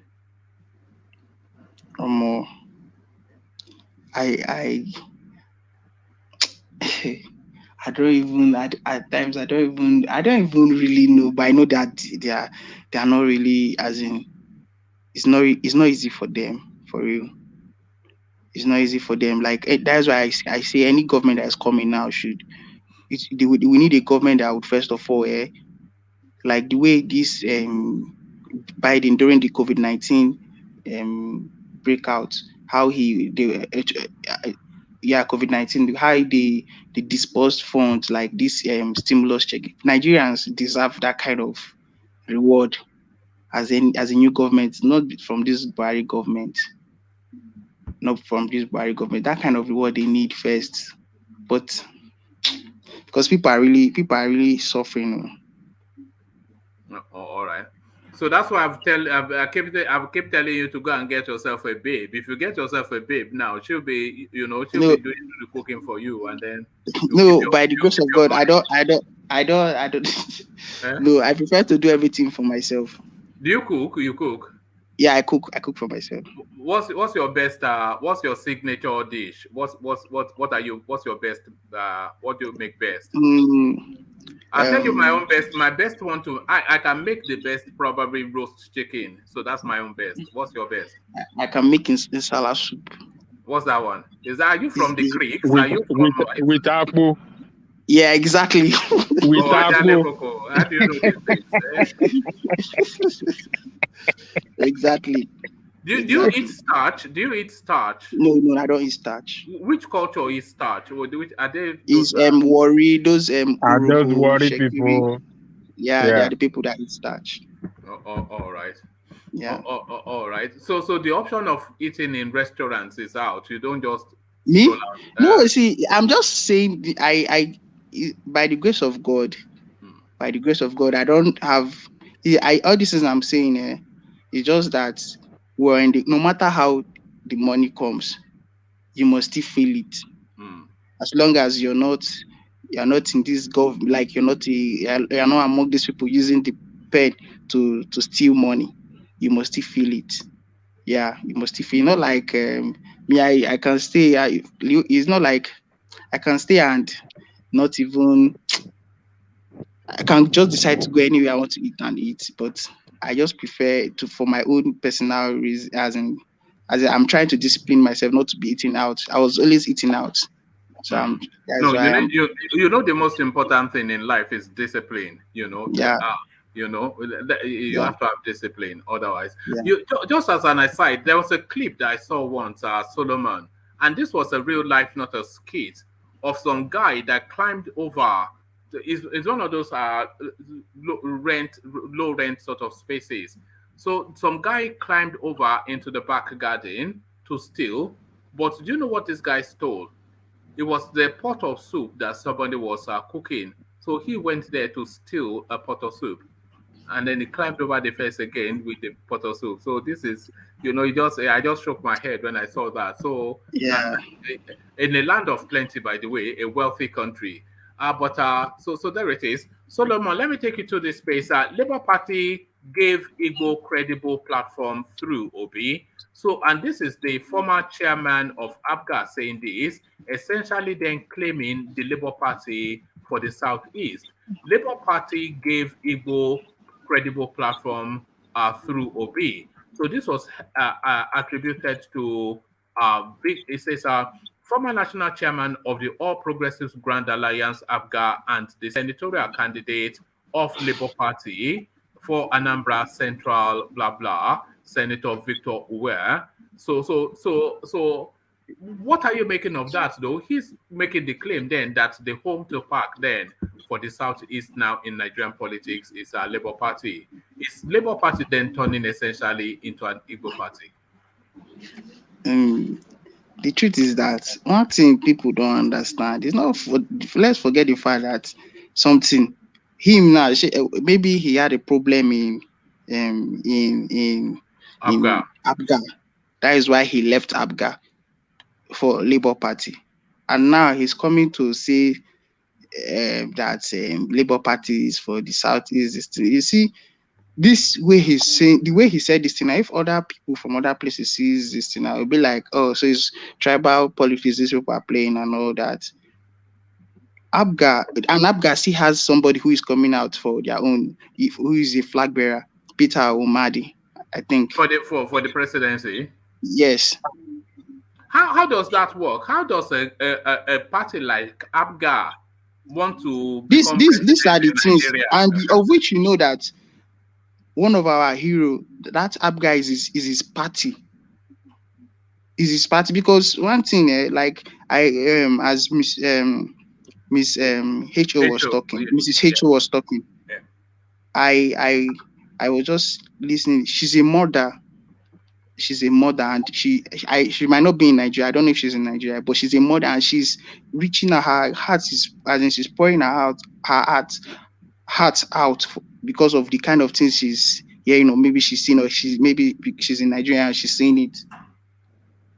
And she's saying it, and those things they are true. But one thing we need to understand is that, like for instance, in this note, I've just read things about them and watched things about them when this country started, and I saw how this guy, I keep talking about him. It's not like I'm a fan of him, because they are the cause You're of a this fan problem. now, Atiku Abi. You're an Atiku No, guy not Atiku. I'm talking about Amadu Bello.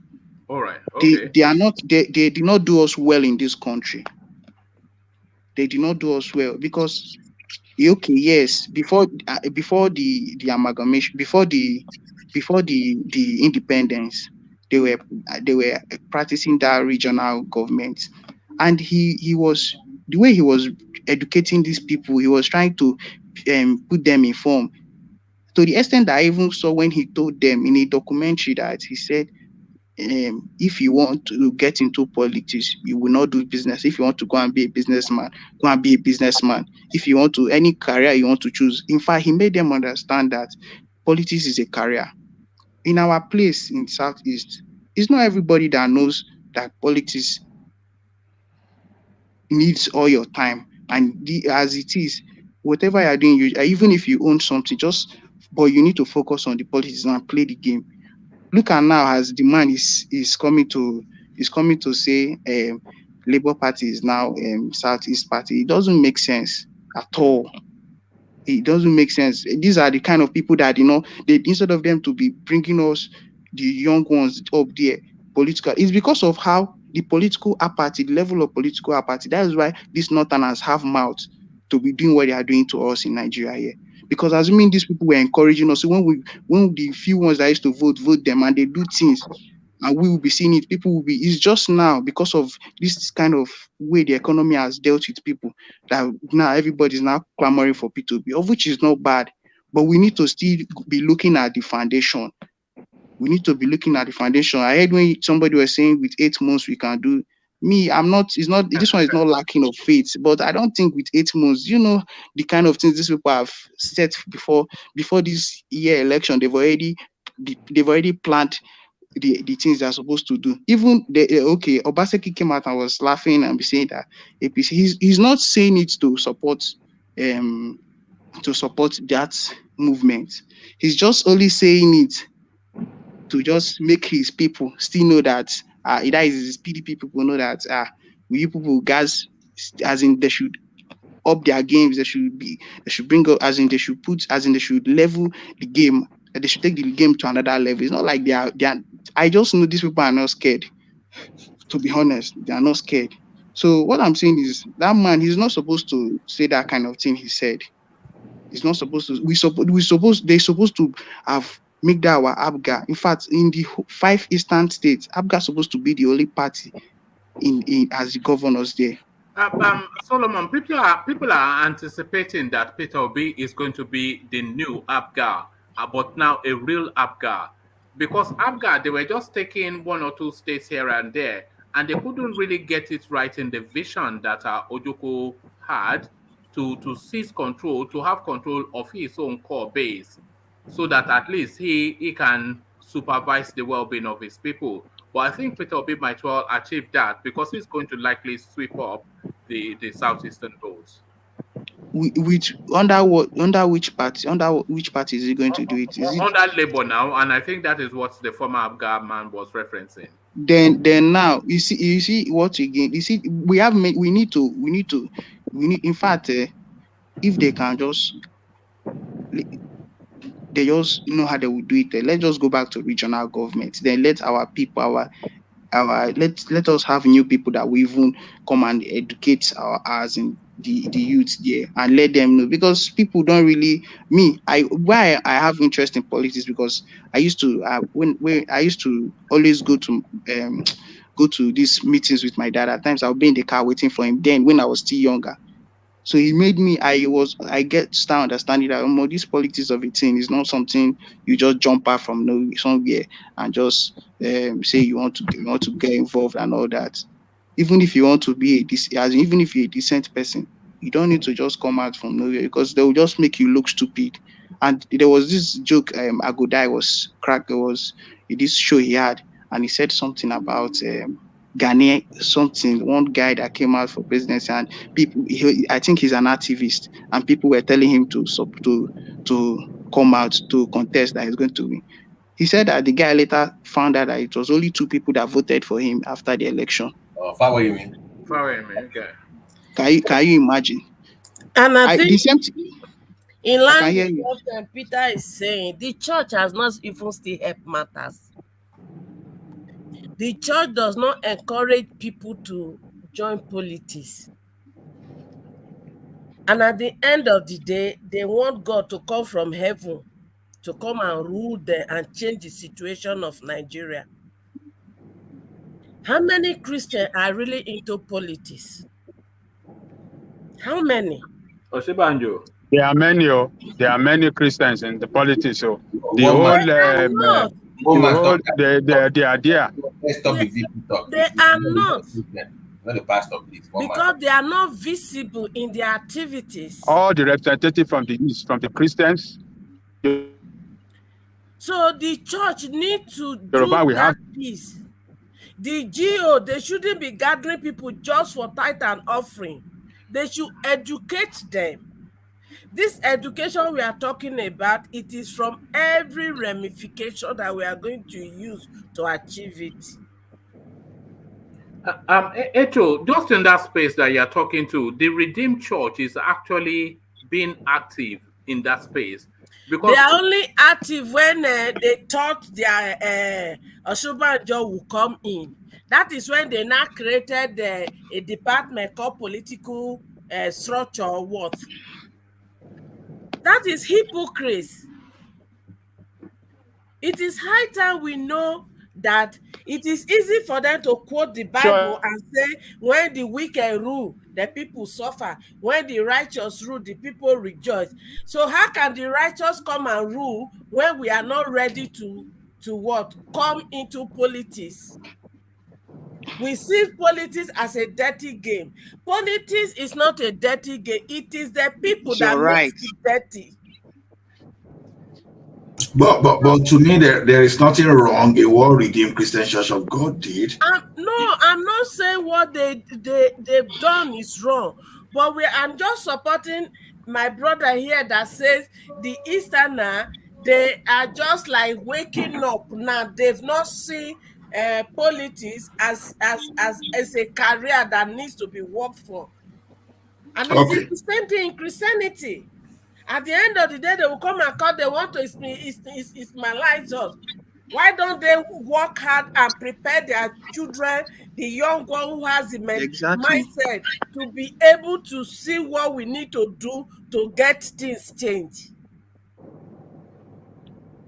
Because, right. because go on, Solomon, okay, yeah, because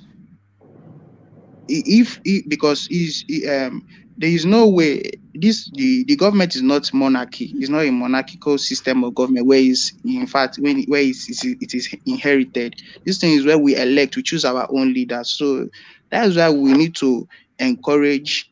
We need to start that thing of educating ourselves and knowing the game of this politics. Politics is only dirty when we allow people who are not people who don't have integrity take charge of it. But when we get involved, like in America now, you cannot. The masses know their rights and they are the ones that will choose who their president will be. But in Nigeria here, like this now, we have set of people that will impose who the president will be, and that is not good, and is not something we should continue with. But it's not by just diving out from wherever you are and be saying if somebody say something, people just want to eat the person. No, it's not like that. After all, it's democracy. this way is the democratical system of government that we are doing. So you should not blame people who they choose. And another thing again in Nigeria is greed. You know, the person you are supporting is not as in the he doesn't have the criteria, but because of where you because of some people, those people like you see, they are close to them, they are very, very close to most of all these politicians. They because of what they benefit and all that, they will now be doing, they now be sampling the candidates that they know is not good. But we need to really get engaged, get involved. If not just because of P2B. Me, I'm not saying this just because of P2B. I'm saying it because of us, because of we the young ones coming up. We need to start getting involved and start knowing that this thing Do is you have our any basic political? right. Do you have any political ambitions yourself for the future? Or do you look to take to politics in some form? Of course, by the grace of God. By the grace of God. In Abuja? No, not in Abuja. I just need to get properly informed. Get properly informed so that I would go back to my place and. Sorry, where's your place? Where is your place? I'm from Abia State. So for local or something state or federal level? No, I'm going to start. See, my daddy was a politician before he died. So I've always known, he has always exposed me. There's this guy that came out.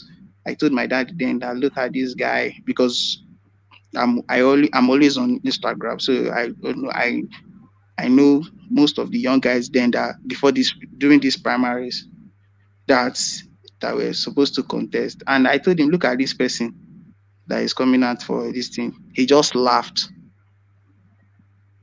I said, then that was before then. I already knew that politics is grassroots. You will not just come out when your people don't know you, your local government don't know your consistency. They don't know you, and you just constituency. They don't know you, and you just jump out from nowhere and say you want to be a politician. It's not. You can't go anywhere. You need to start from. You need to start from your village, from your home, from your own quarters. Can you permit me to ask him some few questions? I'm really sure. You can ask me.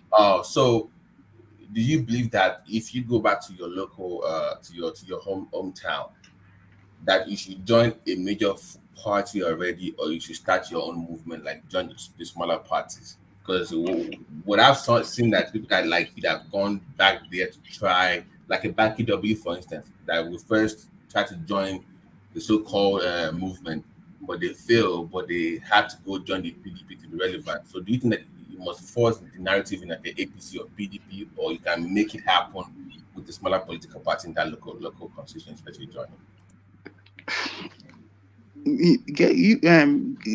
Going for that kind of movement is not something you will just come out like that and just go and join any party. You will first of all observe, and one thing again is as long as it's starting from your own hometown, as long as you're starting from there first, your people first need to know, as in, it's not to pretend. You need to first of all have a positive personality that people can trust. Then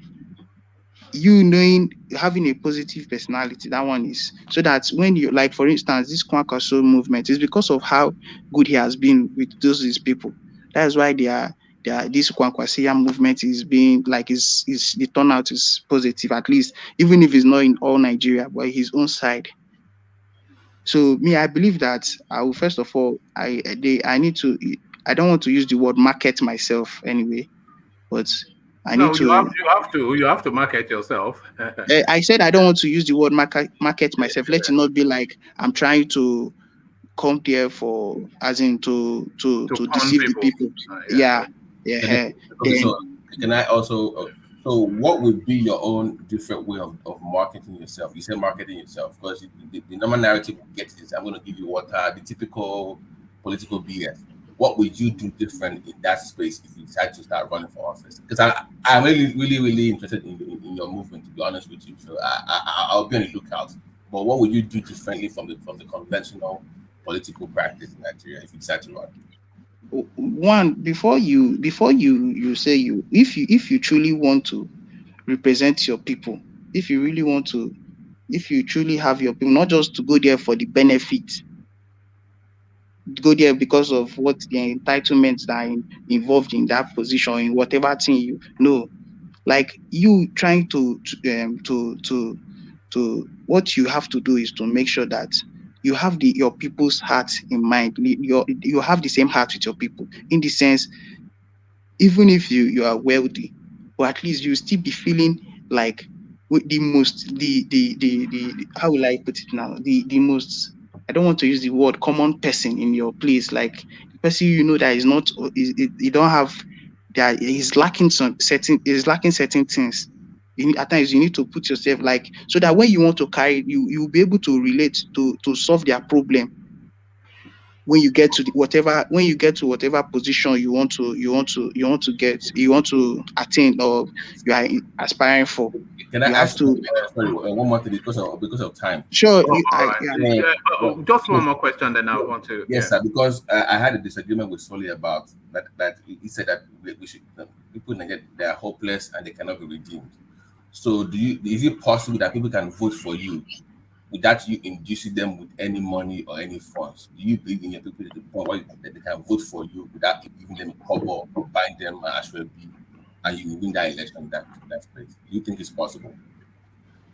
For it to be possible, you need to should I say you need to play the positive role of a philanthropist, ranging as in, you should not make it like because of, don't just make it because you want to go into politics and you start, no, but at least you need to show them how good you are, so that it's not a form of convincing them. You need to let them know that, see, you are not going there to just go to when you start aspiring to get into any office, you're not going there to just go there and mess up. No, like you need to really make them understand that this person, this is who you are and this is who you are. Even it's not to come and sugarcoat anything there, just be yourself, like make sure that you're a positive person and you're somebody who is already. So you are not looking to activate Plan B or anything. I thought everybody's Plan A was Plan B. Are you not looking to activate Plan B? Plan B, that is about, is it monetizing the movement? No, you don't know what Plan B is. Tell us. Hold on. You don't know Plan B? No, I don't know Plan B. Oh God. Now woman they use them now. No, not be woman they use them. It's a pastor. I think Ade Farasin, his name is, and he's saying that every Nigerian. You know one japa. Okay, Plan B.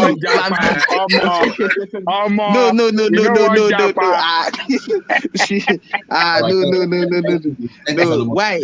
No, Chapman. See, I tell you something. I tell you the truth. I did this country when I just graduated from school. Course what I do for school, not the waiting I get passion for. I graduated in welding and fabrication, but that is not what it was because of then. Before I entered school, then if you just go those kind of courses, you get better job for your company. That's okay, cool. Let me just tell you straight away, please. Solomon, make you go put eye for that work. If you enter America with fabrication and this thing, you know how much you're going to make per hour? Now big money. I know people where they make about 150 an hour for that job. Waiting the talk. Now big money job. You don't have a passion for it now. So what? Put passion. As you don't graduate now for that job. I beg. Go put eye. Know the thing well. Construction industry they do for you. If you get opportunity, Japa, with that experience, now money here. Solomon, that wants in the country. Why are you guys trying to push him out of the country? He wants to change. No. Please let me tell you something. I want to go abroad and study. I want to go and study first. You won't come back. Yeah. You won't come back, Solomon. You won't come back. No, I'm going to. No. I'm telling you. I'm telling you. See. I know myself. I know what I'm saying. For real. I'm going to go and study. It's just to go and study, but and at least make money by the grace of God. It's not about just Japan and running. No. So Solomon, do you know what happened? You know this Russian-Ukrainian war. Yeah. There are a lot of Nigerian students that are in the Ukraine studying. So when that war broke, and then they were sending the plane, I think it was Air Peace, to go and rescue these people. Some of them said they refused to be rescued from a war zone. That they will take their chances with putting bombs rather than come to Nigeria and face BUHARI and his people. So forget about going back. Everybody leaves with the intention of going back, and then before you know it, you are 60 and you are 70, and you are used to comfortable living, and then you go. There's no up NEPA abroad now. So thank you for answering the question. Yeah, thank you, bro. All right. So thank you, Solomon. So we've come on to the 5-hour mark. So I want to seek to start to round off. Gentlemen, you know the usual protocol. So I'll come round and then just closing remarks. If you've not really had the chance to speak, to expand that much, you can take a little bit of time just to expand. But just bear that we're 5 hours in, and that's sufficient enough time. So Solomon, I'll keep it for a moment longer, and I'll start it off with let me start it off with please. One man. Yeah. Just read what that guy called Kankam. Just read what that guy What is it? It says, Solomon, you are in the wrong forum. People would confuse you to Japa, so you can become internet Nigerian like them. So there it is. But this Kam, I'm sure he's in Europe, America somewhere, telling you not to Japa. Are you in Nigeria? Kam, we want to know. If you are not in Nigeria, then you are a hypocrite. Look at this guy. Japa, if you can, Japa. Then you can be looking down and say, oh, these poor Nigerians, they are suffering so much. Please, one man, I want to ask one question. I don't know who was asking me question. That was Babati. Oh, please, in the questions you asked me, did I give you the response you needed? No, it's not what I want. It's not about me wanting to hear anything. It's just that when people say that they care about the grassroots, I do some charity work with grassroots across Africa, mostly East Africans, but we're doing Nigeria now. So I always look for people that have that kind of mindset. So we provide desks for all those schools that don't have any desks, mostly desks and books for small communities. So when you were speaking that bit, I was kind of touched about it. So if you ever decide to go back to your community and you want to do something charity, I would like to partner up with you with my own foundation as well, so we can work together to help people. Okay, let me know. All right. So that's brilliant. So Solomon, it looks as though this platform is really working out for you. Look at that. Everybody is just this is a good platform for you, Solo. You see? And Babati, I'll be holding you to that, what you just said, Babati. No, it's called Desk for Africa. So we've done over $500,000 so far. So it's really a huge project so that we do. But because I don't really have that kind of Nigerian connection like that. So for local communities, so we've been doing mostly with East African. Like we can also add my own country to it now, So we can have people that we can trust in those kind of countries. So pretty much just about, if you have about $1,000, you can do 500 desks for those. Because I always see that people have all these schools and they're always on the floor, no desk. So that's what we do for those African countries. So I would like to partner with you if you'd like to do something like that. Sure. Go on. You wanted to say something. Like there are plenty schools. The thing there, I understand what you just said, and you have to be transparent enough to show you everything going on. You don't really need to be till when I'm ready to kick off with my political career. By the grace of God, it's something. If anytime you're just ready, you can just go, even if it's anywhere. I have my email in the private chat. You get at me. I'll link you with the foundation, and you can start off with your local community and see how many desks And when we do, we'll post it on this platform so that people can see what we're doing for the community. Okay. When we get to Okay. Okay. Okay.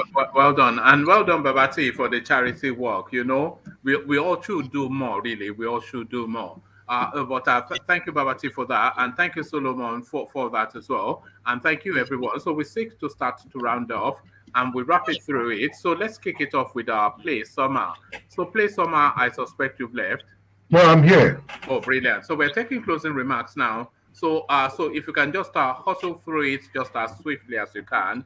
And then we'll go on to the next person. Play Summer. All right.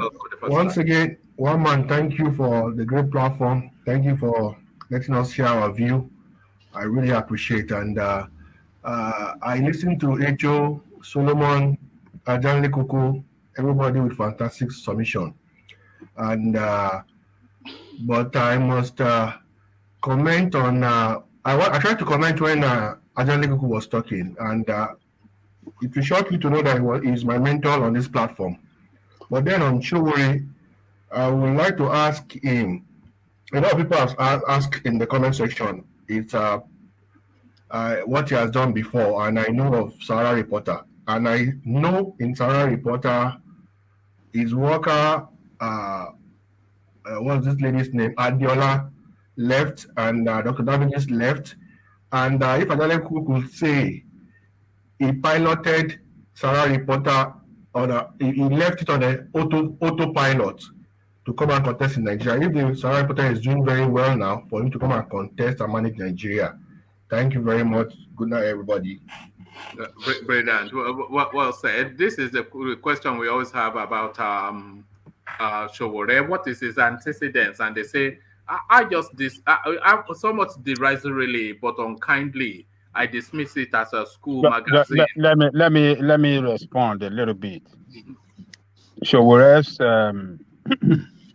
media platform or media house is in an area in New York where you have how do I say it? Is in New York area where you have the best of the best, where the best of the best organization in the world are situated. That is in Manhattan area. And that's to tell you that for a person to have a media house close to CNN, close to all the power of the media houses around the world, that should tell you a message that he have a competitive media platform. And if not that Nigeria is a country that does not celebrate their best or does not allow their best to come back home and develop Nigeria, he will have had a Sahara Reporter in Nigeria that will have employed thousands of workers, hundreds of workers. But Nigerian government did not, after buying a lot of equipment and brought them to Nigeria, Nigerian politicians did not allow him, to have that organization set up. So all the effort, all the money he put into it and everything wasted. All because of why?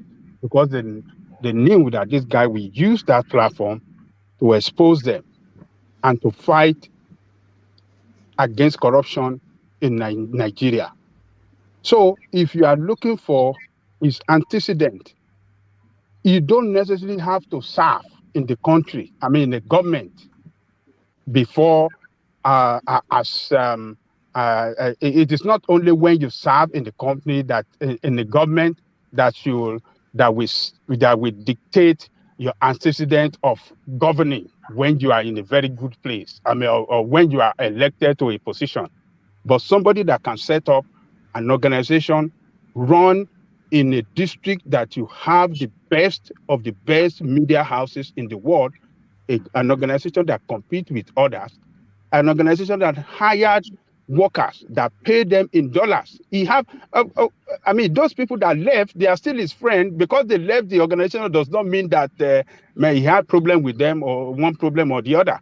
But when people work in an organization and they are doing good and they are well exposed to stand on their own, yes. But they got their experience. He gave them the platform that developed them and make them what they are today. So look, we don't have to be asking what is it antecedent. It doesn't seem Antecedent like of they're government. in good time with Adiola Fayehun because she recently mocked They him were and all they were that. together recently I mean, No, I was talking like 2-3 days ago. If you see the way he mocked him on one of our program, you won't see they are together. He said, that I saw. I don't know what he was talking about. Showore was talking about Obi. That's the video she showed. That one I just showed. That one I just showed. No, I understand. But the way they parted, is the way I think you were discussing. That I just showed. That is not show. That is not show for a person like Showore looking for presidency of Nigeria, and the ex staff commented on him like that. Even Dr. Damages was even mocking him when he was sitting under him. So I believe it's just a show. It's just a show. It's not. It doesn't mean anything. They are still friends. They are still friends with others. You see, but you should recognize one fact that you cannot say that by his educational standard, by his exposure in life, is not capable of leading. You cannot say that. Except you just want to. And finally, except you just want to be Solomon unfair. mentioned something now when one man asked him about how does he think a new person can rule Nigeria. He mentioned something that struck me. He said that person will first come like a philanthropist without showing an intention like he wants to rule, then help people around. Is Showore doing something like that? Oh yeah, do you know how many people? No, I don't want to do a session on do you know how many people he has? Do you know how many people he has fought for and released from jail? Oh, all right. A lot of them. Hold on. No, please. No. And he have educational foundation as well. No, we're just asking. People don't know anything. Okay, one more. Okay. It's good. 5 hours. I have to go. I know you want to go, but he opened that space, and we have to reply him because he doesn't know. Just want to let him know. In that space never ends. Okay, that's cool. Yeah. All right. Let me go on to HO. So we're taking closing remarks, HO. Well, we have a battle to fight. The battle to rescue our country from our oppressors. And it is now. And if we don't get it right now, we should be ready for the worst. And to me, 8 months is enough time to work hard to achieve this. And together, we can do it. Thank you and good night. Good night. Thank you, HO. And you must join us just as often as you can, because anytime you come, people just get excited hearing what's from you. Thank you so much for this call, HO. Thank you so much. We appreciate you. Thank you too. Thank you, HO. So that was HO. So from HO, let's go on to Ola. We're taking closing remarks. Thank you, everyone, for your audience. One thing I want to say before I go is so simple. Let us encourage the voters. Don't let us start telling them that they are not ready. This is not fair. See, if some of us were to be psychologists, maybe we are supposed to be in charge of a psychiatric patient or whatever. The way we handle issues sometimes, we combine the situations. So we made the situation complicated because the way it is that the voters in Nigeria, they are in a particular mental state. They need to be encouraged to come out and vote. We shouldn't be telling they are not ready. They are not ready. These are the people that have been battered over time. And when you have a leadership, when you have a contestant, that contestant must be someone that must be able to inspire, naturally force these people out without even forcing themselves. You encourage them to troop out, just like they will support Awolowo, Zik, and those people they used to support those days.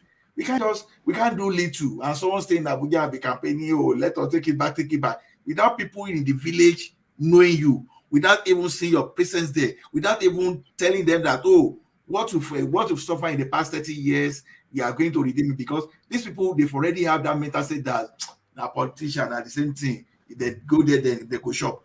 It is on the contestant to make sure that you inspire that confidence and you cover every beat, every village, every grassroots level you can cover, and that's how you win people to your side. You don't just start blaming, oh, they are not ready. No. You don't do that. You are not going to help your case.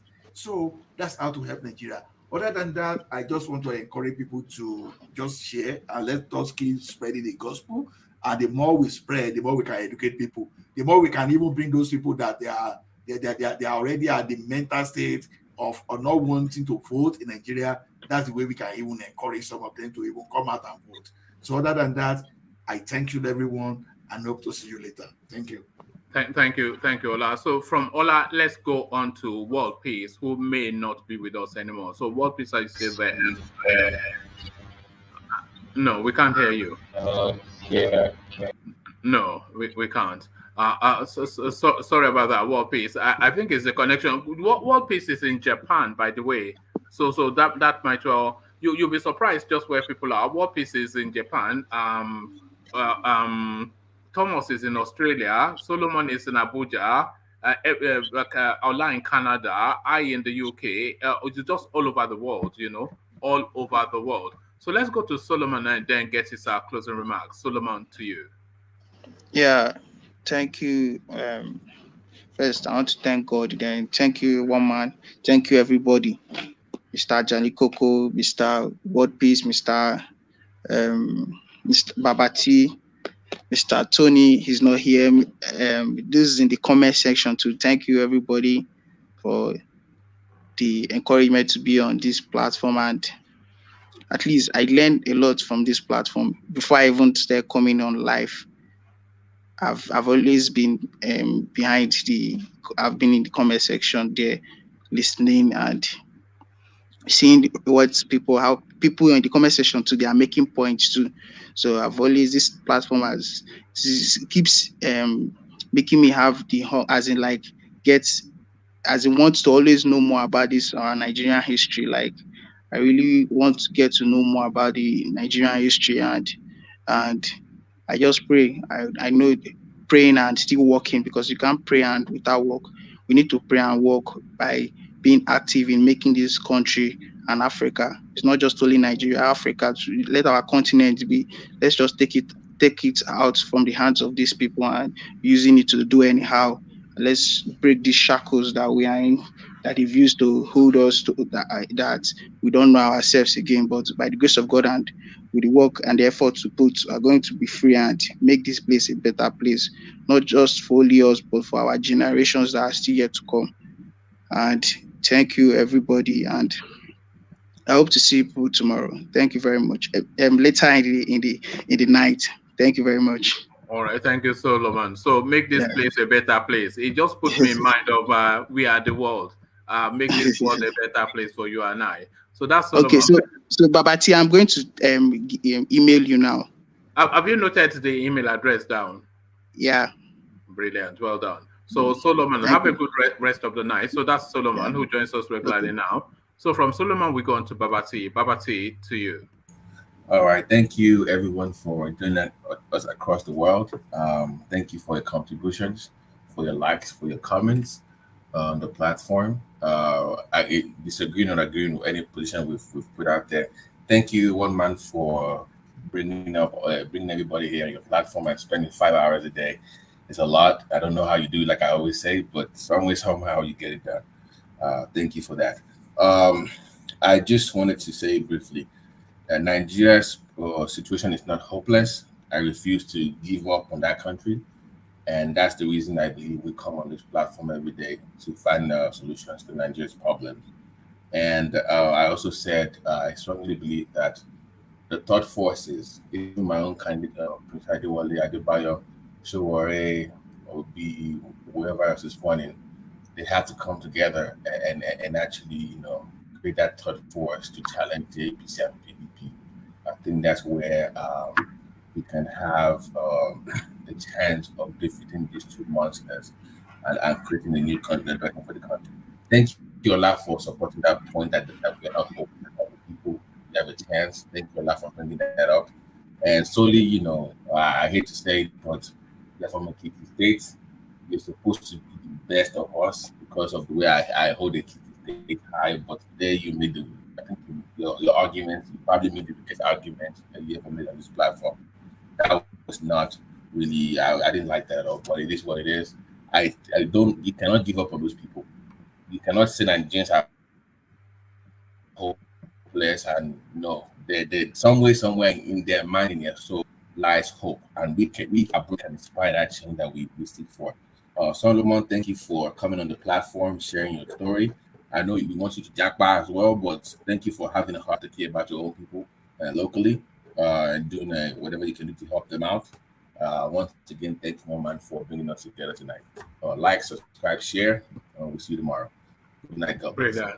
Brilliant. Well put. So that's Baba T, always articulate. So that's Baba T, our American correspondent. So the final word as ever, of course, the mighty one, Ajanle Koko. The final word. Thank you, woman. Let me thank every person that come on the platform this evening for your contribution. Your contribution are quite meaningful, and I hope you will come back tomorrow to do it again. Right now, our country, Nigeria, is in crisis, and to get it out of crisis, require all of us to carry out that duty to save that country. We cannot leave it to the politician. The politicians cannot do it.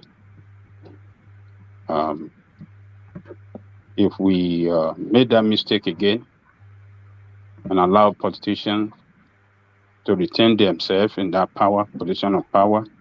What I mean by politician, I'm talking about politicians from APC, PDP, Labour, NMPP. Those are the same set of people in there. People you see in any one of those classes, party, they were either one-time member, long-time member of PDP or APC. So I think we have to get it right by not following any one of these people. Let's look for new leadership. My own leader is Showore. Look for a new set of leaders. If you want to go for SDP or another party, that is fine.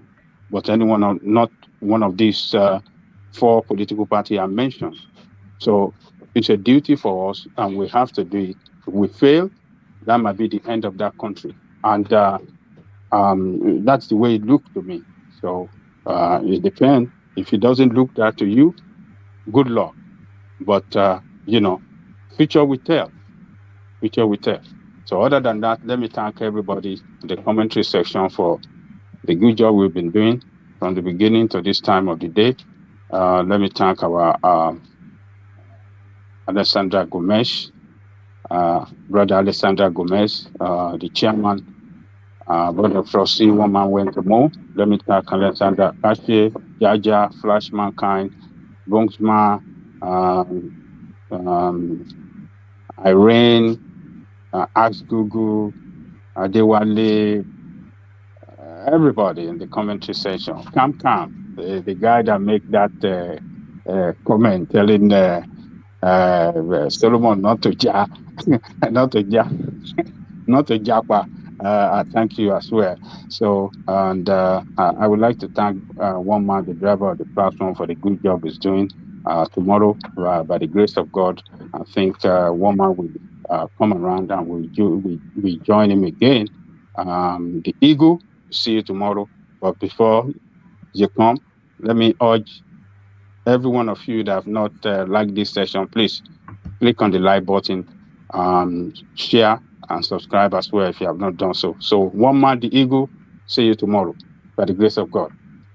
Brilliant. Thank you, Ajanle Koko. So that was Ajanle Koko rounding things off.